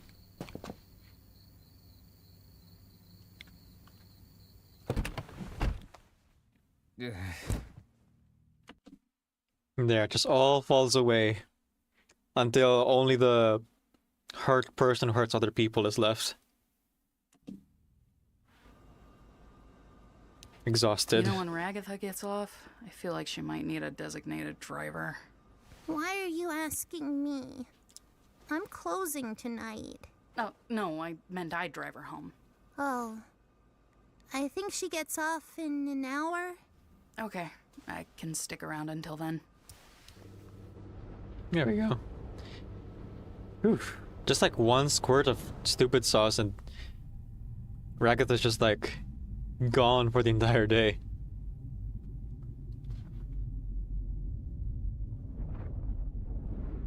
Then again, it's data, so it's probably not the system like cleansing of your body because they don't really have bodies like that. King just probably has to like flip a switch to like make the stupid stuff stop working.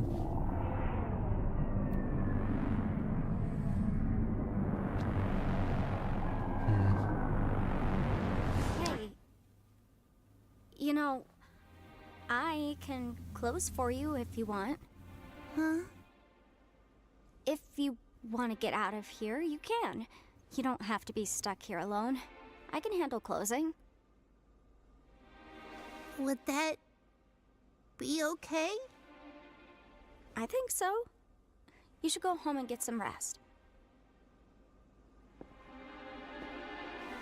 I love this whole sequence so much.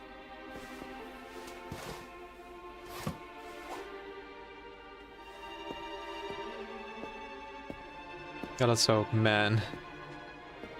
This is hard to watch.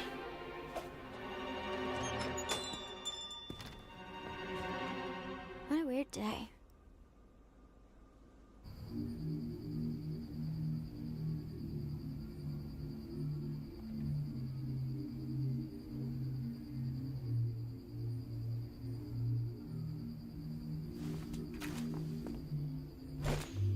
There we go. And yet, despite not having her mask on, she allows herself to be happy.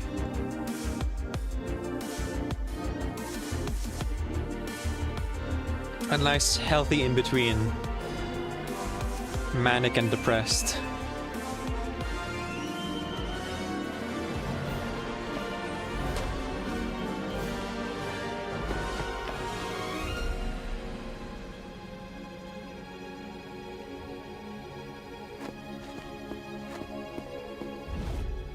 Whoop.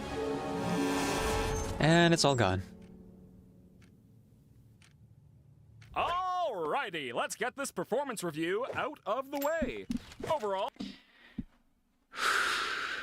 She finally gets to that place where she feels genuinely happy and not just happy because she's masking, and then whoop, snap back to reality. Oops, there goes gravity. all pretty productive, made a lot of sales with few customer complaints. Couldn't help but notice, however, that you seem to have cut your own shift short, went a little kooky, and ran out into oncoming traffic. Now, being in a position of power like this, you could offload the blame to one of your employees and avoid the dock on your score. What do you think? No, that was my responsibility. I just cracked under the pressure, I suppose. Well, that's gonna knock your overall score down to a B+. Nice. How's that sound? Speechless. I can't say I blame you. Not every executive is as forgiving as me. Exact same score all around. Except for Kinger, who got an A+ for whatever he did. Okay, I just look at these pictures again. Pomni creeping up on the customers. Jack's traumatized from training videos all day. Zubul burning her hand. I don't think there's any workers' comp here. And Ragatha just being high on the job. And now, Gangle just kinda allowing her mask to crack a little bit. And that somehow makes her less valuable in the eyes of her management.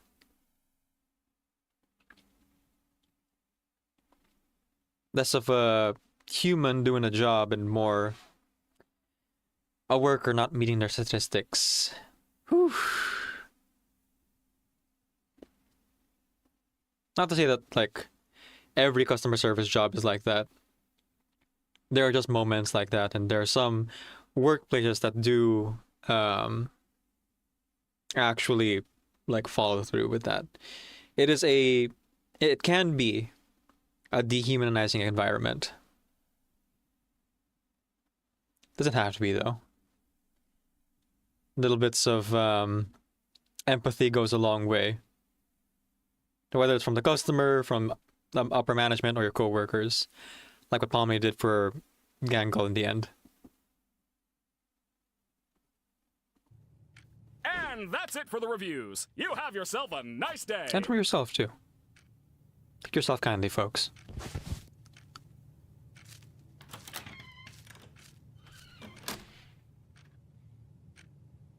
I am such a good...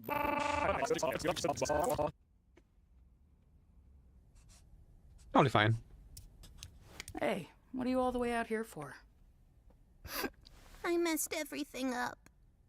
The mask didn't work. And now I don't think anybody wants to talk to me anymore. I still like talking to you. Look, the new mask was a bust. So what? I'm sure we'll find something that works eventually. I don't deserve a friend like you. Well, you've got one. Okay, no, it happened here. I ship it really hard.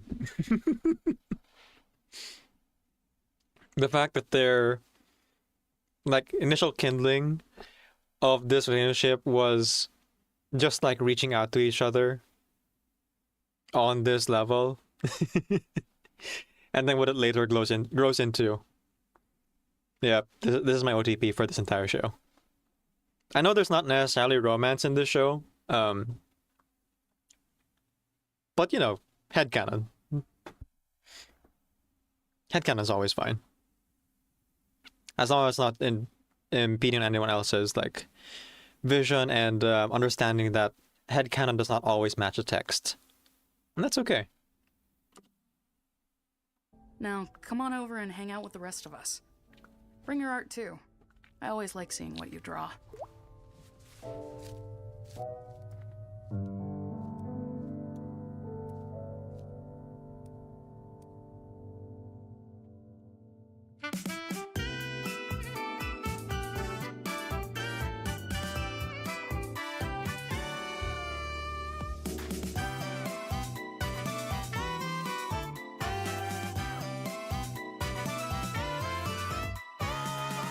Fantastic episode. My absolute favorite of the entire series. I had a lot to say about it too, and like my own experiences with Black Motors Order and the customer service job industry, which I think ties into why I like find it so relatable and enjoy it so much. But genuinely speaking, it just like continues that theme of empathy and community and reaching out to each other when things are tough. That I really love about the whole show.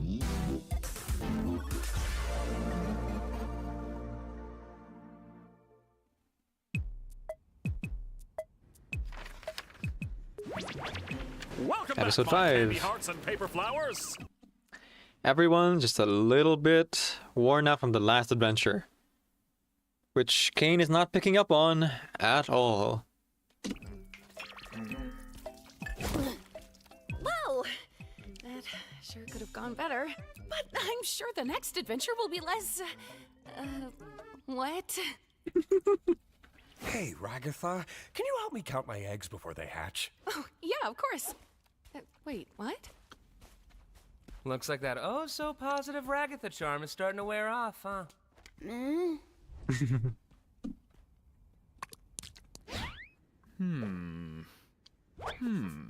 Looks like this one was a home run, eh? Oh, Zubul, you mismatched cash piano, I'll tear you to pieces. Constructive criticism would be greatly appreciated. Just a little bit of a crash out here. Don't worry about the fact that he just kind of like backpedaled in real time. No anything about the implications. But never acknowledged. That's it! Everybody besides Zubul, get over here!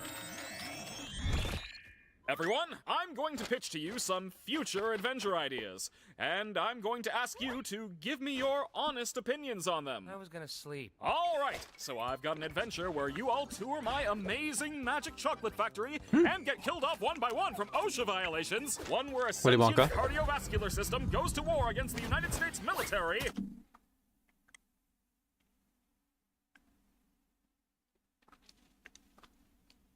I was gonna say Magic School Bus, but that sounds very specific. And one where you have to survive in a post-apocalyptic nuclear wasteland with a telepathic talking dog who's mean to you the whole time. Scooby-Doo. I think. No, it's not something specific. I forget. Hang on, I think this one is in the comments.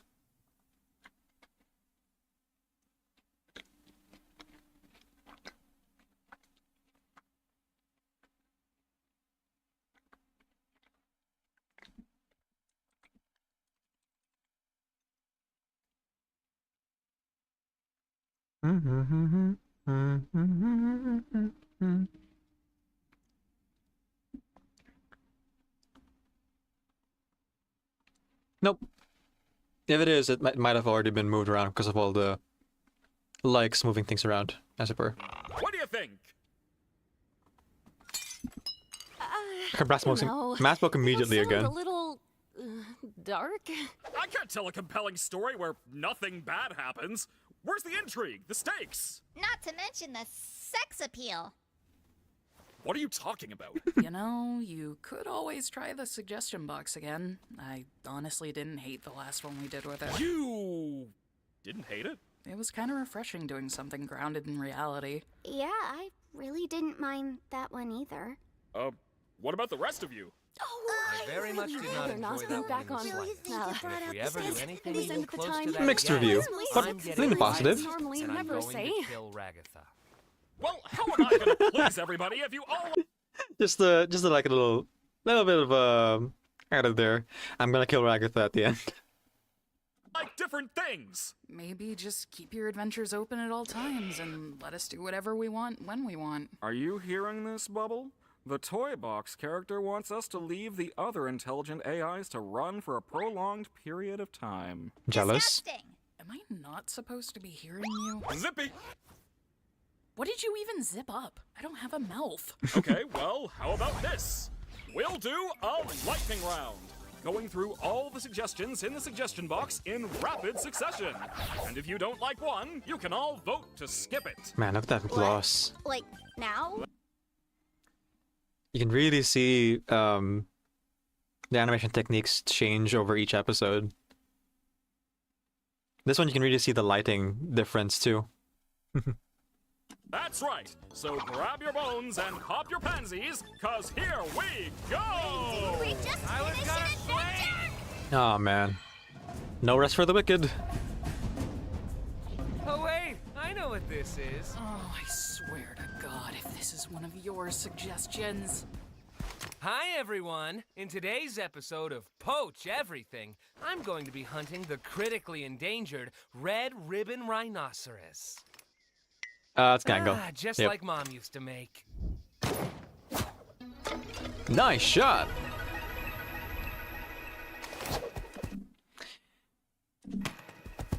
Oh my God. Delicious meat. Mm-hmm.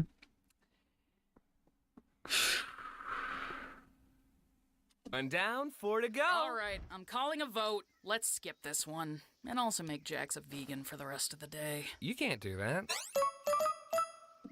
Oh yeah. Voting is a thing now. What do you mean you can do that? Sorry, Jax. You're vegan now. Democracy has spoken. Democracy sucks. Wait, what? Why me? I thought a position of power suited you. Oh my God, are these all gonna be Jax's ideas?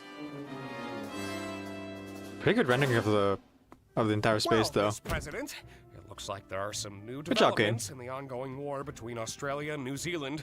We may need to take in some refugees. What do you think? Well, how do you know what to do? What? Didn't you get the brief? I am just being here. You're doing great, Pomni. Come down here for a sec. So reminder again, Kinger is sane in the dark. So under the desk, he's actually able to like be a bit more cognizant. Although I wonder if him playing a role here on the up top is also allowing him to just like roll with the storyline, so to speak. So that's another form of like sanity, a layer of improvisational roleplay. We all got briefs on our characters. I'm your assistant. Is that a baby head lamp? Didn't you get one too? I figured we were all on the same page here, but if not, you're gonna have to tap into those golden improv skills. I'm sorry, what? Oh yeah, I didn't give you one because I wanted to see what you'd do. Yep, Thanks, there it is. Jax. Appreciate it. I'm not Jax.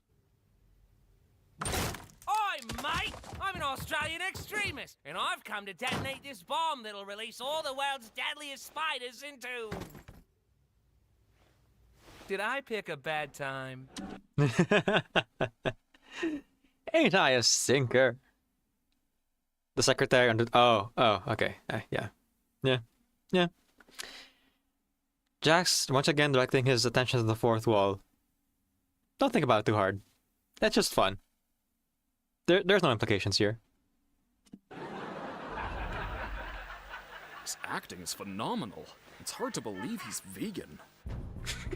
Why wouldn't the president have a bomb squad? Don't worry, President Pomni. I believe you can do this. There's centipedes in there too. Just Aw, man. make sure you know what you're doing. Okay, well, which wire do I cut? Follow your heart. You stay out of this.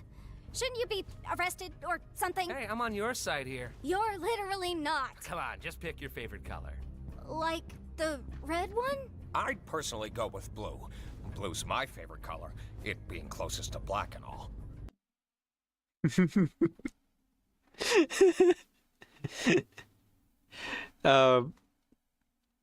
I've heard some people say that it might be the color of Queenie's eyes, and others like say it's the closest to the color of darkness. Whatever the case might be, it's really sweet either way. But also not very helpful in this scenario. Wouldn't black be your favorite color then? Well, no, there's no black wire. Hi! I'm a New Zealand extremist, and I don't know what New Zealanders threaten people with. Just dynamite.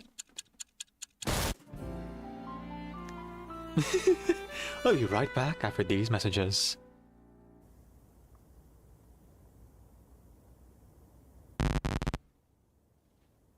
Here's some feedback. The anime scene! Let's go! I don't know if Hanabi's still here though. It's been like an hour. Hanabi should be asleep. I don't like this. Can it? At least we finally have one that's by someone else. Yeah, there's nothing more fun than being back in school. Just give it a chance, Jax. Jeez. There's nothing wrong with your suggestion. How did you know this was my suggestion? Can you believe this, Pomni? It's because it's the kawaii one. So it must be Gangles. I don't know why we're not stuff like that. No, I do. Yeah, because it's funny. It's the kawaii one. First she draws anime, now she drags us all into one. She must be one of them, losers. Otaku. You threw me out of a moving truck. All right, class. Today, we're gonna learn the popular foreign language known as... Sensei Kinger. English. Yep. This is boring. I vote we skip it. Shut up, we're not skipping it. Slice of life animes are the worst ones. It's embarrassing. I mean, I guess it's not as embarrassing as that time Gangle took an anime figure and... That's fine. Aww. This one. It must have been really expensive to animate that though.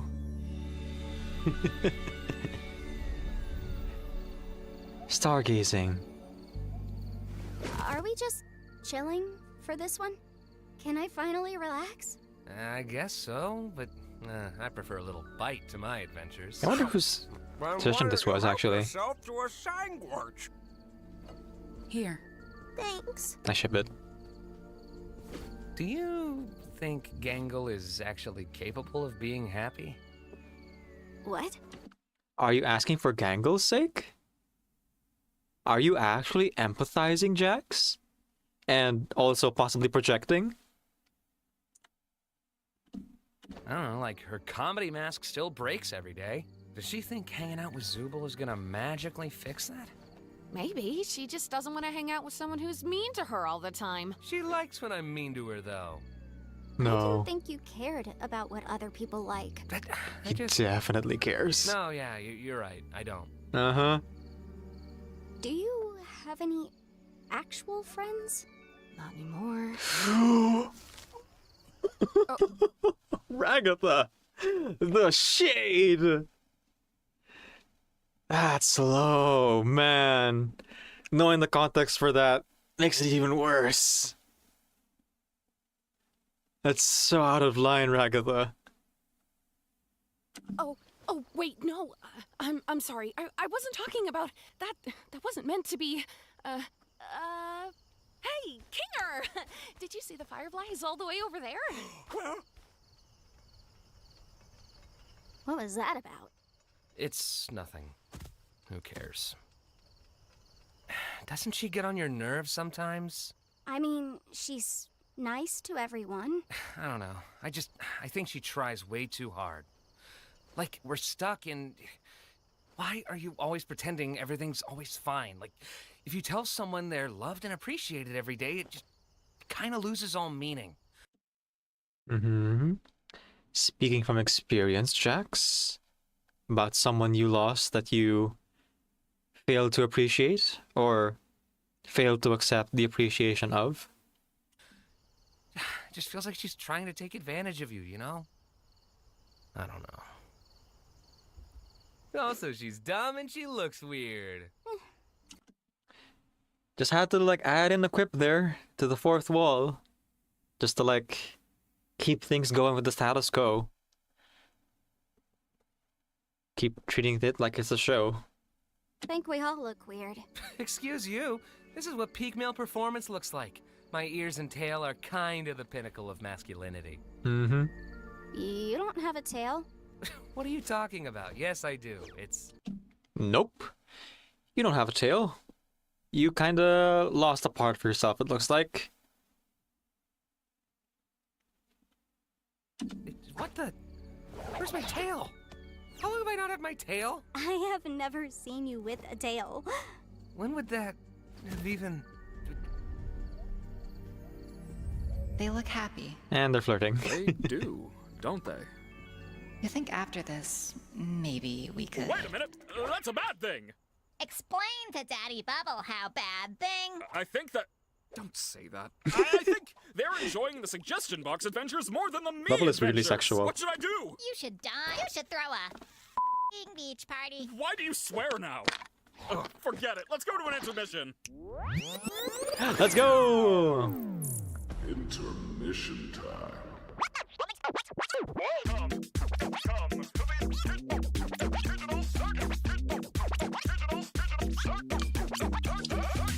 It's time to groove. 1, 2, 3, let's jam. Yeah. Don't think about the implications. No, no, no. Just keep on dancing.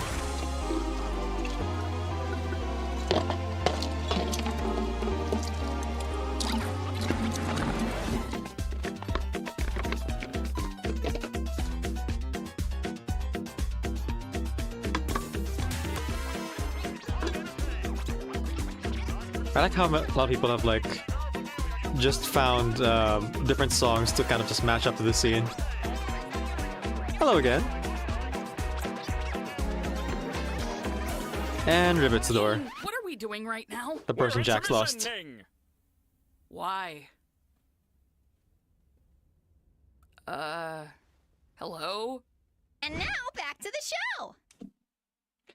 All right, just a little bit of a history lesson here. For those of you who aren't familiar with musicals or roadshow productions, used to be that a lot of movies, especially movies that are longer than 2 hours, would have a break in between of like some kind of music number or something to let the actors take a break as they like set up the sets and the costumes and everything, allowing the general audience to like step out and use the facilities and just like generally just have a little bit of break from the show. You would see it a lot in films like what's the name of that? Funny Girl, and was The Sound of Music one of them? I don't recall. I'm trying to remember like what musical specifically had it now. Apologies.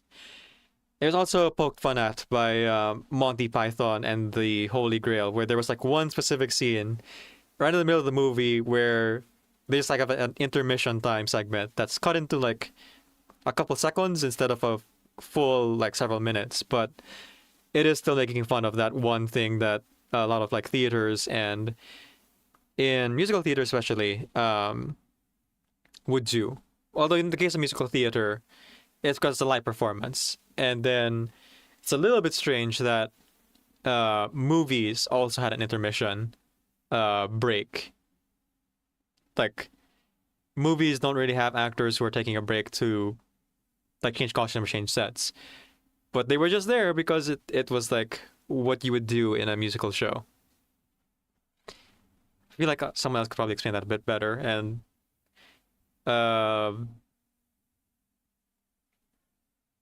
I'm just like trying to recount some of the things that I've experienced plus what I've heard from other people who have had movie going and musical theater experiences with intermission times. Let's all go to the lobby. Let's all go to the lobby.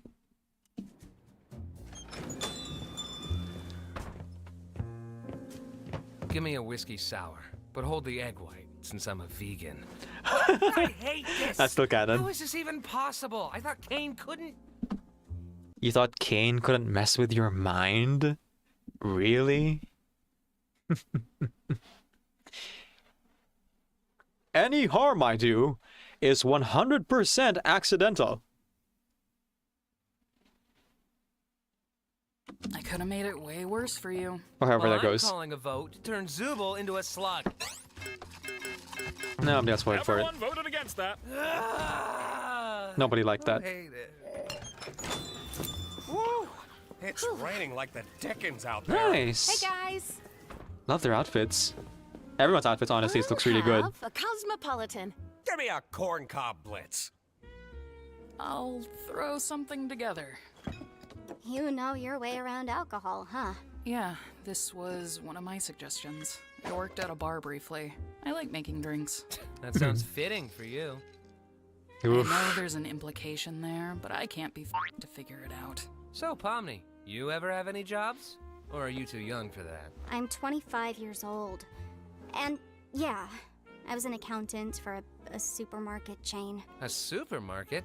How'd you end up here? Well, I sometimes got bored of things, and I would seek out mild thrills, like exploring abandoned buildings, you know, and posting videos of it online. Ah, a YouTuber. Yeah, Jax knows what a YouTuber is. And also, fun fact I know doesn't know, Jax is the youngest one here. Pomni's actually older than Jax, but Jax was here first. So, you know, seniority in trauma, but not necessarily in age. Not really. Nobody watched them. It was just something I did for me. I sometimes did that. I wouldn't record it, though. Here's your Cosmo. Thanks. Hiding something. You'd know all about that, wouldn't you? Yeah, I guess the implication here is that Zubul also explored abandoned buildings and didn't record it, but eventually ended up here in the circus, same as everyone else, putting on that headset. What was it? Oh, yeah, Rakatus is later on. So Pomni's puts her on while recording. Zubul's puts her on just like exploring around the building.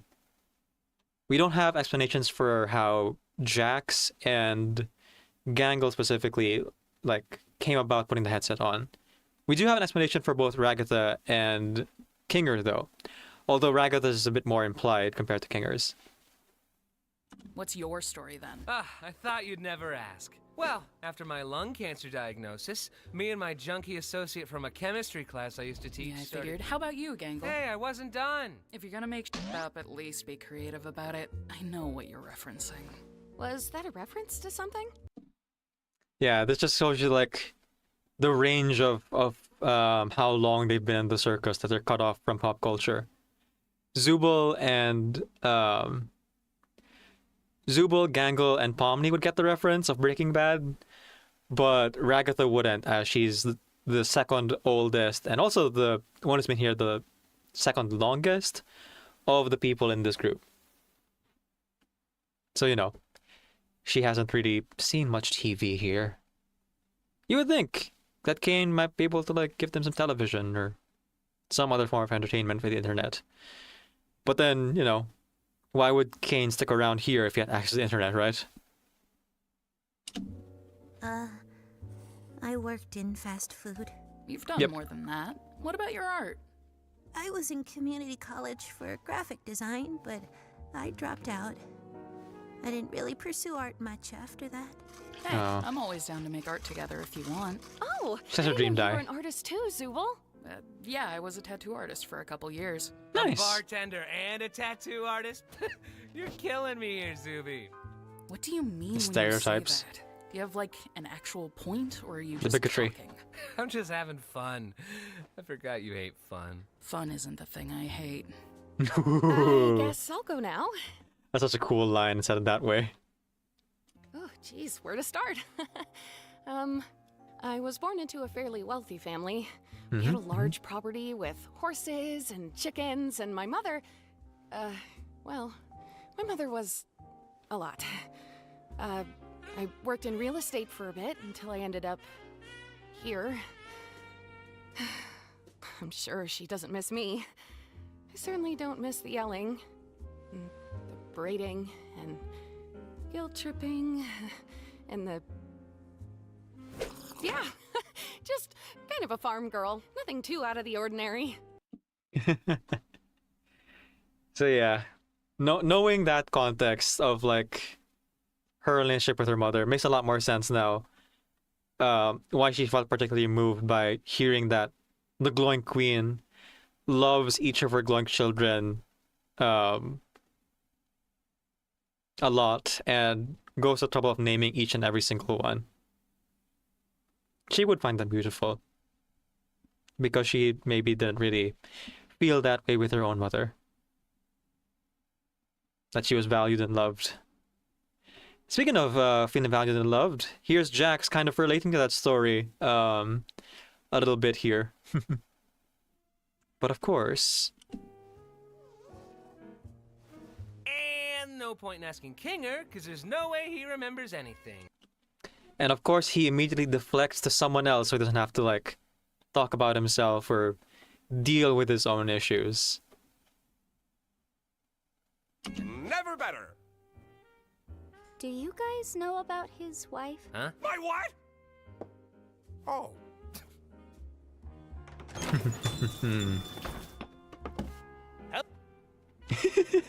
What? That's disappearing guy. That's just what he does. Yeah. I see. From a previous adventure? Yeah, God, Pomni, you didn't know that? I'm ignoring you. Jax, you're trying to, like, make an inside joke. It's one of his, like, few attempts to make genuine connections with someone who's, like, in on the joke. The problem with, like, referencing an inside joke is that the other person who's in on the joke has to go along with it. Otherwise, there's no point. As someone who, like, really loves comedy, hoo boy, there are jokes that you make just to make yourself laugh. And there are jokes like that where you need someone else to laugh along with you for it to work, or you just gotta move on and make another joke. Or move on and, like, let the moment pass, and that's okay too. By the way, Pomni, sorry about the whole president thing. I just thought it'd be funny. Like, once again, Jax showing actual human emotion. It's repeated a couple of times now in the last episode and this one, where he seems to, under his veneer, actually care about other people, but is trying so hard not to let it show because he doesn't want to be vulnerable. Are you apologizing? What's happening? Just ignore him. Apology accepted, I guess. Wow, the first steps of a budding friendship, right, Ragatha? Ragatha's jealous. Hey, Pomni, remember when Kaufmo smashed me against the walls and I got all jumbled up? All things considered, that was pretty funny. Once again, just like opposite ends of the spectrum. Jax and Ragatha are so similar. Oof. But Ragatha's probably a bit better off, you know, being the positive end of that spectrum. Right? No, not really. It's like both of them tried to make an inside joke to make a connection in that moment. It's just that the approach is a bit different. Where Jax is like an inside joke that's meaningless, and then Ragatha over here, an inside joke that means something, but isn't really funny, it's just shared trauma. Though, you know, shared trauma is a good bonding experience, for sure, for sure. Woo. Hey, Bluxby, welcome in. Happy birthday, thank you. It's not my birthday anymore. But yeah, I appreciate it. Man, there's no one really here to, like, do the bit of me saying it's not actually my birthday. Because, like, usually when I say it's not actually my birthday during the stream, I mean, so far, there was someone awake who'll be like, no, Decaf, it is your birthday. Stop trying to trick everyone in the chat with saying it's not your birthday. But technically it isn't because it's April 10 and my birthday was April 9. Speaking of, making jokes for the sake of making jokes, that's just like one of the bits that I like doing on my birthday. Oh, yeah, no. Sorry, that was probably pretty traumatic for you. Oh, remember when you got high at McDonald's and told Gangle to kill herself? No, that was funny. What? I did not say that. I think... No. Were they allowed to see some McDonald's right there? Is that okay? 9th? Mine was the 4th. Ah, that's right. Yeah, I hope you had a good birthday. Too many April babies, man, I tell ya. Yeah, something about... What month is 9 months back? March, February, January, December, November, October, September, August, July. Oh! Yeah, that makes sense. No, I get it now. A lot of people being conceived in July because it's kind of too hot to do anything else, you know? No, yeah. Everyone's in heat for sure because it's hot. That actually checks out. It's either that or the 9th month, which is I believe September. 5, 6, 7, 8, 9. Yeah. A lot of people born in either September or April. Because it's either too cold or too hot to do anything else. Oh, water. Good idea. We're actually coming up here on our 4-hour mark. I think I can get through all the episodes here. I'll just have to like watch some of the episodes while eating. But I'm not going to cut into my nap time. So I should like continue the video a little bit here just to keep things moving. No, of course I didn't. I am still so sorry about that, Gangle. I would never have said anything like that if I didn't get that stupid sauce in my eye. I like how Gangle... Oh, goodness gracious. That jumped up way back. That's not what I meant to go.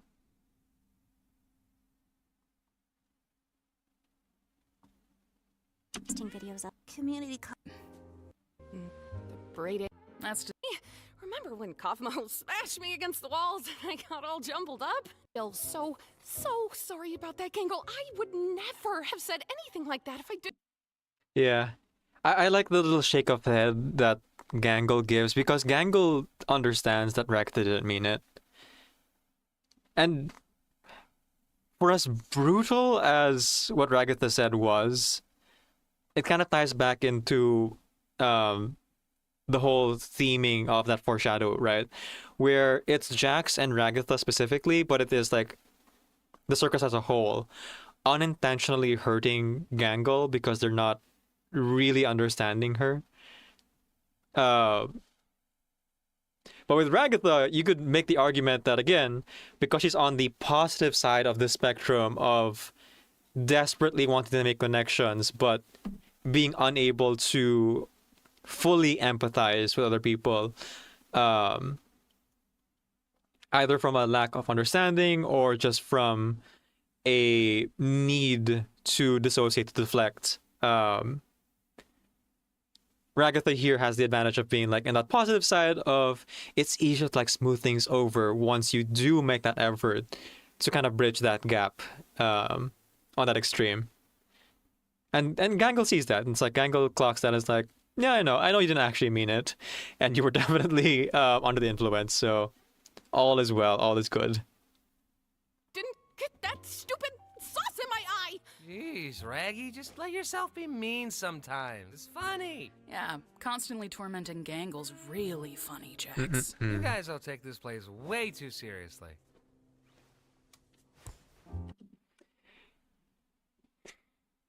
He's referring to the entire situation that they're in, trapped in the digital hellscape.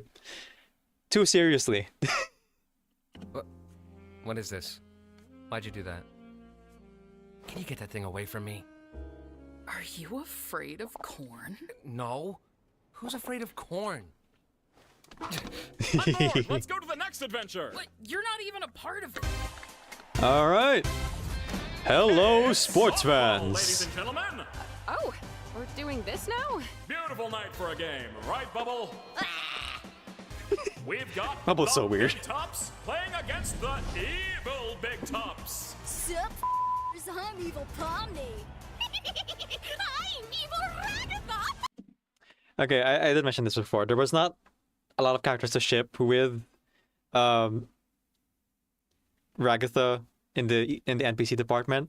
I just remember there actually are people who ship Ragatha with the glowing Queen and also evil Ragatha. Because, you know, self-cessed. Coach Dictator here. Hi, guys. I'm Evil Jax. Evil Orbs Man reporting for duty. There's no evil Gangle. That wasn't in my suggestion. Why don't I get an evil clone? Sorry, Gangle. But first, let's welcome our special guest, here to sing the American National Anthem.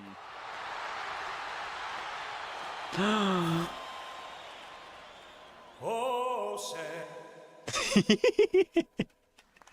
I love that gag. It's used just enough. All right, team. I may not know what's going on, or who is going on, or when is going on, That scared or me. why is going on, but I do know where is going on. And it's out on that field, so let's go break some tailbones, team. That was surprisingly inspirational. It's very educational. Hey, guys. I hope we all have a fun game, no matter who ends up winning. I want to kill that guy.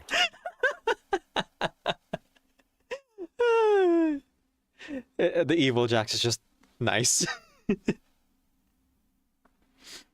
makes sense, you know, if you've seen Scott Pilgrim, or read Scott Pilgrim, the evil versions of evil people usually kind of flip the script and just like are generally nice to be around. Although my first exposure to it, I think, was not Scott Pilgrim. It was, what's that show called? Shaolin Showdown. The villain Jack Spicer had an evil clone or evil flip, and was like, oh yeah, he's just good now. I forget the exact plot. Hello, stupid Gatha. I hope you're ready to get completely annihilated. Nobody loves you, and you're going to die someday. Kane had to write these lines for the AI to say to them. So you know that Kane's claim of any harm I cause to the players is 100% accidental is kind of BS. Because he knows exactly how to prick at them and like torture them and punish them if he wants to. And he does. Constantly. We can't exactly die. It's like the whole thing here. What the frick? Huh? Check this out. You're out, dumb. Damn it. Dang. Get owned. Yeah, that's what I'm saying. Ah, she's cool. Wait, what's that? Oh, how I didn't vote for it. Huh. What the heck? Who did this? You! So much merch. So much fan art. Don't wanna. I quite look like this though. Seems fitting for you, though. I figured you'd be into this. What is? Just like Jax here, really leaning into the whole toxic masculinity persona. It looks good in the maid outfit, but also you gotta get consent for that, because not everyone wants to be outed like that. It is funny though. What does that mean? What's that supposed to mean? I'm just having fun. I forgot you hate fun. I don't want to wear this. The moment the joke's on him, suddenly it's too far, huh? Can dish it up, I can't take it. I have never seen you this upset about something. Jax! That! I'm gonna kill you when this is over. Is this hands attached? Let's No, see not what anymore. you're made of. Shut up!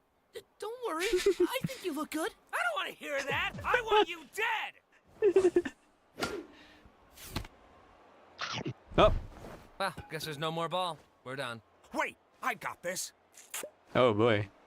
What? Hey! Sorry, Zubul. It's just the perfect regulation softball size. We're not playing baseball here. Well, I'm not doing this anymore. Wait, Jax! What about where is going on? He tried. I can't believe I hit it right to her. I'm supposed to be better than that. Sorry. I should be a better sport. Not to, like, agree with Jax or anything, but there's nothing wrong with showing your negative emotions. That's pretty normal. I don't know. I don't want to be a jerk or anything. I think we all need to be a jerk sometimes. Maybe. Who knows? Kane, we need a ball here. Oh, There we go.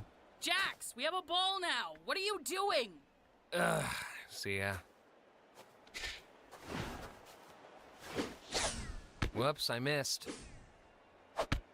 Oh darn, I'm out. Oh well. Having fun? Oh, you know it. Oh look, Gangle's up to bat. How do you think this is gonna go? Would you stop trying to force her to act like you? Oh yeah, I should force her to be happy all the time instead, right? Oh, that subtle placement of corn. Let's just wait for the bomb to explode. Well, it's better than turning her into some insensitive jerk who deflects everything.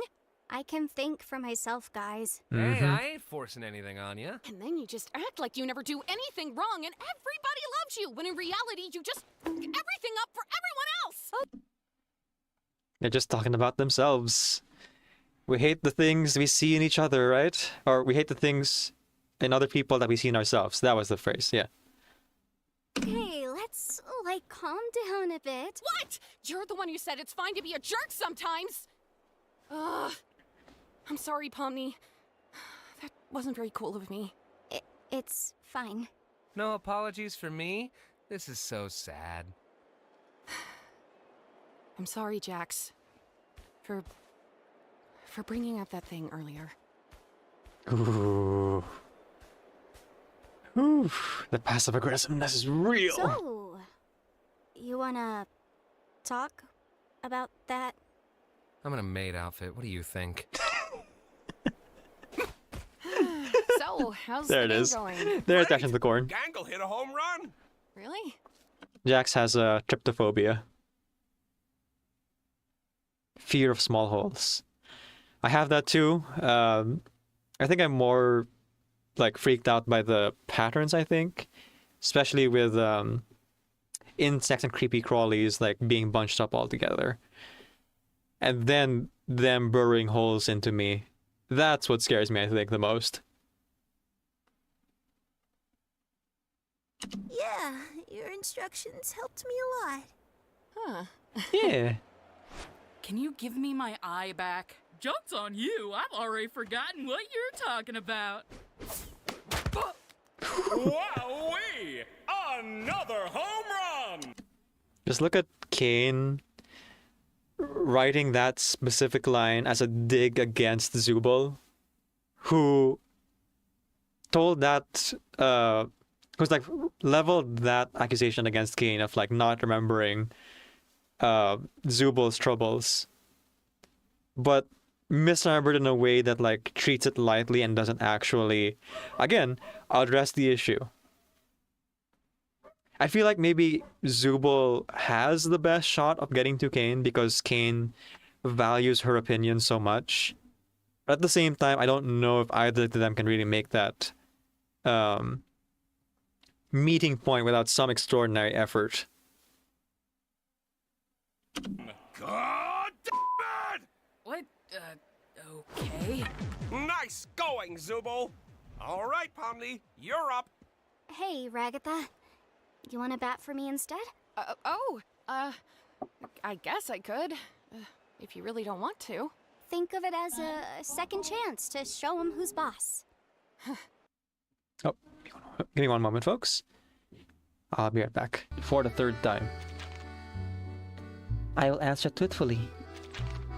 Loren Rousseau, a member of Manus Vindictae, deceived the students, including your friend Celia. Yes. You were forced to partake in Manus Vindictae's activities.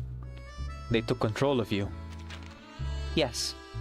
They dispelled my consciousness from my own body. And Beryl helped you regain control of your body and led you out of the overflowing depths of myth. Yes, she saved me. And throughout the whole incident, you never saw Beryl Boanish acting alongside Manus Vindictae. No. And to this day, you haven't seen any evidence that Beryl Boanish is in contact with Manus Vindictae in any capacity. No, I am certain. Tenebrun, orders for you. Then, may we return home?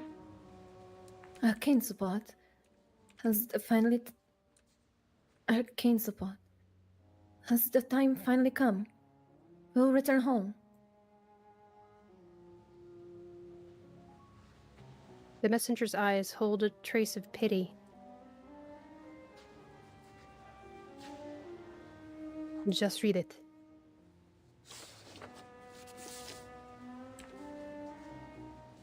She takes the paper, her fingers trembling, dread building in her chest.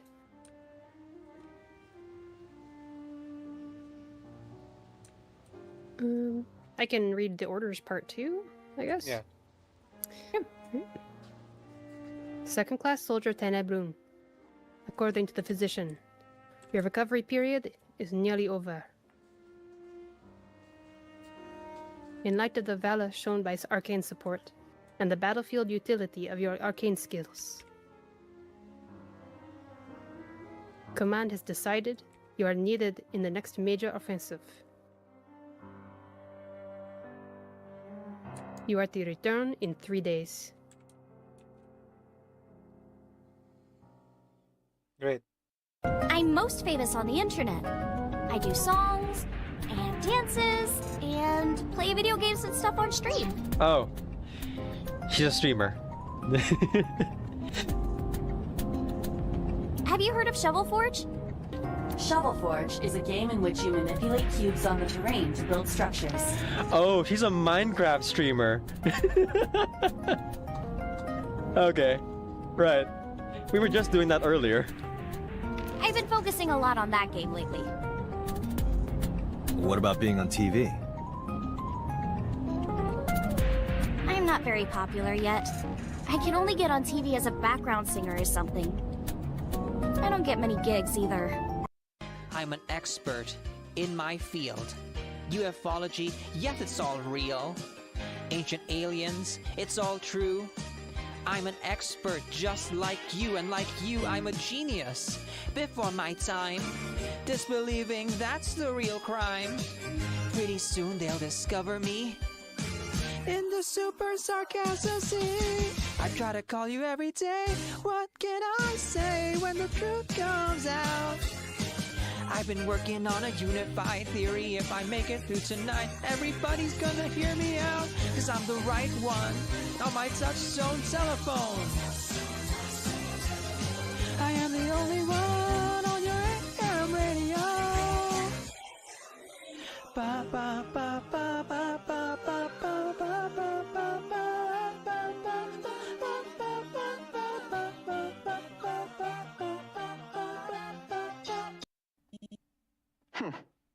Seems like you've run out of time, lab rat.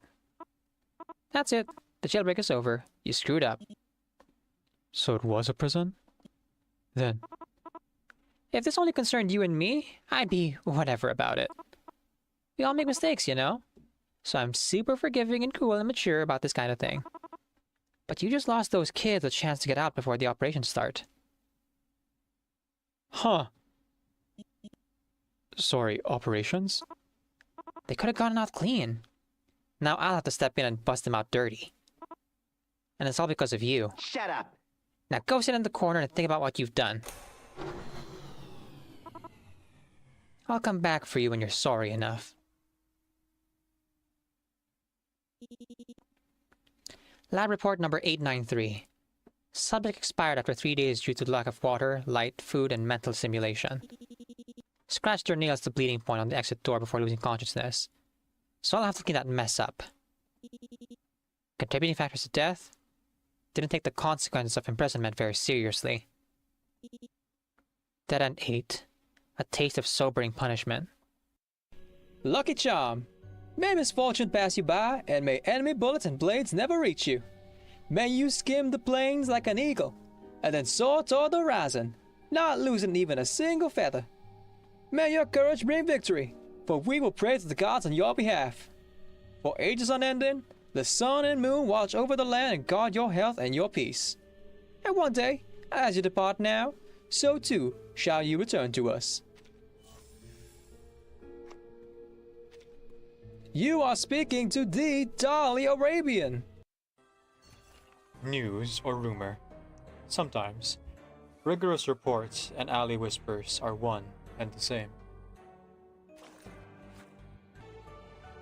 Notice of the Danube Zone resumed service. Vienna Pannonian Railways.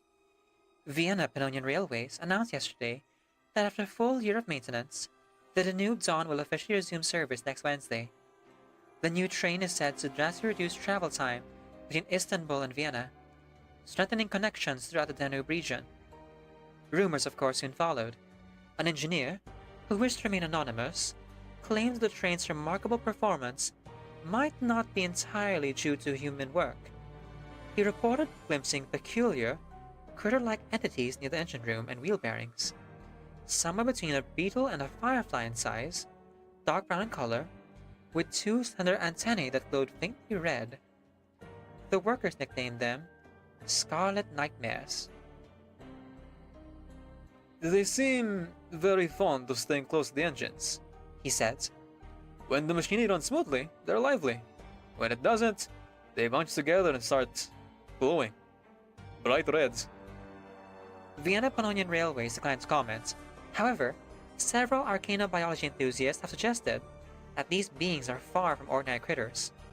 They might, in fact, be familiars of vampires, social volatile creatures said to feed out the blood of laborers.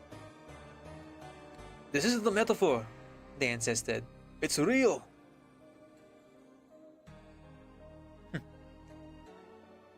People have long said that the disappearance of the Danube Dawn's former conductor was connected to a vampire. Now these critters show up, and somehow it's the same story again. Maybe the train itself is so familiar with the vampires. If tickets weren't sold out, I'd get on board myself. Maybe even catch a few to show everyone. Hey, don't joke about that. Whether the so-called vampire familiar theory holds any truth or not, the Danube Dawn will depart on schedule. Will it truly reshape the Danube region's transport network, as promised by Vienna's Pannonian Railways? Has it truly been touched by supernatural power? Only time will tell. This is my storm! I caused this! I caused all of this! I changed fate and destiny so much that I actually did alter the course of everything! And all I really created was just death and destruction! Fuck all that, okay? You were given a power. You didn't ask for it. And you saved me. Which had to happen. All of this did. This is the only way.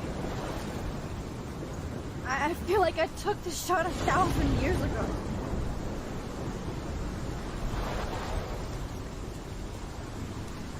You could use that photo to change everything right back to when you took that picture. All that would take is for me to... Fuck that! No. No way! You are...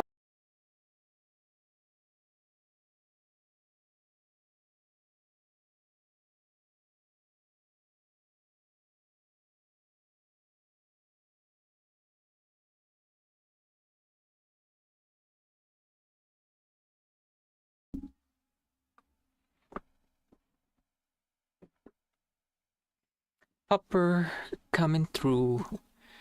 Gosh. Yes. Yes, my love. Hello.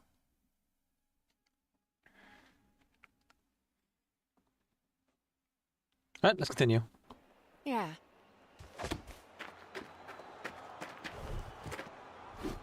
Go, Ragatha, go! Bazowie Zoo-wee-wah! Another home run! And that makes 3 home runs in a row! The Big Tops win! Yay! That's not how softball works. Well, that's how my softball works. We're done. Hooray! Yeah, it would take too long to like do an entire game. Man, we didn't even get to bat. You did it, Ragatha! Soupy. We won! I mean... Good job, Ragatha. Yes. Good job. Whatever you did. Huh? Oh yeah, good job, team. There we go. Huh? Being there for each other. Cool. I'm not a vegan anymore. Time to meet. Oh, hey! Wait, what are you... Why is going on? It is very silly. And despite herself, Pomni can't help but laugh. Because it is funny. Excuse me. Don't feel guilty about it, it's funny. Well, I hope we all learned that suggestion box ideas are actually not fun at all, and Kane's ideas are much better. Well, some of them were pretty okay. I kind of liked the low stakes ones. I thought the first 2 were awesome. The rest, eh. Oh yeah, Pomni. I can show you that thing in the hall I was talking about. Oh yeah, sure. Oh, sorry everyone. I was looking at the wrong thing.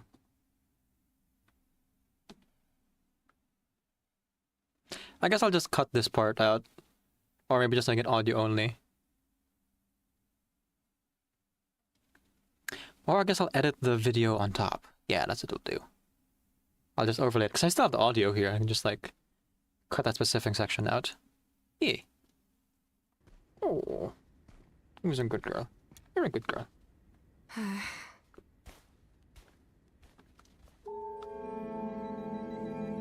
This is why I had to like take a break.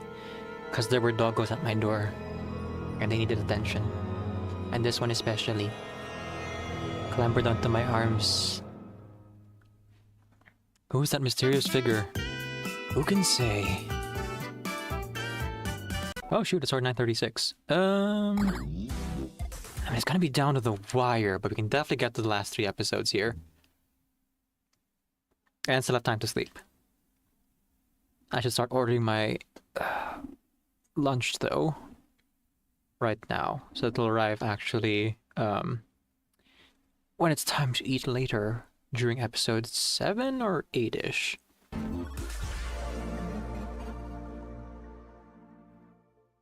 Good little pupper.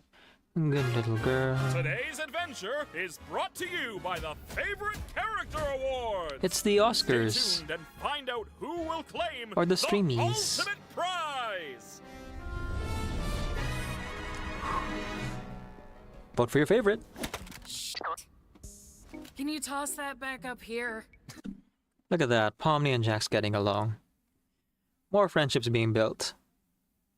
Now, Jack joked about it last time, but no, it was in fact the beginning of a budding friendship. And that's a good thing. It's a good thing to care about people. No, isn't it, puppy? Making good use of your parts gimmick, huh? Oh, shut up. What are you doing? Oh, she threw her parts up there, I Hiding see. from Kane. I think I overheard him talking to Bubble about an in-house adventure, and I'm not gonna be part of it. And you're just gonna hang out in a flower pot all day? Not like your room? Kane's been checking up on my room lately. When I don't answer, he just starts singing Daisy Bell in front of my door. It's creepy. Does he really do that? I don't know. Let's ask him. Hey, Kane! Don't bite. You Excuse me. fucking asshole! Yes, Jax? Look, T-pose. it's Zooble. You! Aw, come on, Jax. Now I don't have to do the snap summon thing. Alright, you could have just done that. Right. And I'm glad I found you. We need even numbers, cause today's adventure is a team adventure. Meet you guys up at the stage in, let's say 5.7 minutes. Great. Yeah, Zooble just not having it. What you gonna do, Zooble? That's life. You didn't even ask him about the singing thing. The what? Today's adventure is gonna be a bit of a short one. What's funny is that Jax, like, says the what, but we know that he does pay attention. Unlike Kane here, who just is not listening. To the Favorite Character Awards. But it'll be a perfect opportunity to showcase your guys' strengths to the press. This is so heavy. That's right, Bubble. Poor Bubble. Seeing you all play bat-ball a few days ago really got me thinking. We should do our own sporting event, but with cool new sports invented by yours truly. Help me, Kane. We could also just play softball normally this time. Yeah. In the Kane Leagues, we have the Not the biggest fan. 400-meter vertical skedaddle, bisection boogie egg ball, lateral hijinks, orange sport, ball run, walk ball, run walk, and ball ball. Ooh, ball ball. These sports are surely going to... Yeah, sorry. No, I'm not gonna be on a team with that one. Zubul, why does all you do is complaining? I never know what you want. Why are you like this? Why are you like this? We had a whole suggestion box for that. Yeah, Zubul and I constantly say we like more chill and relaxing adventures. Did you really not like my softball one? I'm not big into sports, sorry. The suggestion It's not box a just thing. causes interpersonal drama, and me no likey. All right, you really want to know what I want? Oh no. I want the ability to have sex. Jax is real sad about that one, huh? And yeah, Zubul deserves that. But this game is for all ages, so sadly we can't have that. No way. Are we finally having this conversation?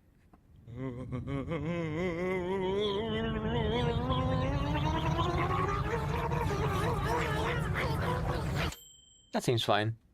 Oh, hi, Zubul. Do you have any of that stupid sauce left? What were we talking about? Oh yeah, how teamwork is essential to making the dream work. Tell that to him! He's the one that f***s everything all the time. You are in a mood today, aren't you? Now, you know what they say about assuming. It makes an ass out of you and Ming. Looks like someone's allowed to swear. Ming? Did Kane just say ass? Yeah. They can't Hi, swear, but he I'm can. Ming, and I really don't appreciate what your assumptions have done to my reputation.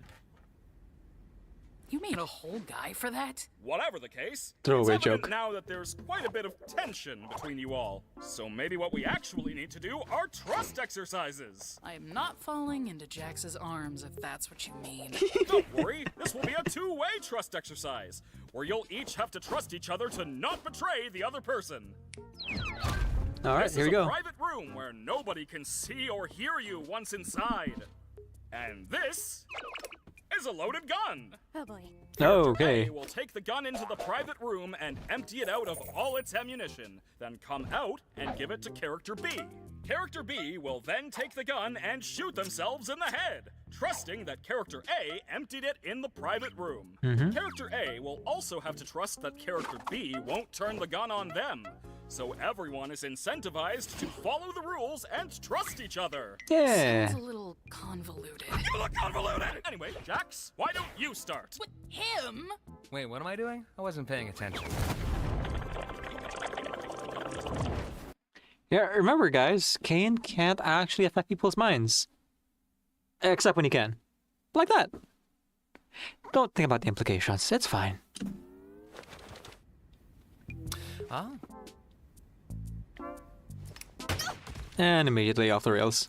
Or, yeah, we could all just shoot each other. Here, have guns. I don't care anymore. Away! Wait, that's just it? Hey, Tails Use back. guns and have fun? I didn't say have fun. It's just a little aimless. Use the sights. Kane! Ugh, fine! We're bringing teams back. Man, Kane is really not into this, huh? He really wants to have it his way or no way.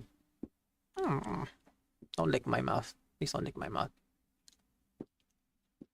Actually, don't lick my face in general. If you could be so kind. You're very cute, but also... No. Pair up in teams of 2, you all get 3 lives. Last team surviving is the winner. Happy? not really. Well, that's not my problem right now. I have an awards show to plan, so you guys are gonna have to handle yourselves for a bit. You get 5 minutes to figure the teams out. Once that's up, it's a free-for-all. All right, let's go. Come on, Sadie. You're coming with me. Nah. I'm actually gonna be on a team with Zubul. What? Yeah. Yeah, Jax. Gangle doesn't like it when you're mean to her every single day. Believe it or not. No, you're not. We've been together for every team adventure in the past. Guess times are changing, bunny boy. Hey, you wanna be on my team? I'd love to, but, well, I really don't want Kinger to get stuck with Jax. Oh, yeah. Well, I could be on Kinger's team. He and I were together once, and it wasn't too bad. And have me on... Oh, yeah, just forget I asked. I'll be on Jax's team. Wait! It's okay, Ragatha. You can communicate. You can do it. Bridge that gap.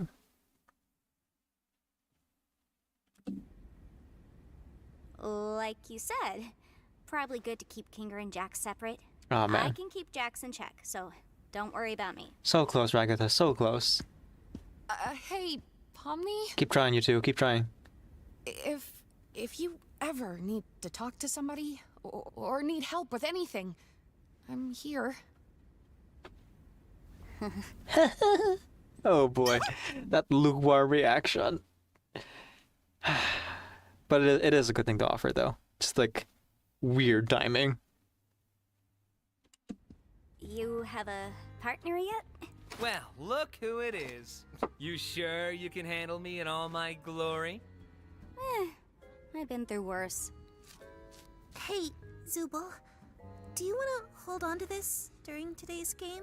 Huh? Aww. I Just having safety the don't mask. really trust myself that much with it. And I also just really want to be able to fire a Tommy gun while laughing maniacally, and I don't want to break it before I get that chance. Right. I'll keep it safe for you. Ah man, that is a good amount of like character development all around. Except maybe for Jax and Kane. But you know, we'll get there. We'll get there. And we actually have had a lot of development for Jax specifically. Little bits of humanity showing through despite himself. Puppy! That's right, Hanabi. You missed the anime scene. Or maybe you were here and you were lurking. Aww.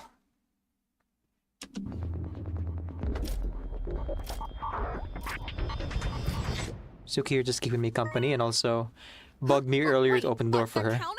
And like give attention to like the dogs who were outside my door. Yeah, the guns have been teleported to random spots in the circus. Go find them, champs.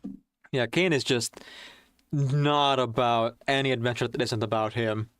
Holy cow. Go, run! Wait, Kane! I'm missing a life! There's no time! Yeah, it's a bit unfair. It'll be my pleasure murdering all of you. Have fun, guys! You're so lame.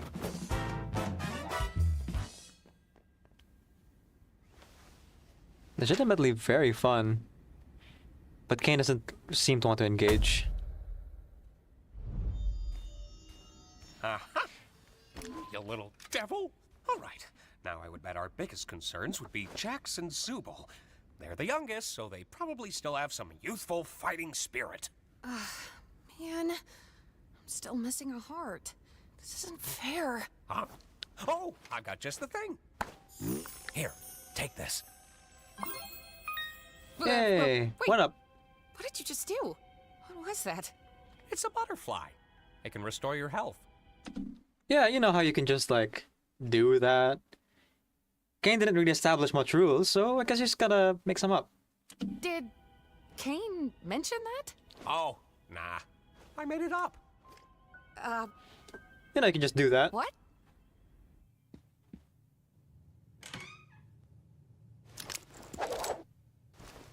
So, who are you gonna kill first, Pom Pom? I I don't know if I'll really be doing much of the killing. I'll just find guns for you, and you can do all the violent stuff. You like that, right? Yeah, Jax, you like hurting people, right? You love doing that. You know none of this is real, right? Oh shoot, my food. I gotta order food. What do you mean? Like the circus?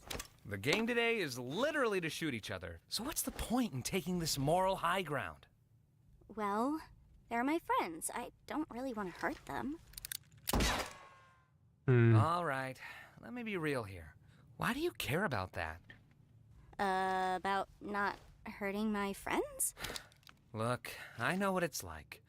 One day you're somebody in the real world doing important things, and then the next you're just a weird little cartoon jester.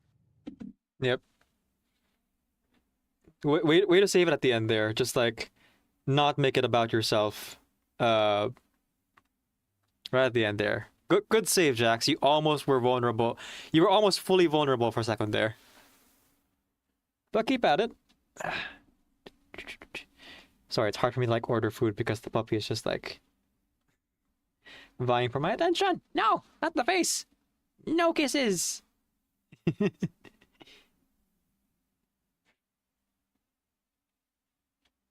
Silly thing.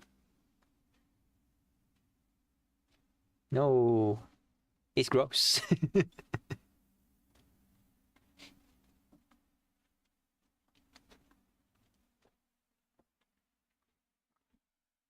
You want to hold on to that part of you that still thinks it's part of that world. But in the end, what does it get you?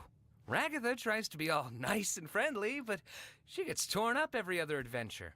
Whether we like it or not, all we are now is a bunch of cartoon characters. So what's the point of pretending we're not? I like the implication here that their minds kind of affect the circus a little bit. There seems to be more to that. Well, discuss that a bit more as more of these things pop up. We're still people, though, right? I thought we were at first, but as time goes on, we just end up falling into our archetypes. Become part of the machine. What's your archetype, then? The villain? Listen, I add a key dynamic. He does not like being called a villain. And yet, he keeps acting like it. I see how far I can push things. I screw with people, and I break the fourth wall. You want... Okay, so there it is. So, for anyone who's like watching this blind, watching my reaction to it blind, why are you watching my watch party as your introduction to the Main Circus? I appreciate it, but also, dang, that's really surprising. I've been alluding to this whole thing of like, you don't need to think about the implications of Jax breaking the fourth wall, because it doesn't really mean anything. I lied, but also I'm telling the truth.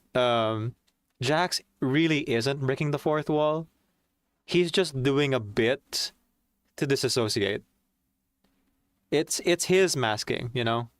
Just like treating everything like it's a dream, like it's a game, like it's not real. Because as long as it's not real, it can't hurt him. And yet, time and time again, he is clearly hurt and affected, and he cares about what other people think about him. Oh boy. Like, at least Gangle is getting, companionship from Zubul and little bits from Pomni and the others as well. Ragatha, for as insincere as her charm can be, or seemingly insincere as her charm can be, as it is like born out of a desperation to be liked and approved of, and boy, are all the characters in this show relatable. It is born out of a genuine like desire and positive like seeking out of connection. So each of them is just kind of like doing their best to be there for each other. Yeah, except for Jax right now, who I think is the one who needs it the most. Pond is actually doing kind of okay now. Wanna know why? It's 'cause it's funny. I do everything 'cause it's funny. 'Cause I'm the funny one. You think he's the funny one? Funny one? No one thinks he's funny though. Ragatha's the cheerful one, Gangle's the sad one, Kinger's the crazy one, Zubal's the grumpy one, and you are the one who hasn't figured that out yet. We She's the all main just character. became archetypes. I at least have the self-awareness to choose who I am. The funny one. So who do you want to be? No better chance than now to try something new. You want to go nuts? You want to finally work off those weeks of rage and anguish that have been building up inside you? I know you hate it here. Everyone does. But the silver lining is you can pretty much do whatever you want. He genuinely believes that there are no consequences. Oh man. And he's actually genuinely trying to help Pomni here. Make her like him. For better or for worse, he is trying to help in his own twisted way. Like, look at the way you're aiming that gun. Too realistic. Just let loose. It's cartoon. It's a show. It's not real. Nice. Ah, what the heck. Today, I'm just gonna be evil. How's that? Go for it. Yeah, those other fools better watch their tails, because they're going to face the wrath of Pomni the Evil! Let's go! Have fun. It's kind of cringe. It's a lot cringe. And it's okay. Embrace the cringe. Are we really gonna be shooting each other with these? It's either shoot or get shot. You gotta get busy living or get busy dying. There's a sniper around this corner. I think I got Kinger. Hey, Tsubo. Are you sure we're safe up here? Wanna go down, baby? Wanna go down? Tactical roll! Go. Come on, Ragatha. Looks like we've located the king and the ragdoll. Bye. Yeah? I mean, yeah, let's get him! Sorry, I missed that scene. Bye. Bye, baby. Bye. Alright. You also do Kinger Tactical Roll. It's the Rolling Thunder. Is Haikyuu or is that free? Haikyuu, yeah, it's Haikyuu. Rolling Thunder! Oh my goodness. Oh, my back. Woo! I have been in and out of this chair and awake for 13 hours. Oh, goodness gracious. Those are good bone sounds. Yeah, Suki is like going to see the other humans now. Puppies may or may not drop by at some point, as they do. Usually it's Raygun who stops by, and sometimes Ensign, but very rarely Suki or I was gonna say Princess, but she's gone now. Anyway, processing those feelings. I miss Princess a lot, but she lives a good life.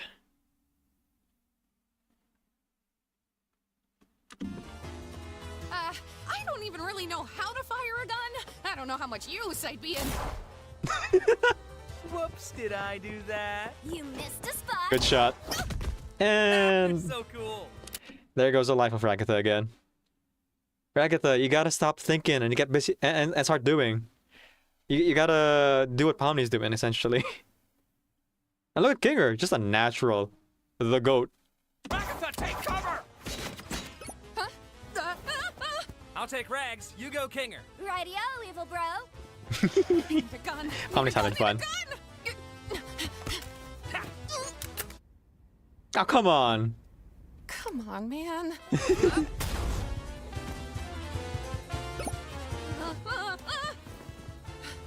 Kinger? Really use another one of those butterflies? Howdy, howdy. Aw, man. I know exactly what you're doing with Pomni, and it'll never work. Huh? You know, getting close with Pomni to corrupt her. Wait, no, wait. Well, if it's cartoon logic, right? If the things they're doing are actually a little bit of manifestation, makes sense that Ragatha thinking of like the cartoon of putting your finger in a gun would actually work here. And Pomni finding better when she's just like playing into the wackiness of it all also helps to do that too. Oh, wow. I didn't actually think that'd work.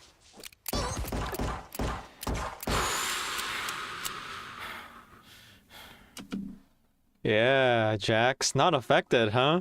No consequences, huh? Mm-hmm. I'll tell you what, that boy ain't right.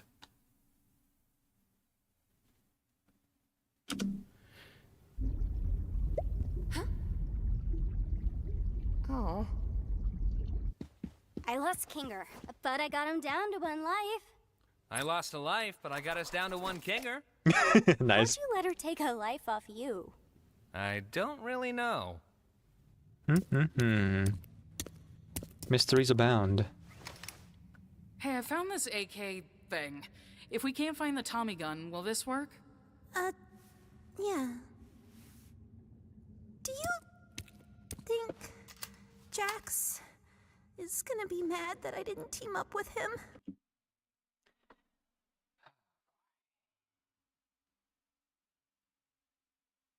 This show can be triggering. Hey folks.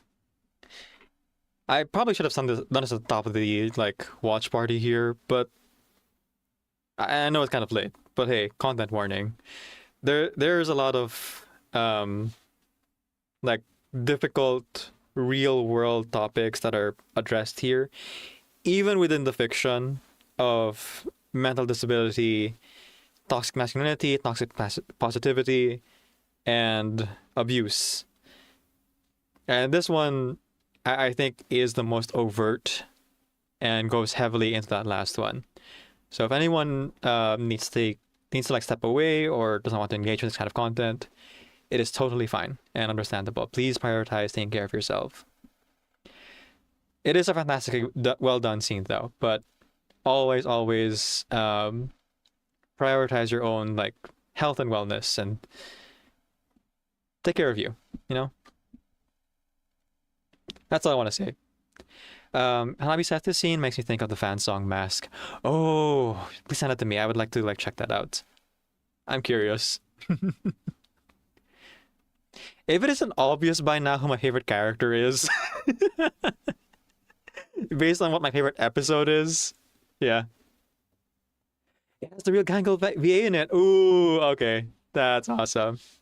I love that the VAs were like not only lending their voices to projects, but also given the permission by the creators to do that. I know it might not all be canon, and it does muddy the waters a little bit, but the amount of passion that the songwriters and like content creators do with the original cast is really, really like heartwarming and well done, and I'm always for it.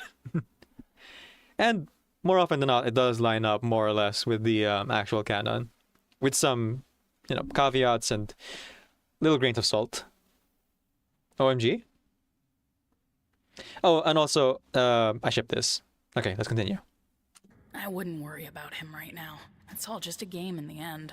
It's Jax, though. He probably wants revenge, and he's gonna make it painful. Hey, you deserve better than thinking about him when he's not even here. You're a human. You're not his toy. It sometimes doesn't feel that way.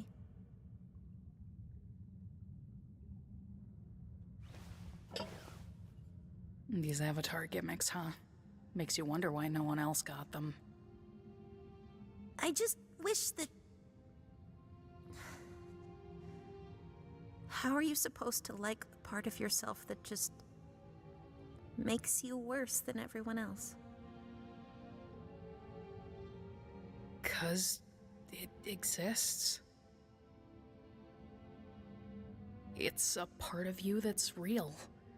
And the only you that you should care about is the real you. Yep.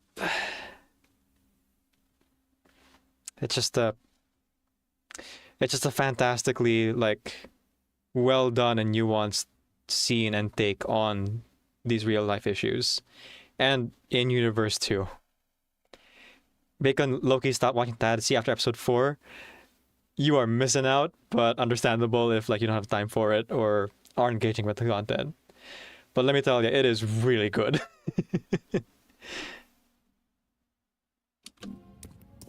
You have to choose to love yourself, even if it doesn't make sense.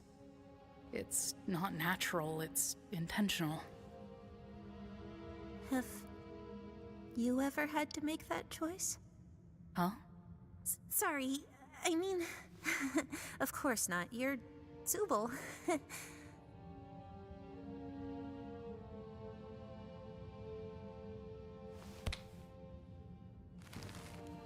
Whatever happens, I've got your back if you've got mine. Yeah. Now let's go kill Pomni and Jax. Ah, man. The show's so good. Also, welcome back, Bacon. I assume that you're either taking a break from work or you're on your lunch break or something. Thanks for stopping by. I'm just over here gushing about the show that I love. Yeah, you're on a break. Yeah. Welcome in, welcome in. Thanks for playing with us earlier. It was a ton of fun playing Among Us with you. Alright, here's one. What's with the corn thing? What corn thing? Why are you afraid of corn? And don't say that you're not. You literally jumped out of your seat twice when you saw some. He's got them fears. Whew. Okay, I'm not bawling my eyes out like I was at the Kinger scene, but I'm tearing up a little bit from relating to Gangle in that particular scene. So let me just wipe my eyes a little bit before I continue. Just a little bit. Whew. Okay. Not gonna let me out of this one. Well, I don't know, it's got a bunch of little pods on it. Looks kind of like an egg sac or something. It's gross. Makes my skin crawl. Interesting. Do you have a type of trypophobia? What's that? The fear of lots of little holes. Why do I keep saying tryptophobia? It's trypophobia. Yeah. Okay. How about pomegranates? Awful. I'm learning a lot about you today. Let's not forget we're here to kill people. We still need to find out where Nutso went before we can rest easy.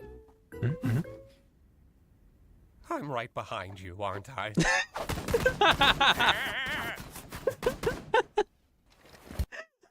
Kinger's great.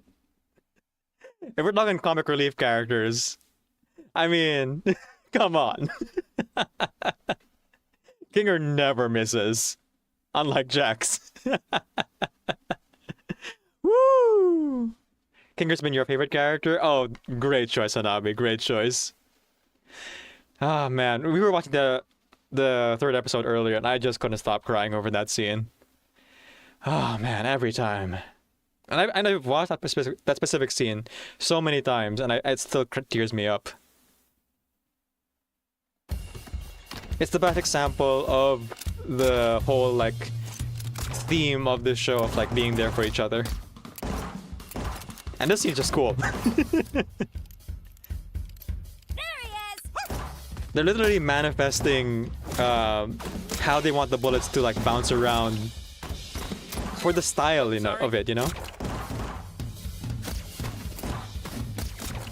I hope you guys are ready for my ricochet super move!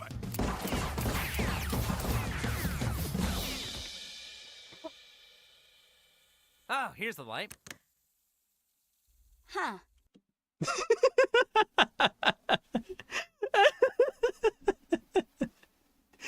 Woo! Ricochet super move right to his own face. Exactly, Hanabi. Bacon says, don't mean to be generic, but I always love Jax. Hey, to each their own, to each their own. The character writing in the show is just really good. Like, no matter who you love, they're all great characters. Is there anyone out there whose favorite is Kane, though? I don't think so. And that kind of speaks about, like, the presentation of Kane and kind of his whole deal. I don't know anyone whose favorite is Kane, but I'm sure they exist. Those of you who favorite is Kane, you're nuts. Hanabi says. Oh, you know one. Cool.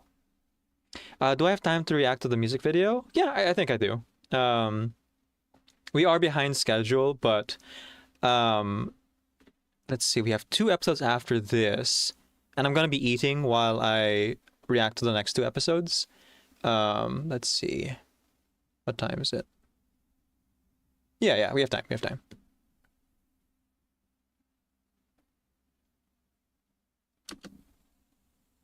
High five! Yeah! Evil Pomni. What a game. Who knew Pomni could be such a sharpshooter? These adventures, huh?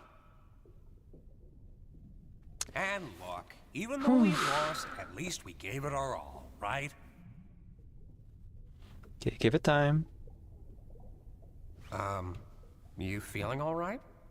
It's kind of perfect that this loser area is in the dark, because it actually gives Kinger the opportunity to become sane again.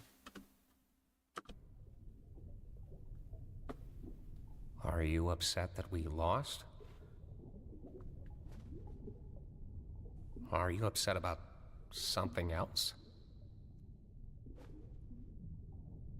You want to talk about it? Kinger's the goat. I think I might have failed Pomni. Just like I failed Jax. Yep, and there it is. That's her main animosity with Jax. Is that she feels responsible for how he's kind of turned out. There it is. Anyways, we were just checking in to see how things were. You'll see me around. Bye, Bacon! Thanks so much for stopping by again. Enjoy your work. Hope it isn't too tiring. And feel free to join us again at any point during the 24-hour stream. We are halfway through. More than, actually. So we'll still be here if you want to hop back in at any point. And of course, I stream on multiple days a week. So any opportunity to, like, hang out and chat is always welcome. Try too hard to get on their good side, and then I just end up pushing them away. And then they end up hating me. Well, I don't think anyone in here hates you. Jax does! Gangle and Subal don't ever talk to me, and Pomni probably won't after today either. She came to me wanting to be on my team. I said no. Why did I do that? It's okay to want a little bit of time for yourself, Ragatha. No one's perfect. Maybe you just needed a break. Yeah. It sounds to me like you put a lot of pressure on yourself to be there for everyone, and when you're not, you beat yourself up for it. You said you failed Pomni. Why do you feel that way? I don't know. I feel like every day we're drifting further apart. Like she's seen through all my tricks and doesn't trust me anymore. Before I know it, she'll be a different person. One who doesn't even want me around.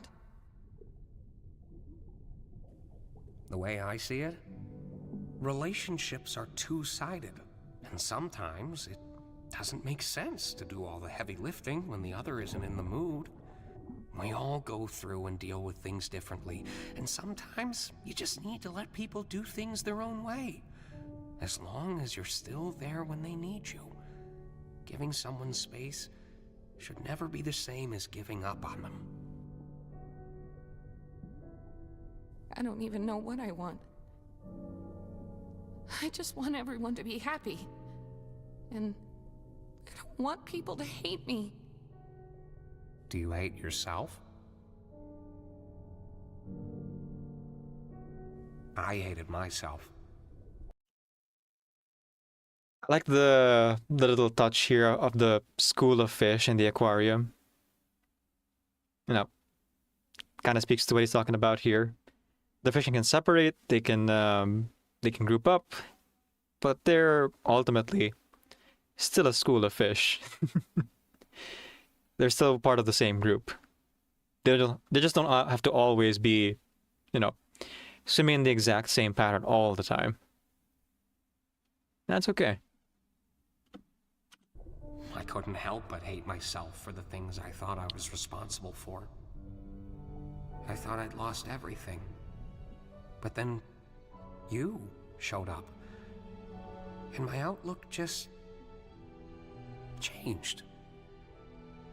There are always ways to show you care without ruining yourself over it. You need to look out for yourself in all this, too. I don't get it.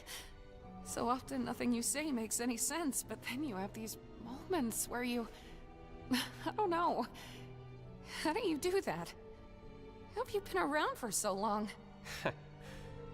I guess I just have a resilient mind. It's a wild thing to say considering how he acts when he's not in the dark. But yeah, it's kind of like keeping a backup copy of his mind in his own head, you know? That he can only access in this condition.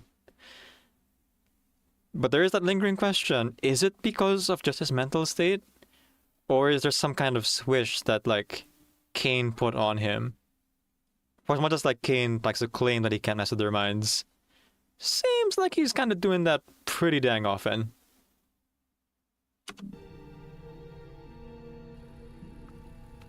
Oh, the camera's so... Breathtaking! The committee's gonna love that. Well, I guess we're kind of watching it too, so I can't really judge. Yeah, we're still following you. Where else would we be? They're still following us. All right, this is a long one. We're gonna have to run. Let's go! Ha!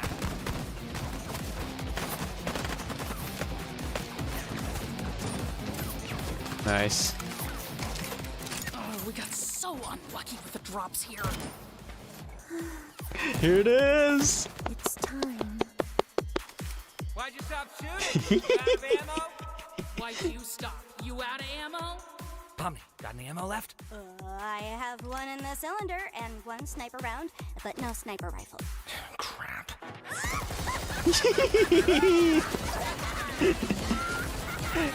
Go, gang, go, go!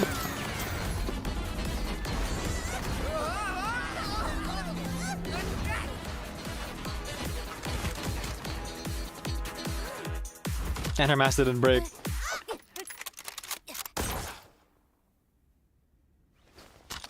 And of course... love that. She didn't need the mask to be happy in that moment. She was just genuinely happy. It's the little things, you know? It's those little things that make it all worth it. Shit. Yep. GG. You're just gonna hide in your room? Coward!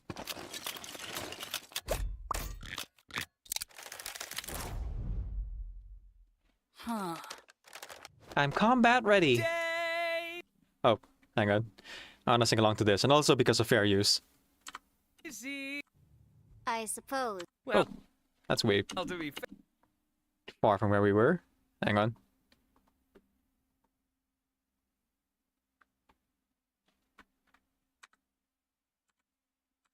Huh. Here we go. Daisy, Daisy, give me your answer Are you seriously gonna start singing that? I'm half crazy, all for the love of you. It won't be a stylish marriage, I can't afford a carriage, but you'll look sweet upon the seat of a bicycle built for two. Oh wait, I have a key to Zubal's room. I got thrown off a little bit by Pomni, but they got there. Karma! Instant karma!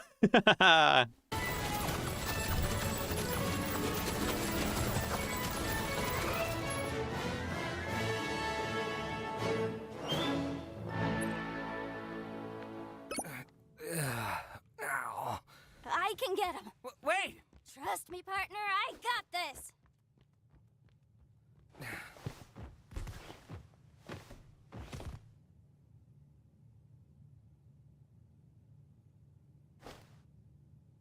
Hmm. It's interesting how affected he is by Kaufmo's door and also Ribbit's. Like he kind of... There seems to be an implication that the three of them hung out together. And maybe Jax blames Kaufmo a little bit for whatever happened to Ribbit here. We haven't really gotten the backstory for that yet. Like, not explicitly. And we only have one episode left in June or July. I don't know if we have time to like get into it, but I do hope they like tackle it a little bit. If not, do the whole scene, then at least have Jax talk about it. You know, have one of our therapy like once an episode things.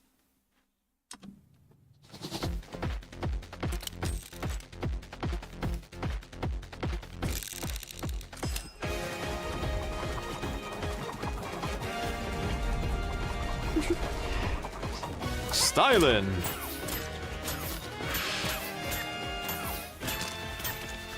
That's actual bullshit. It is actually, but it's fun. Well, shit, man. Guess that's the end of that. GG. See you on the flip side. That's really good.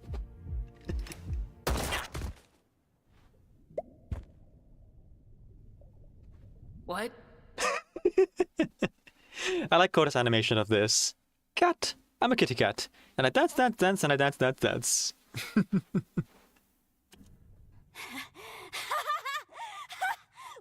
it! We make such a good team. Whoop. Can't have affection. Gotta detach. Well, to be fair, our competition wasn't anything crazy. Yeah, true. I suppose this is the part where one of us betrays the other. Huh? Oh, yeah. You can betray me. Clearly thinking about Ribbit, huh? Maybe if you hadn't seen the door, this would go a bit differently, but nah. Oh, I thought this was gonna be a mutual thing. Nah, go on, do it. I don't really want to. Lame! Come on, I thought you were cool. We could just be winners as a team. We're not a team, come on. What do you mean? Yes, we are. Delusional. Weren't we kind of bonding over being chaotic evil together? Jack's just like, just keep on pulling back. Keep on deflecting with humor. Whew. I was merely entertaining you because I thought it was funny. Now are you gonna shoot me or what? Did I do something wrong? Ugh, you sound like Ragatha right now. No wonder we're not a team. No, I mean, we were doing fine, having fun, talking. But you suddenly You're not committing. Do it. He just wants an out. Right now, are we still gonna be friends afterwards? We were never friends. What about all that stuff you told me? Yeah, I did tell you a lot, didn't I? Not looking forward to thinking about that tomorrow. No, we're not doing this. You're not gonna look me in the eye and tell me nothing we've been doing together meant anything to you, because I know that's not true. Are you coming on to me? Yeah, that's what everybody wants. A straight couple.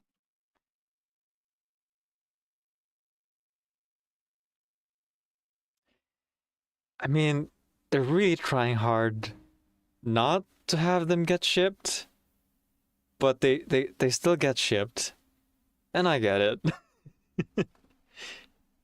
What are you gonna do? Ew, straight couple, Hanabi says. Oh my god, can you take this seriously? Can you take anything seriously?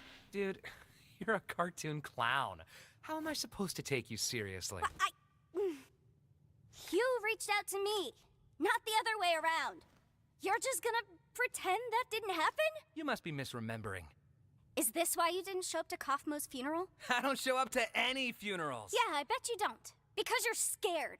You're scared you'll actually show a human emotion. I'm scared I'll be bored to tears. I mean, that too. He has been, like, pretty vocal about being bored. Have you ever thought that this might be what causes people to abstract in the first place? Oh my god! Are you seriously gonna blame me for something that everybody else did too? You didn't even know him! You don't even know what people are like before they abstract. They are not pleasant to be around. Like at all! You... I'm... Okay, I need to, like, be right back. My food's here. Be back soon, folks.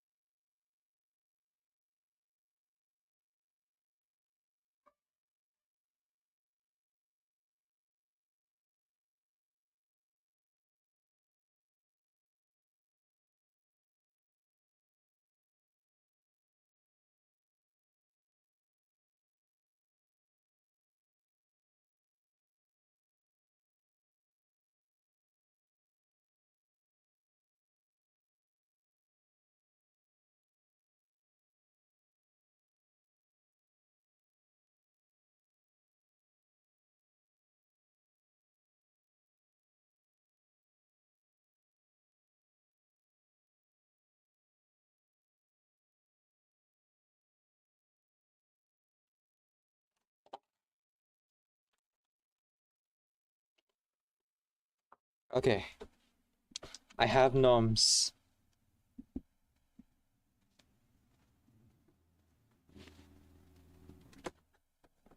Okay, here we go.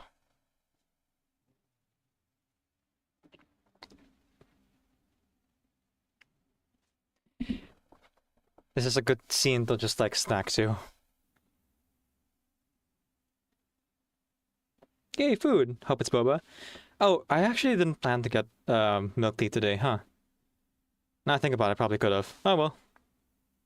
It's not on my budget. If they were in Discord, I'd come in and sing for y'all. I am not in Discord, but I appreciate the offer here, Hanabi. Thanks so much. Yes, this crashes the show. No, boss. Bad. Huh, I wonder what triggered that one. Oh, ID. Yeah, ID triggered it. And also you triggered, bot. That's pretty funny. Okay, Jax. Time for your famous crash out. I'm sorry. I'm sure you are. Whew, man. This was all sorts of embarrassing, huh? So, you're gonna shoot me or what? What would you do if I abstracted tomorrow? I'd move on. And probably forget about you. Liar. Okay. Okay. I understand.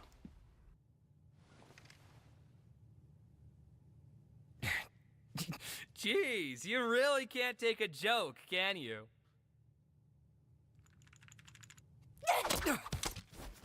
You're not the funny one! I don't think that counts.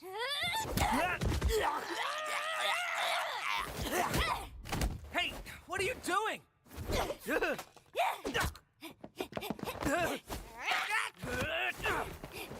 back! Are you crazy? I said fight back!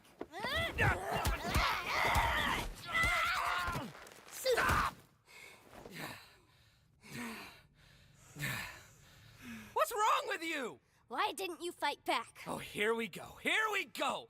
Because I didn't fight back, that means I secretly care about you? I'm just a misunderstood little chicken fetus in an egg that needs to be cracked open. Well, I am not. I do not care about you or anyone else in this circus in the slightest. End of story. Liar! You are my playthings, and I get joy out of making you suffer. I'm the one who causes pain for fun. If I led you on, it was just to make this part hurt you more.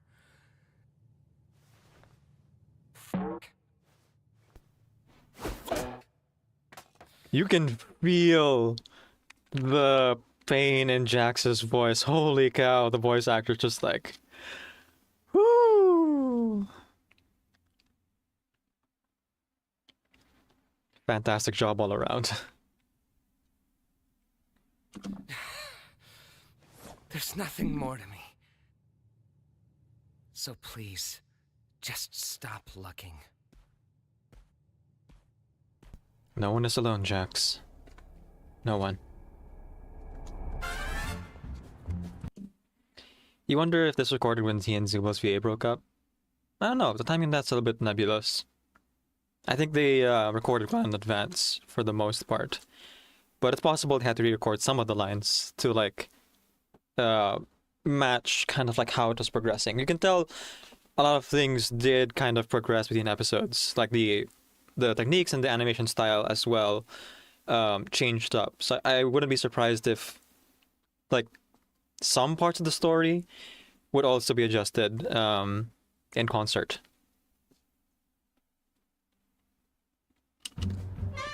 You have no real way of knowing, you know, production pipelines and all that.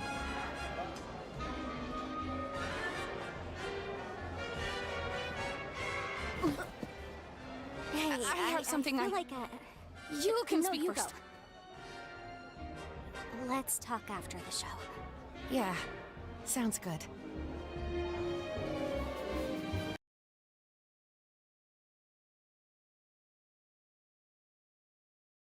See, this is the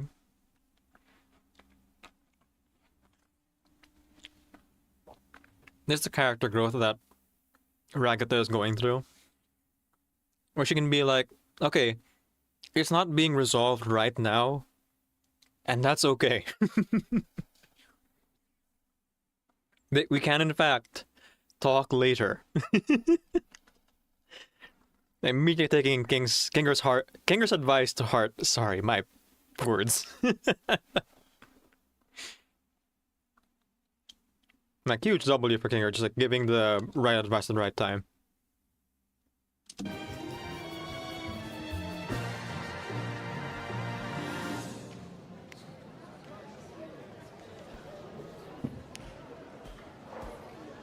Yeah.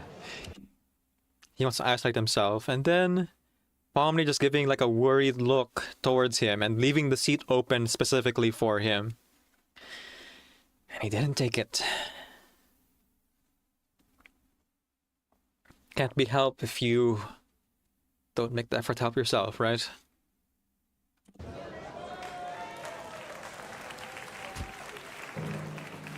Ladies and gentlemen, it's time for the Favorite Character Awards! Before anything starts, I'd like to thank the committee for examining our nominees and voting on our winners. We love you, King! Shut up. But what's an award show without honorable mentions and subcategories? That's right, it's bad! Unlike my show, which is good. Man, Kane over here just like boring everyone. And Jackson needs to crash out. Don't abstract now. Oh, he did kind of calm down, didn't he? Okay. God, you look stupid. I vaguely remember like the spearing guy walking out before he calmed down, but he was able to breathe a little bit to the water. Sailor mouth goes to Zubul. Stupid sauce.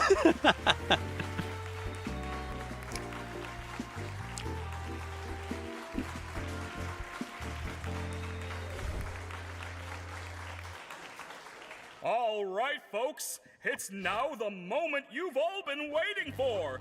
The award for favorite character. Bubble, give me a drum roll. And the award for favorite character goes to...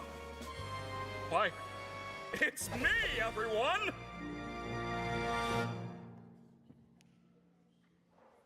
Oh, wait, I misread that. It's Ming.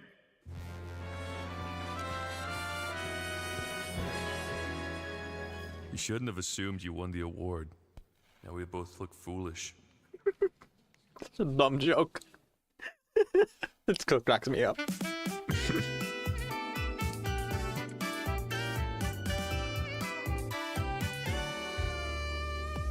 There's a post-credit scene.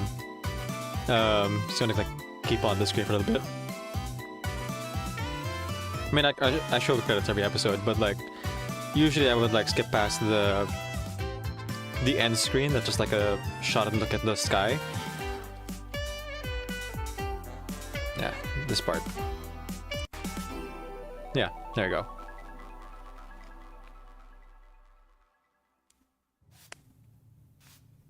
Alrighty. Now, let's see how many of them voted for me. Nobody did. A lot of votes for Pomni and... Oh, I think Kinger won. Oh, jeez. Dang. You go, Kinger. The fact that Ragatha and Jax had the exact same number of votes. And some pity votes for Gangle, too. And I guess Zubul just, like, wasn't even in the running. Kinger's the best. It is kind of horrifying to think about, though. The fact that Kane was the one who programmed this committee who voted. And he didn't program them to vote for him. Like, he could have easily just self-glazed himself. Like a good AI would. But nope. No glazing. Only for the humans, it seems.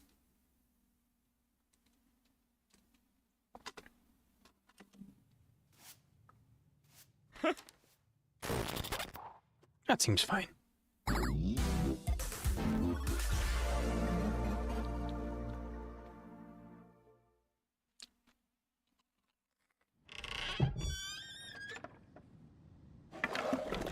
Is the adventure over already? No, the adventure hasn't even started yet. Oh, well, don't be a narc. Find your own hiding spot. It's not that, it's just that we haven't even seen Kane at all today. Plus, Gangle was looking for you. Hi, Zubul. Look how adorable they are. Look at this. This is precious. I forgot the exact name I was going to reference. I just really ship them, like, a lot. They're adorable together. Lesbians. Exactly, Hanabi. Exactly. Find someone who looks at you and cradles your head in their arms. Like Gangle holds Zubul in their arms. Wait. That makes me think of school days, actually. Never mind. Forget I said anything. Wait, what's this? Hello, my little rubber baby buggy bumpers! Today, I've decided to go to the store to get essential ingredients. Down, Hanabi. For my signature milk and cigarette casserole. I hope you can handle yourselves until I get back. You're going out for milk and cigarettes, huh? Well, this was fun while it lasted. So, what's the adventure today? Oh, I don't have an adventure for you today, so you can do whatever you feel like. All right, sounds fine to me. You should ask me for suggestions on what to do instead. No. What should we do instead? No, Gangle. She took the bait. Sorry, Gangle. Hook, line, and sinker. But that's what you implied? I mean... Yeah, it's kind of on me. You're right. Don't think about it too hard. Sorry. Great question, Gangle. For an answer, let me consult the Chinese room. Okay, had a bit prepared.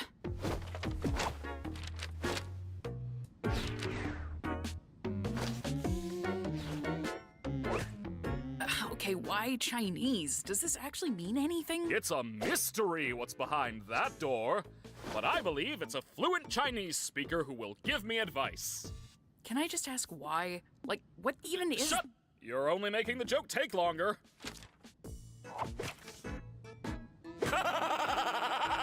What does it say? I don't know. I don't understand Chinese.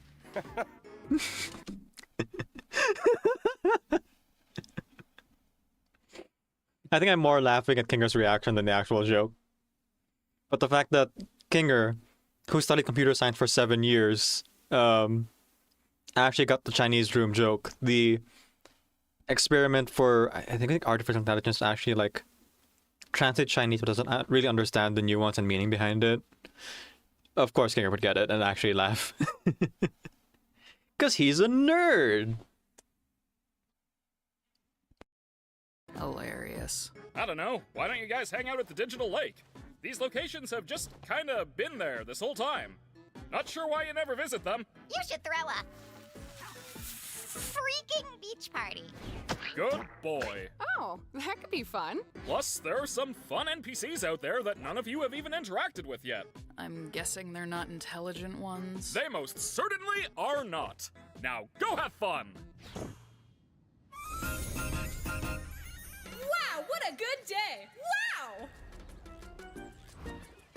Alright, so who wants to try Kane's magical changing booth first? I guess I'll give it a go.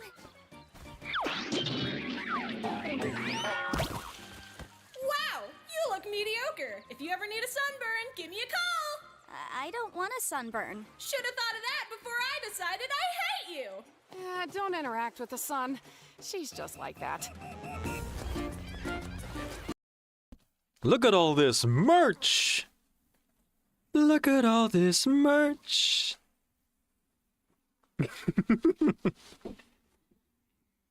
Sorry, that's later.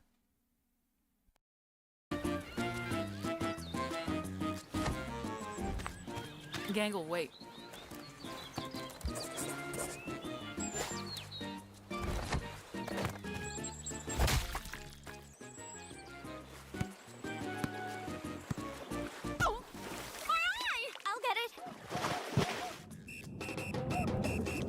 Just a little bit of a random bit here.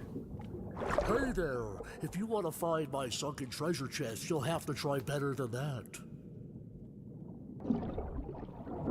Nice attention to detail with the changing colors of the skin thing. So, I was just talking with The my hue. brother here, Hue and shift. yeah, you are definitely not getting our sunken treasure chest. Definitely not. Do I even want your treasure chest? It's not like there's anything to spend money on. I'm the one that tells lies. Whoop. Dude, you ruined it. Is that your treasure? Dude, no, they took everything. That was my entire life savings, dude. Oh my god. Oh god. Oh my god, I'm gonna be sick. I'm gonna be sick. How is it that they've intentionally poorly animated it, and yet it's still well animated? That was everything. Oh my god. Did you find it? Nah, somebody plundered it before I could. What? What? Oh, wait, you're right. Oops. Right. The plot. What was that for? Oh, let me think. There's that time you ran me over with a steamroller, the time you pushed Gangle into a pool of piranhas, when you set me on fire, mailed me a pipe bomb, threw me into an active volcano. I could go on. Aren't you supposed to be miserable about your ability to choose your own body or something? Aren't you supposed to be causing trouble for everyone? I've been starting to think that maybe the ability to change is fine. Not needing to commit to one thing all the time. How about that? And if I do still have problems, I talk about them with the people I trust. Man, Zubul of all people reaching out to Jax. Not my first pick for picking up the pieces that Pomni left him in, but also somebody's got to do it. And I think he's a little bit too raw with about like what happened with Pomni right now to really hear Pomni out. Good thing I don't have any problems then. Where are you going? Anywhere you losers won't yap my ear off.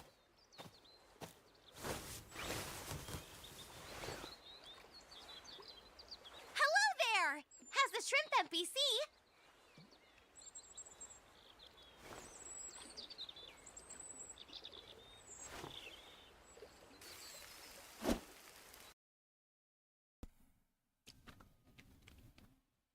Yeah, that's kind of how NPCs are treated in this world.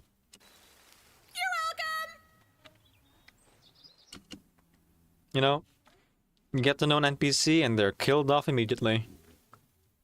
That's the way the NPC crumbles.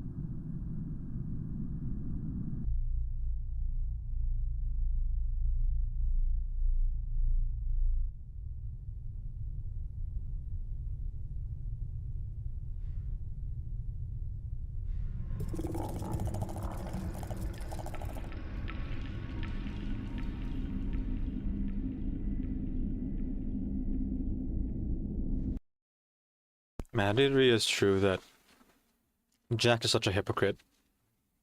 For as much as he like claims that this world isn't real, doesn't really matter, nothing affects him.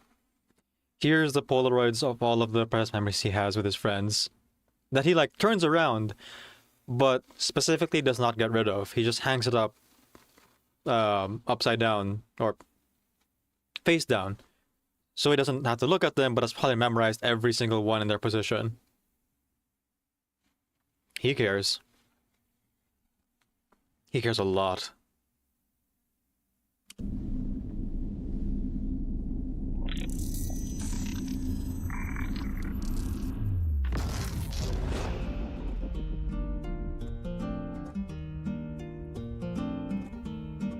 Say goodbye.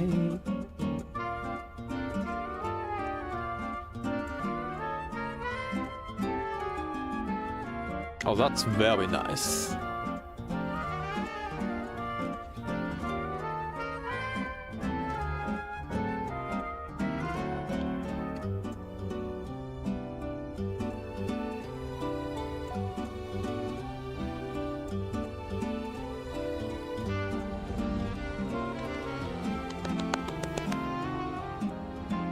Just seeing mushrooms. Magically. And there's ribbit in them.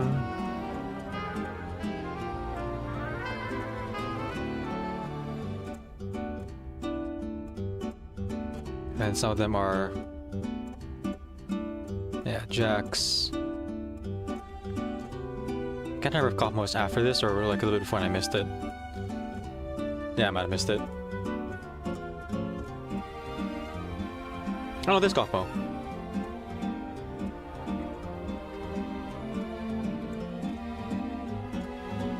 How many computers had to be sacrificed to render all this? Oh man, look at all that fractal art.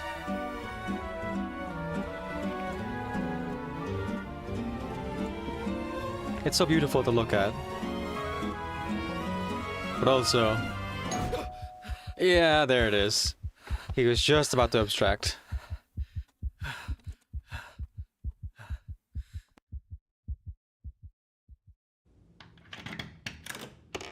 Way to interrupt my nap.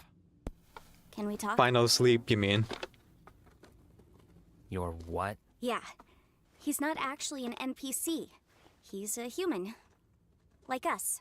Yes, I know. Getting stuck with a blank mannequin body of all things. Kane completely overlooked me. But because of this, I was able to, well, I think I found the way to leave. The way to leave? Yes, the way to leave the circus and get back to the real world. Yes, but please, keep it discreet. If Kane catches on, I doubt he'll ever let us get this far again. Yeah, gotta be careful of his all-seeing eyes. That's why we came to you. We thought you might have a key to the Chinese room. The Chinese room? Yes, we're gonna need a place to talk without Kane listening in on us. I have a working theory that Kane will commit to a bit no matter what. And if the bit is to not know what's in the Chinese room, he'll stick to it. I guess I'll check. These are all the keys I have where I don't know what they go to. Wait. Jack's over here, but like, alright, here's all the stuff. I'm gonna go up Sack now. No. You don't get off that easy. Don't you want to come with us? This could be our one chance to finally leave all this behind. Sure, why not? Where even is Kane? He might be suspicious of us even being here. He's probably in his office, planning adventures. How do we even know we can trust this guy? Has he done anything to prove he's human? I've been here longer than any of you. I, helped create this place. I'll explain more when we're in the room. Ah, yes. The mysterious programmers. But for now, please just trust me. You will not regret it.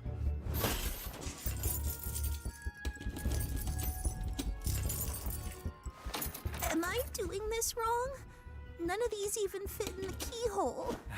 Has anybody even tried just... Oh, thank God. Can't believe that actually worked. And Pomni's like, I'm so done with this place. Look. Okay, well, it's open. Let's just get inside before Kane sees us. I'll go get Kinger. We can fill him in later. I don't really know if I'm, ready to face him again after what happened. We've both done things we're not proud of.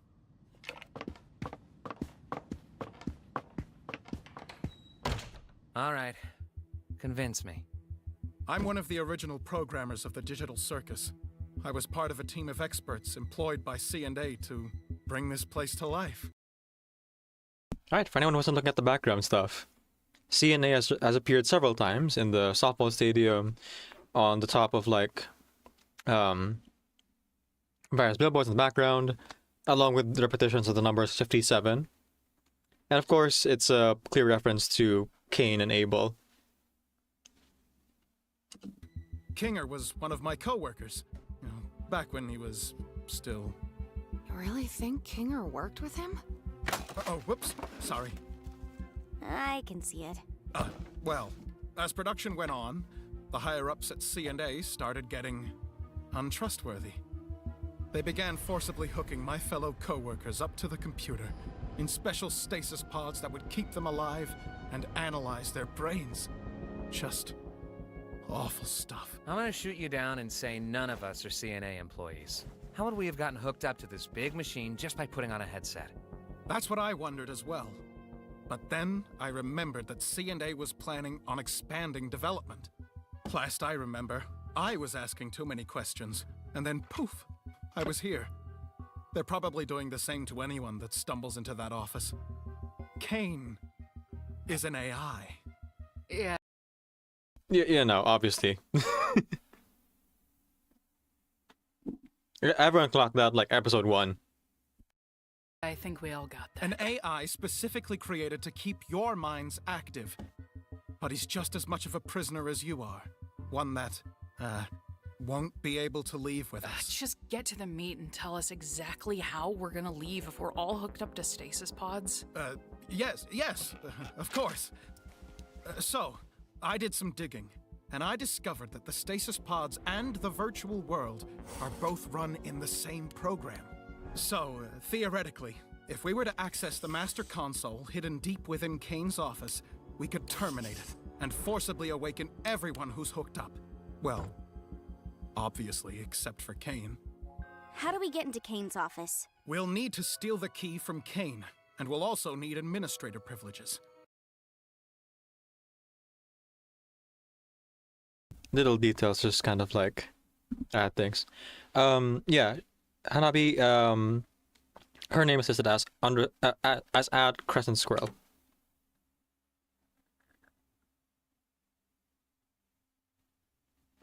I believe you're good at obtaining keys? Okay. You know what's gonna happen when we do all this? Kane's gonna pop out and say, "Congratulations on beating the Escape the Circus adventure," and everything's gonna go back to the way it always was.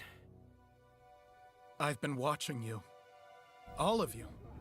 Every trial, every moment of joy, every abstraction. I wish I could have come to you sooner, but I didn't want to potentially ruin our only chance at escape by telling you before I knew exactly how we were gonna do it. I've been watching you, but also I can't say anything specifically I know about you because don't worry about it. I'm not a creation of Kane. I've suffered just as much as the rest of you. I know this all sounds crazy, but if you follow me, you will see freedom.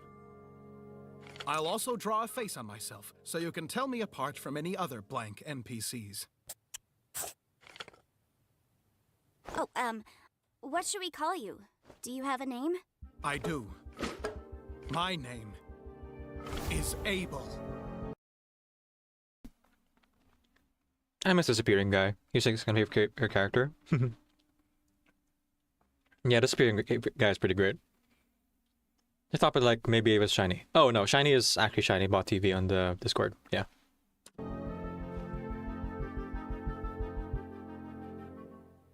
Like, is that the name you picked? Or... Yeah, I thought it would be cool. But anyway, first things first. We need to get that key. In order to get the key, you're going to need to isolate Kane. Try getting him alone.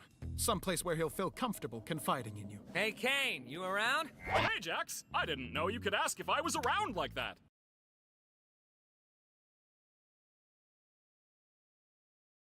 This is actually the first time it actually worked.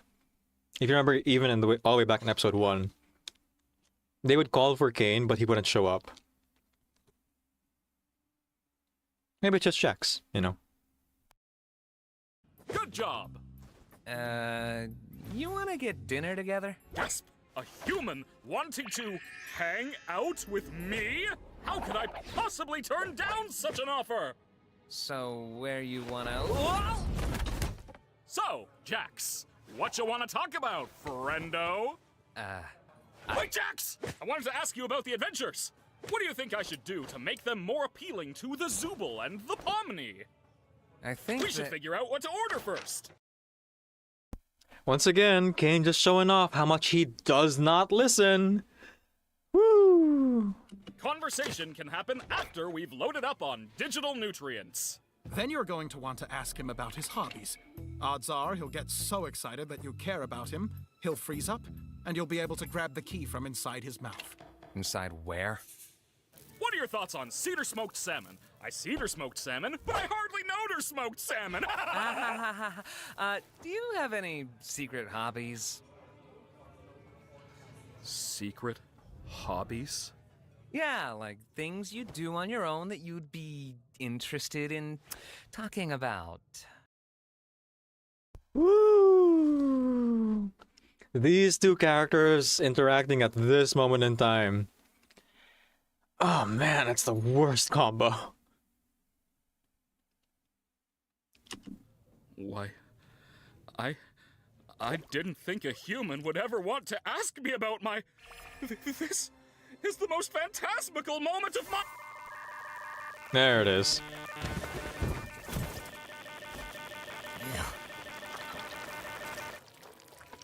What you doing there, Jax? Have I ever told you how it's my dream to get eaten by you? That's a weird thing to say and want. Yep. Sorry. I'm gonna rewind here a little bit. This is important. This is very important for the lore and the plot. But I must know if this is true. Do you really believe it? I mean, everything Hang on. he says? Please. He'll freeze. What are you? And the ask you what you So, with there you... friendo? Wait, Jax! I wanted to ask you about the adventures. What do you think I should do to make them more appealing to the Zax? I wanted to ask what you want to talk about, friendo? Ah, okay. That's what you were pointing out. Okay. I hadn't actually paused to look check on the video myself, but yes, Kane has plot. Got it. It was very important, guys.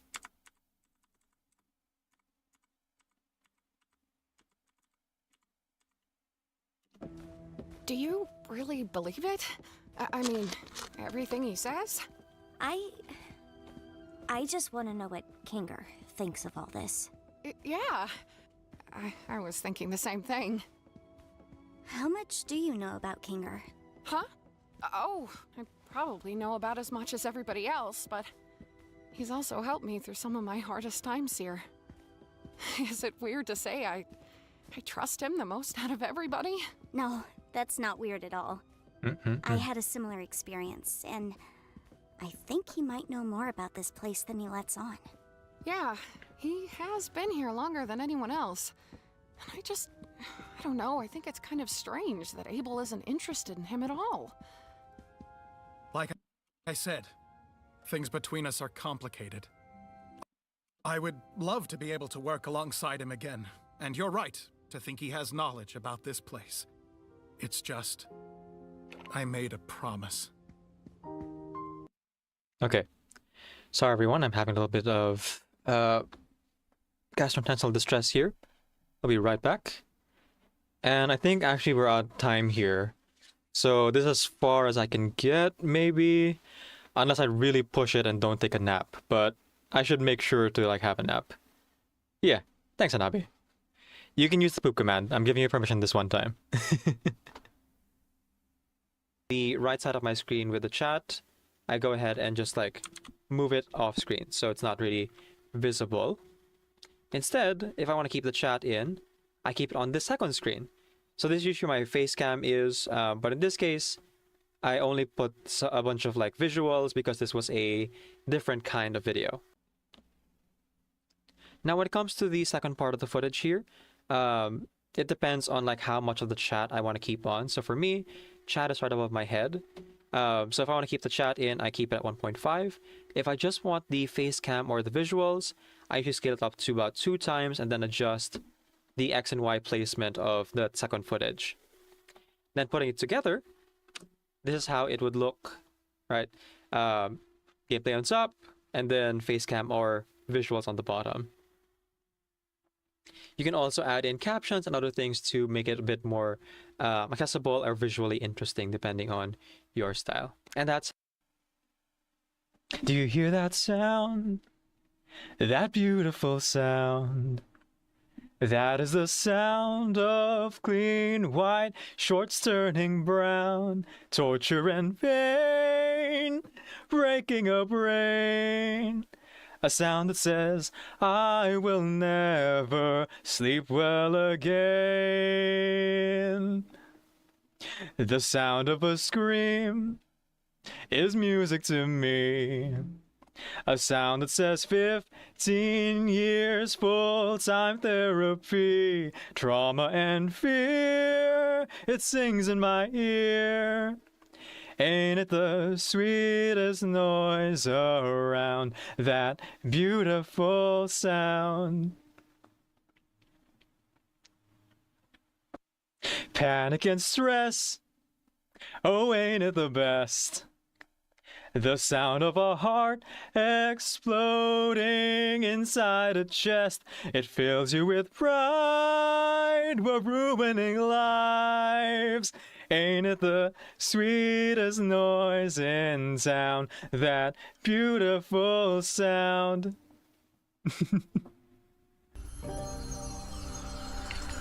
There she is. Oh man, that's so pretty. Ah, the inside of the suitcase. A place Matilda has often spoken of. It is an honor to finally see it for myself. Welcome to the We crew. have much to speak about, you and I. How fortunate that we have been granted the time to do so. The opposite of perjury.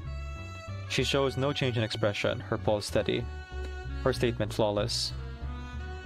I mean, we saw it happen like an hour ago. Although I guess you weren't here yet for that.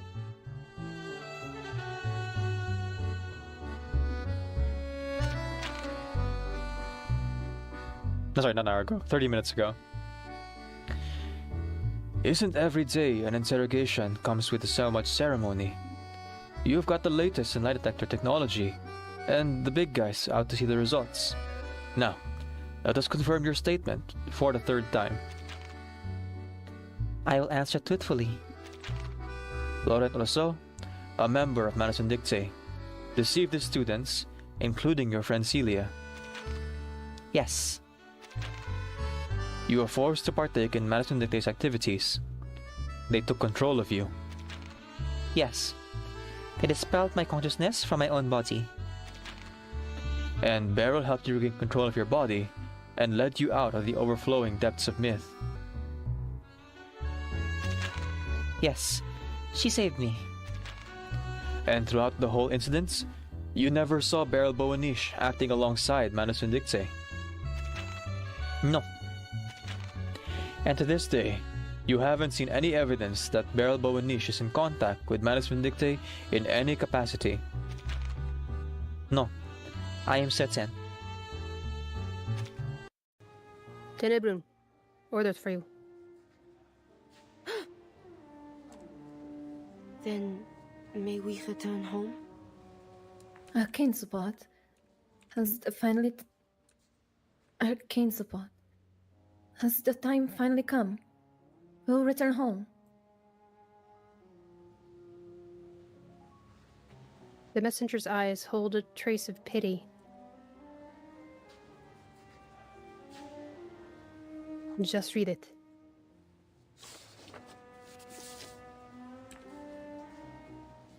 She takes the paper, her fingers trembling, dread building in her chest.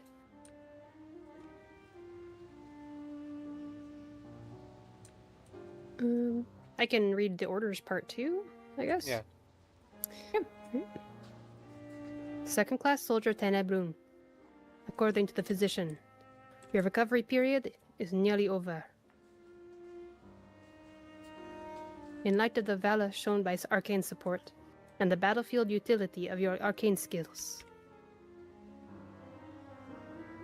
Command has decided you are needed in the next major offensive.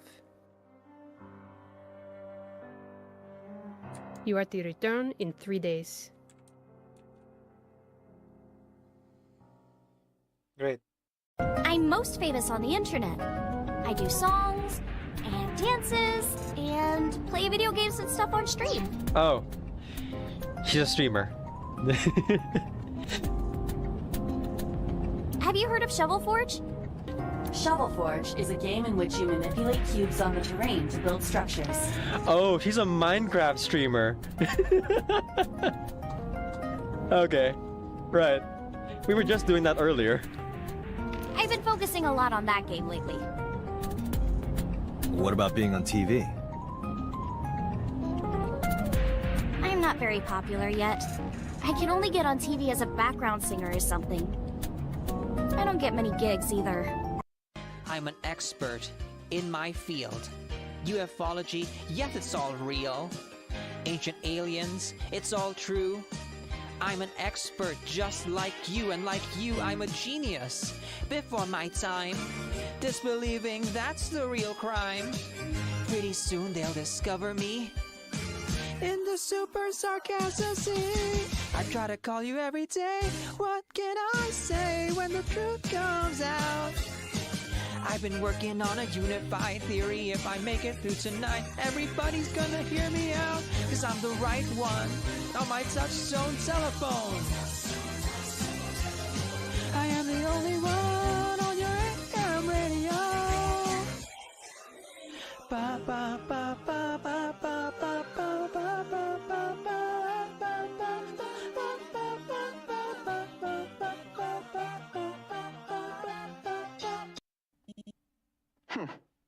Seems like you've run out of time, lab rat.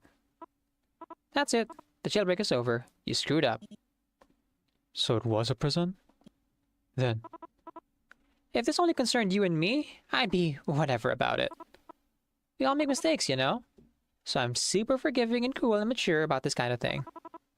But you just lost those kids a chance to get out before the operations start.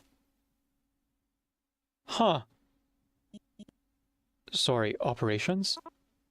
They could have gotten out clean. Now I'll have to step in and bust them out dirty. And it's all because of you. Shut up. Now go sit in the corner and think about what you've done. I'll come back for you when you're sorry enough. Lab report number 893. Subject expired after 3 days due to lack of water, light, food, and mental stimulation. Scratched her nails to bleeding point on the exit door before losing consciousness. So I'll have to clean that mess up. Contributing factors to death? Didn't take the consequences of imprisonment very seriously. Dead End 8. A taste of sobering punishment. Lucky charm! May misfortune pass you by, and may enemy bullets and blades never reach you. May you skim the plains like an eagle, and then soar toward the horizon, not losing even a single feather. May your courage bring victory, for we will pray to the gods on your behalf. For ages unending, the sun and moon watch over the land and guard your health and your peace. And one day, as you depart now, so too shall you return to us. You are speaking to the Dali Arabian. News or rumor. Sometimes, rigorous reports and alley whispers are one and the same. Notice of the Danube Zone resumed service. Vienna Pannonian Railways. Vienna Pannonian Railways announced yesterday that after a full year of maintenance, the Danube Zone will officially resume service next Wednesday. The new train is said to drastically reduce travel time between Istanbul and Vienna, strengthening connections throughout the Danube region. Rumors, of course, soon followed. An engineer, who wished to remain anonymous, claims the train's remarkable performance might not be entirely due to human work. He reported glimpsing peculiar, critter-like entities near the engine room and wheel bearings. Somewhere between a beetle and a firefly in size, dark brown in color, with two slender antennae that glowed faintly red. The workers nicknamed them Scarlet Nightmares. They seem very fond of staying close to the engines, he said. When the machinery runs smoothly, they're lively. When it doesn't, they bunch together and start glowing. Bright reds. Vienna Pannonian Railways declined to comment. However, several arcanobiology enthusiasts have suggested that these beings are far from ordinary critters. They might, in fact, be familiars of vampires, social volatile creatures said to feed out the blood of laborers. This isn't a metaphor, they insisted. It's real.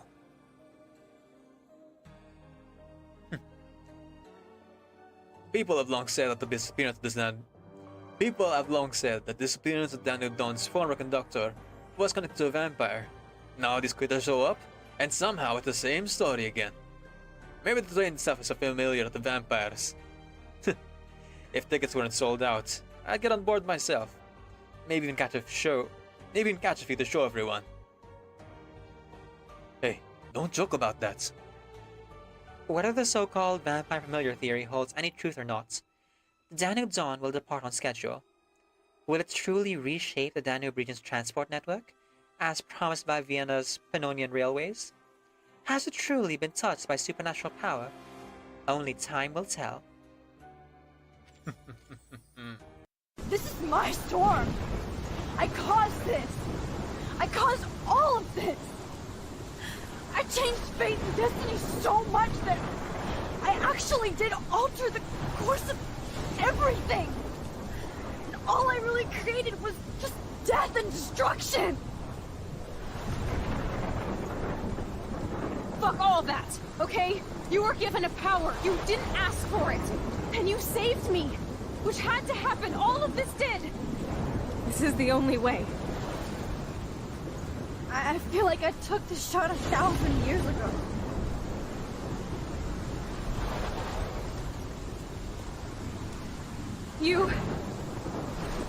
You could use that photo to change everything right back to when you took that picture. All that would take is for me to... Fuck that. No. No way.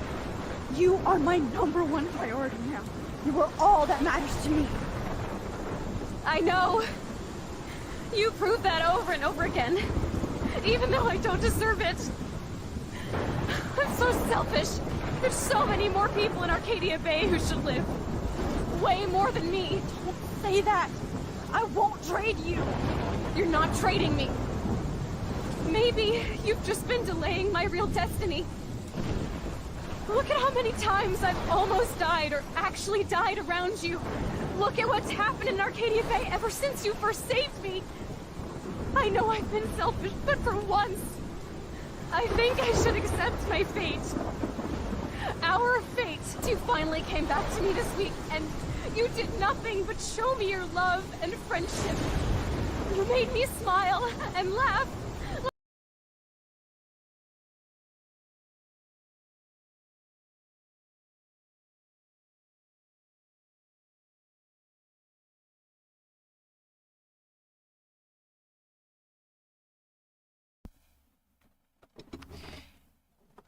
So, here we are at the end.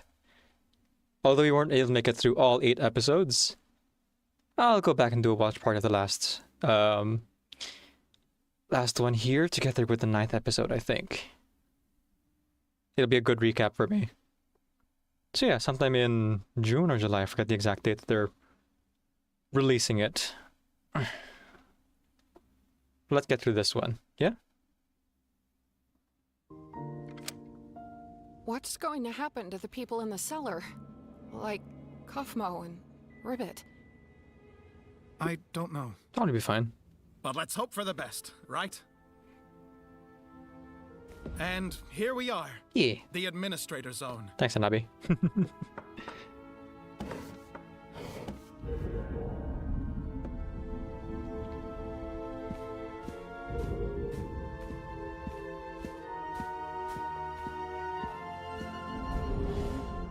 Like I was saying, this Macroverse place really intrigues me. And these photos are all I have of the location. I'm obsessed with them. I just wish I had more info on the location so I could accurately recreate it. For the purpose of an adventure, less to actually understand and more just to make a facsimile that would entertain the humans. It is the Chinese room, yeah. Like, knowing what it translates to but not actually understanding the context. Too bad they cut me off, right? Yeah, what a shame. So, what's your takeaway from all this? What? What's your takeaway from all this? Is it that I'm actually a... Oh, there it is again. Yep. Okay, this is a much clearer shot of Kane's plot. This one is like really in your face. You can't miss it. This is an important commentary, guys. You know, I know that you all came here to the watch party for my insightful commentary and like nuanced takes on the characters and the plot of the story. Here you go. Cool guy with cool hobbies and not that much different from you beautiful humans? Sure. Wowee! I'm so glad we understand each other a little more. I really am trying my best to make you guys happy, and being appreciated for that just makes me want to... There it is. That's what really, like, gets him stuck up. Gets him stuck in the blue screen. I wonder if maybe there's a limit on his, like, emotions to keep him from destabilizing like this. Destabilizing, period. Which is why he's unable to, like, grow and change.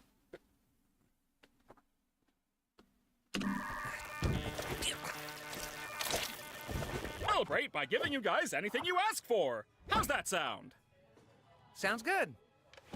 This was a nice dinner and everything, but could I go back to the circus? The gals and I were gonna do something which may or may not be a surprise for a special certain ringmaster we want to show our appreciation for. Gasp! Say no more! And there he goes.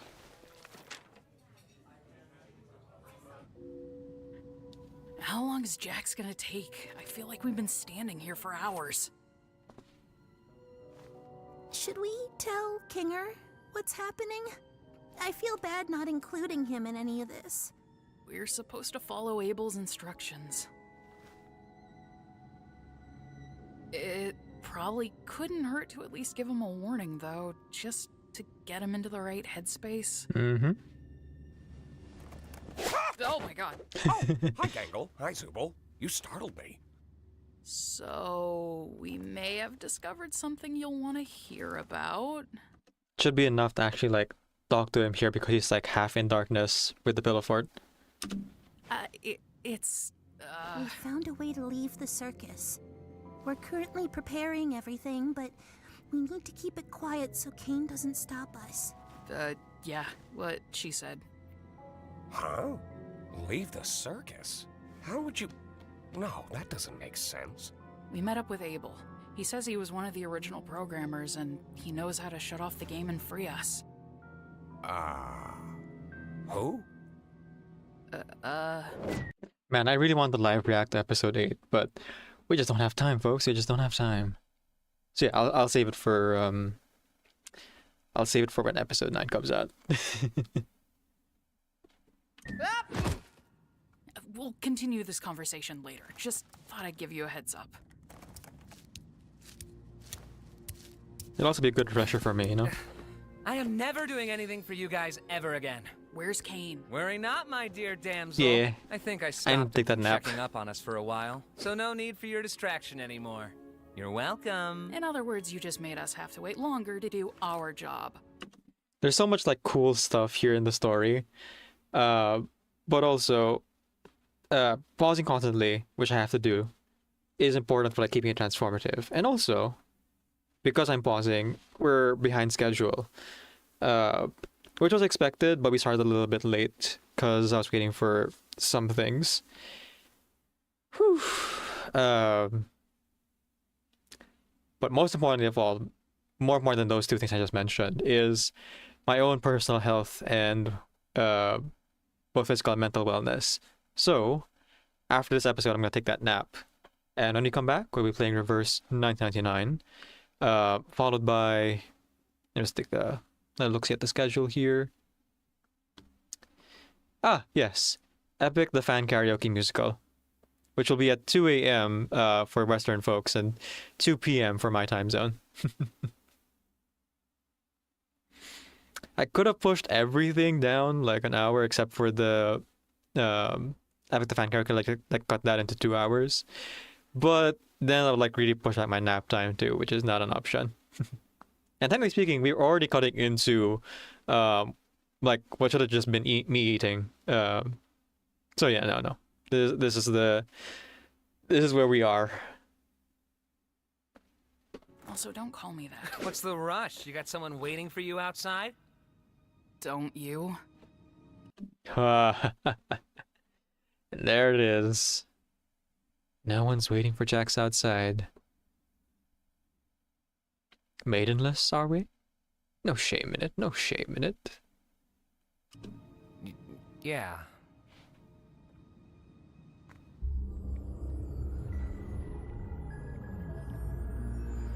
Just a bunch of hundreds of Aussie guys.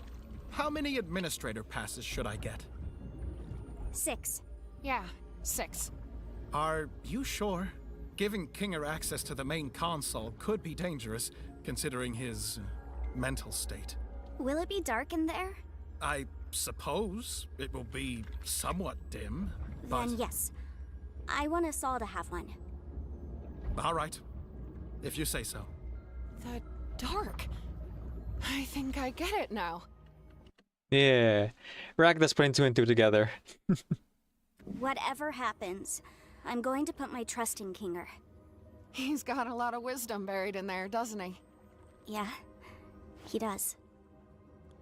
Yeah, when he uses it responsibly. What? It's nothing. Let's go find the others. Hey, don't keep information from us if you know something. What happened between you and Kinger? It'll be clear soon enough.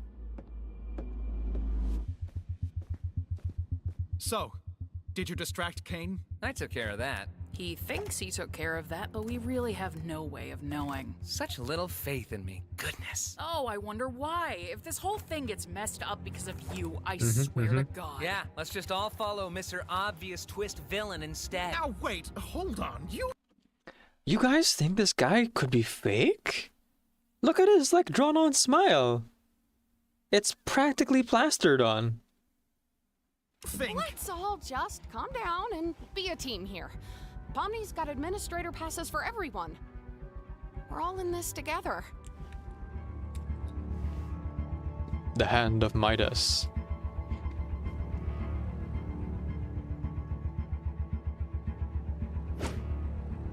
And he still took it. Why do they look like that?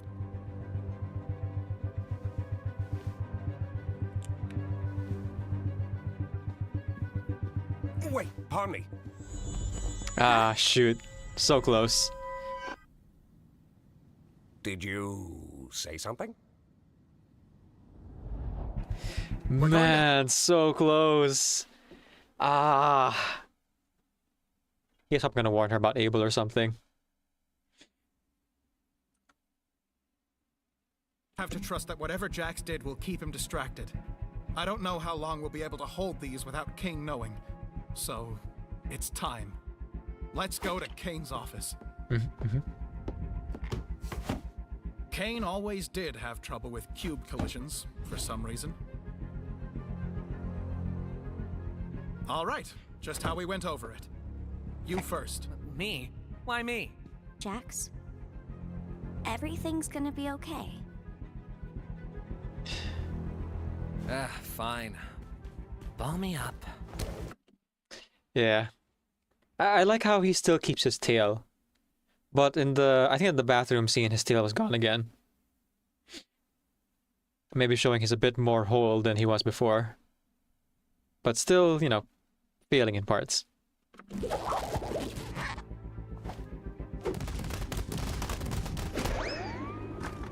Oh, like basketball. Yeah, pretty much.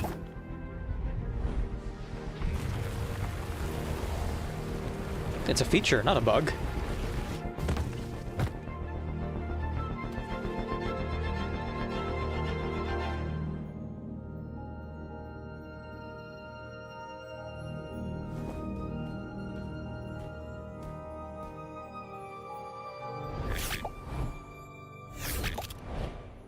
And off they go. I want Kinger to go before me. No, yeah, that makes sense. Now, Pomni, don't feel like I need to go before you just because I have the right of way in a four-way uncontrolled intersection. Just trust me. You want to get somewhere dark? You can say that again. Oh yeah, that's another like subtle riddle joke there. If there's a four-way intersection and they're all immediately going without stopping, how is it possible that all of them go their own way without having a single collision? And then the answer is, of course, well, they all turn right. Or, yeah, they all turn right. Yeah, essentially.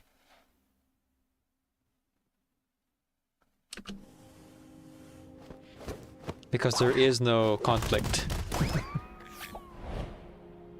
So, how are you getting up? I'm not, but I trust all of you to make the right choice. When we all get out, I'll buy you a beer. Make the right choice. And gone. Maybe he's underage. I was getting kind of worried something was happening down I'm joking.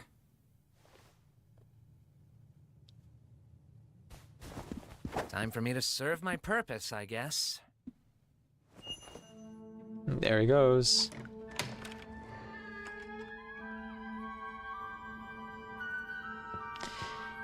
Man. The sound design in this series is also really good. You gotta love the little touches of music interspersed throughout.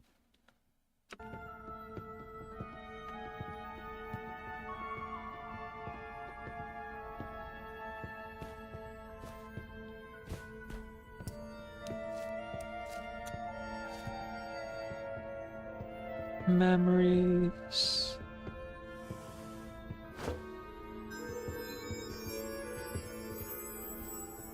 Abel said the door to the main console was behind the bookshelf.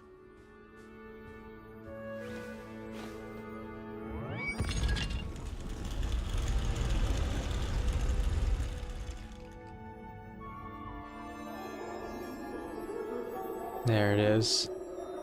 Hey, you alright? It does seem to be the memory just looking at here. Some folks have like gone in and tried to interpret what's being said. Is some kind of argument between Ribbit, Jax, and maybe Kaufmo as well. And is possibly the reason why Ribbit abstracted. Which of course led to Kaufmo abstracting and Jax fully dissociating from everything and everyone. I'm great.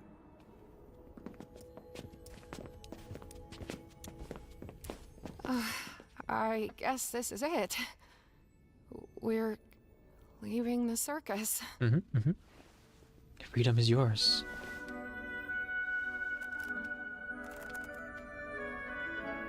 Just a little bit longer. Everyone hold hands.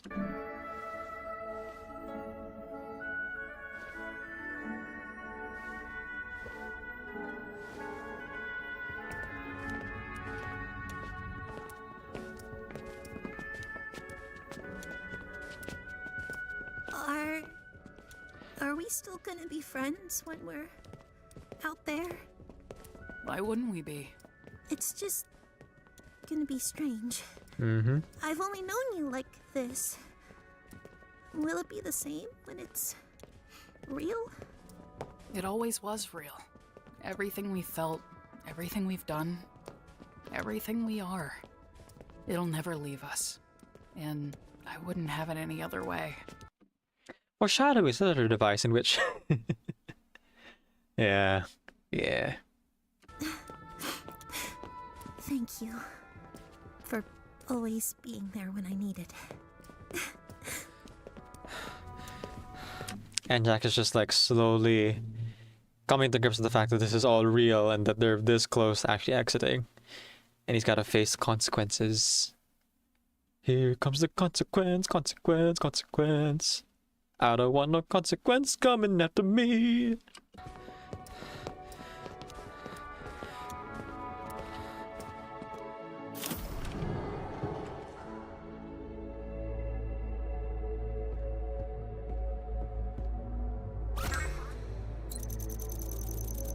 The red button will close the console and keep all players at circus. The blue button will end the game to select all players.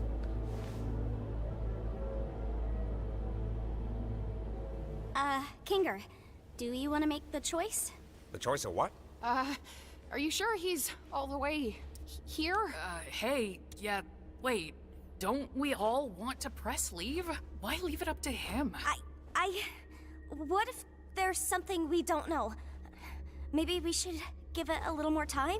Oh, yeah. I love pressing buttons. You, want me to press one of those too? I don't know. Am I missing something? We all want to leave, right? Pomni? Yeah, we do. It's just, what if it's a trick or something? Why would there be a trick console in Kane's office? Like, no matter what we press, Kane's gonna know we were here. We should push it. Hold on. Let's just wait a second and go over everything we know, and maybe we can vote on it or something?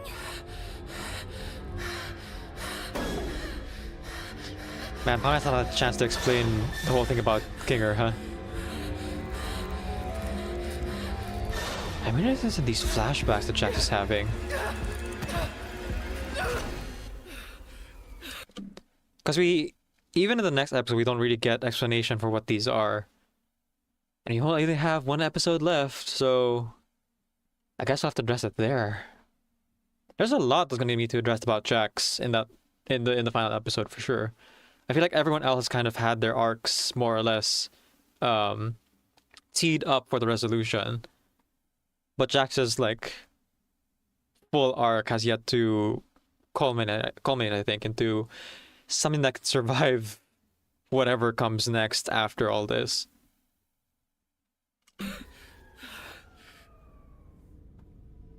What did you just do? And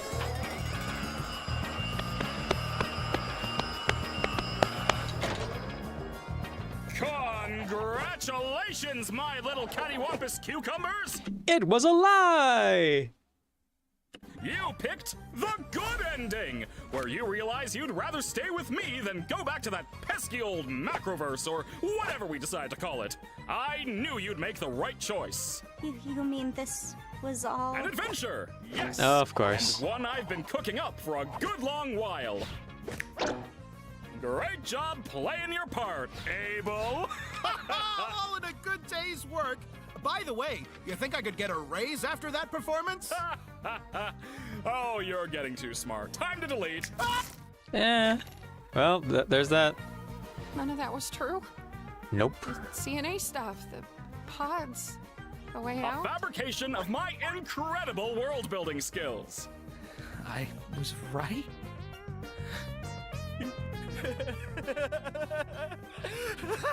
I can't believe I was right!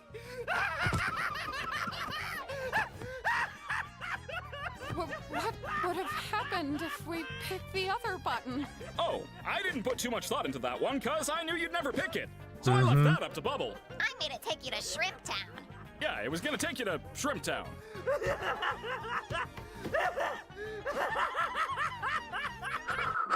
Jeez. That one look from Jax, man. So many thumbnails. It is the perfect look of just falling into despair.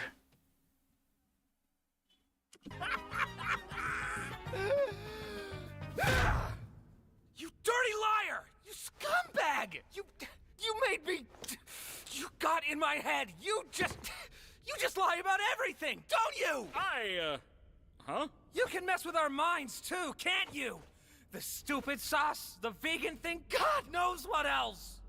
Our names? Now, hold on, guys. Wait. I may have the ability to add temporary modifiers to make adventures more interesting, but that's it. If I did anything more, trust me, it would not end well. Scratch.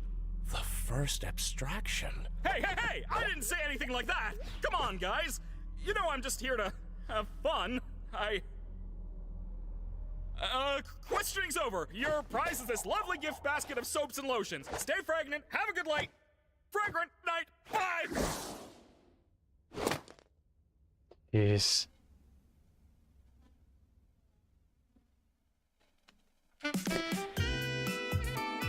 That's the episode.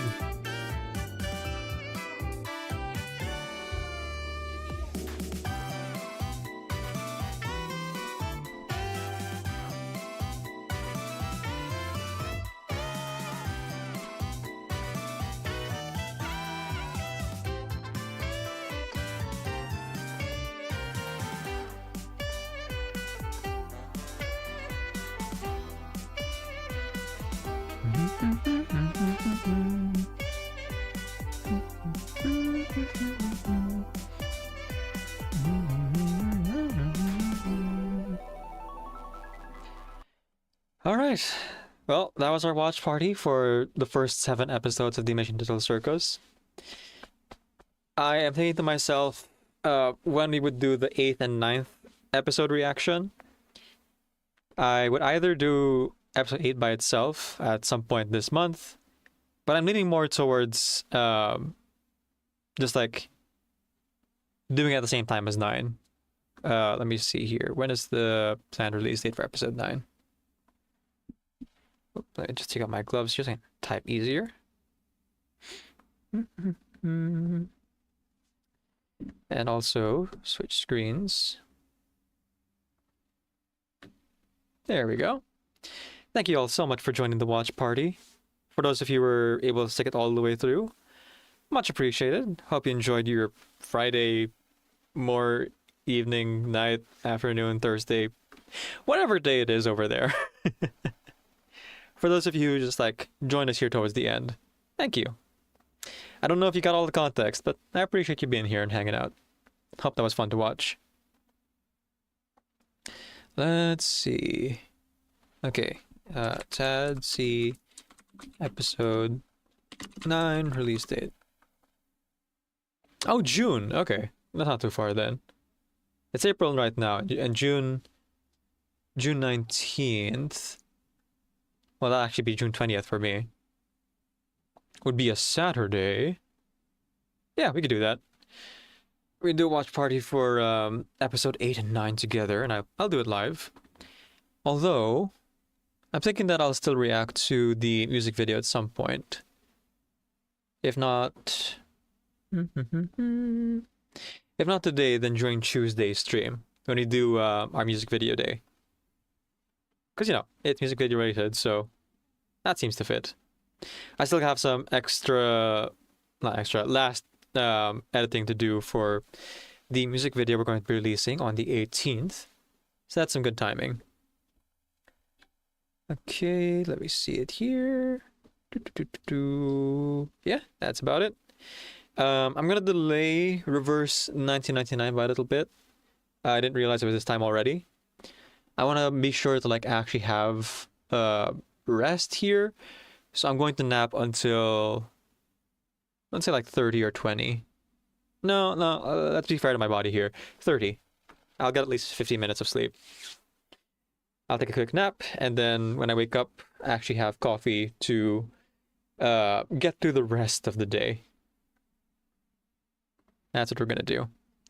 So, feel free to join us at that time. I'm gonna go ahead and end the YouTube part of the stream here, and then restart it later on for Reverse 999.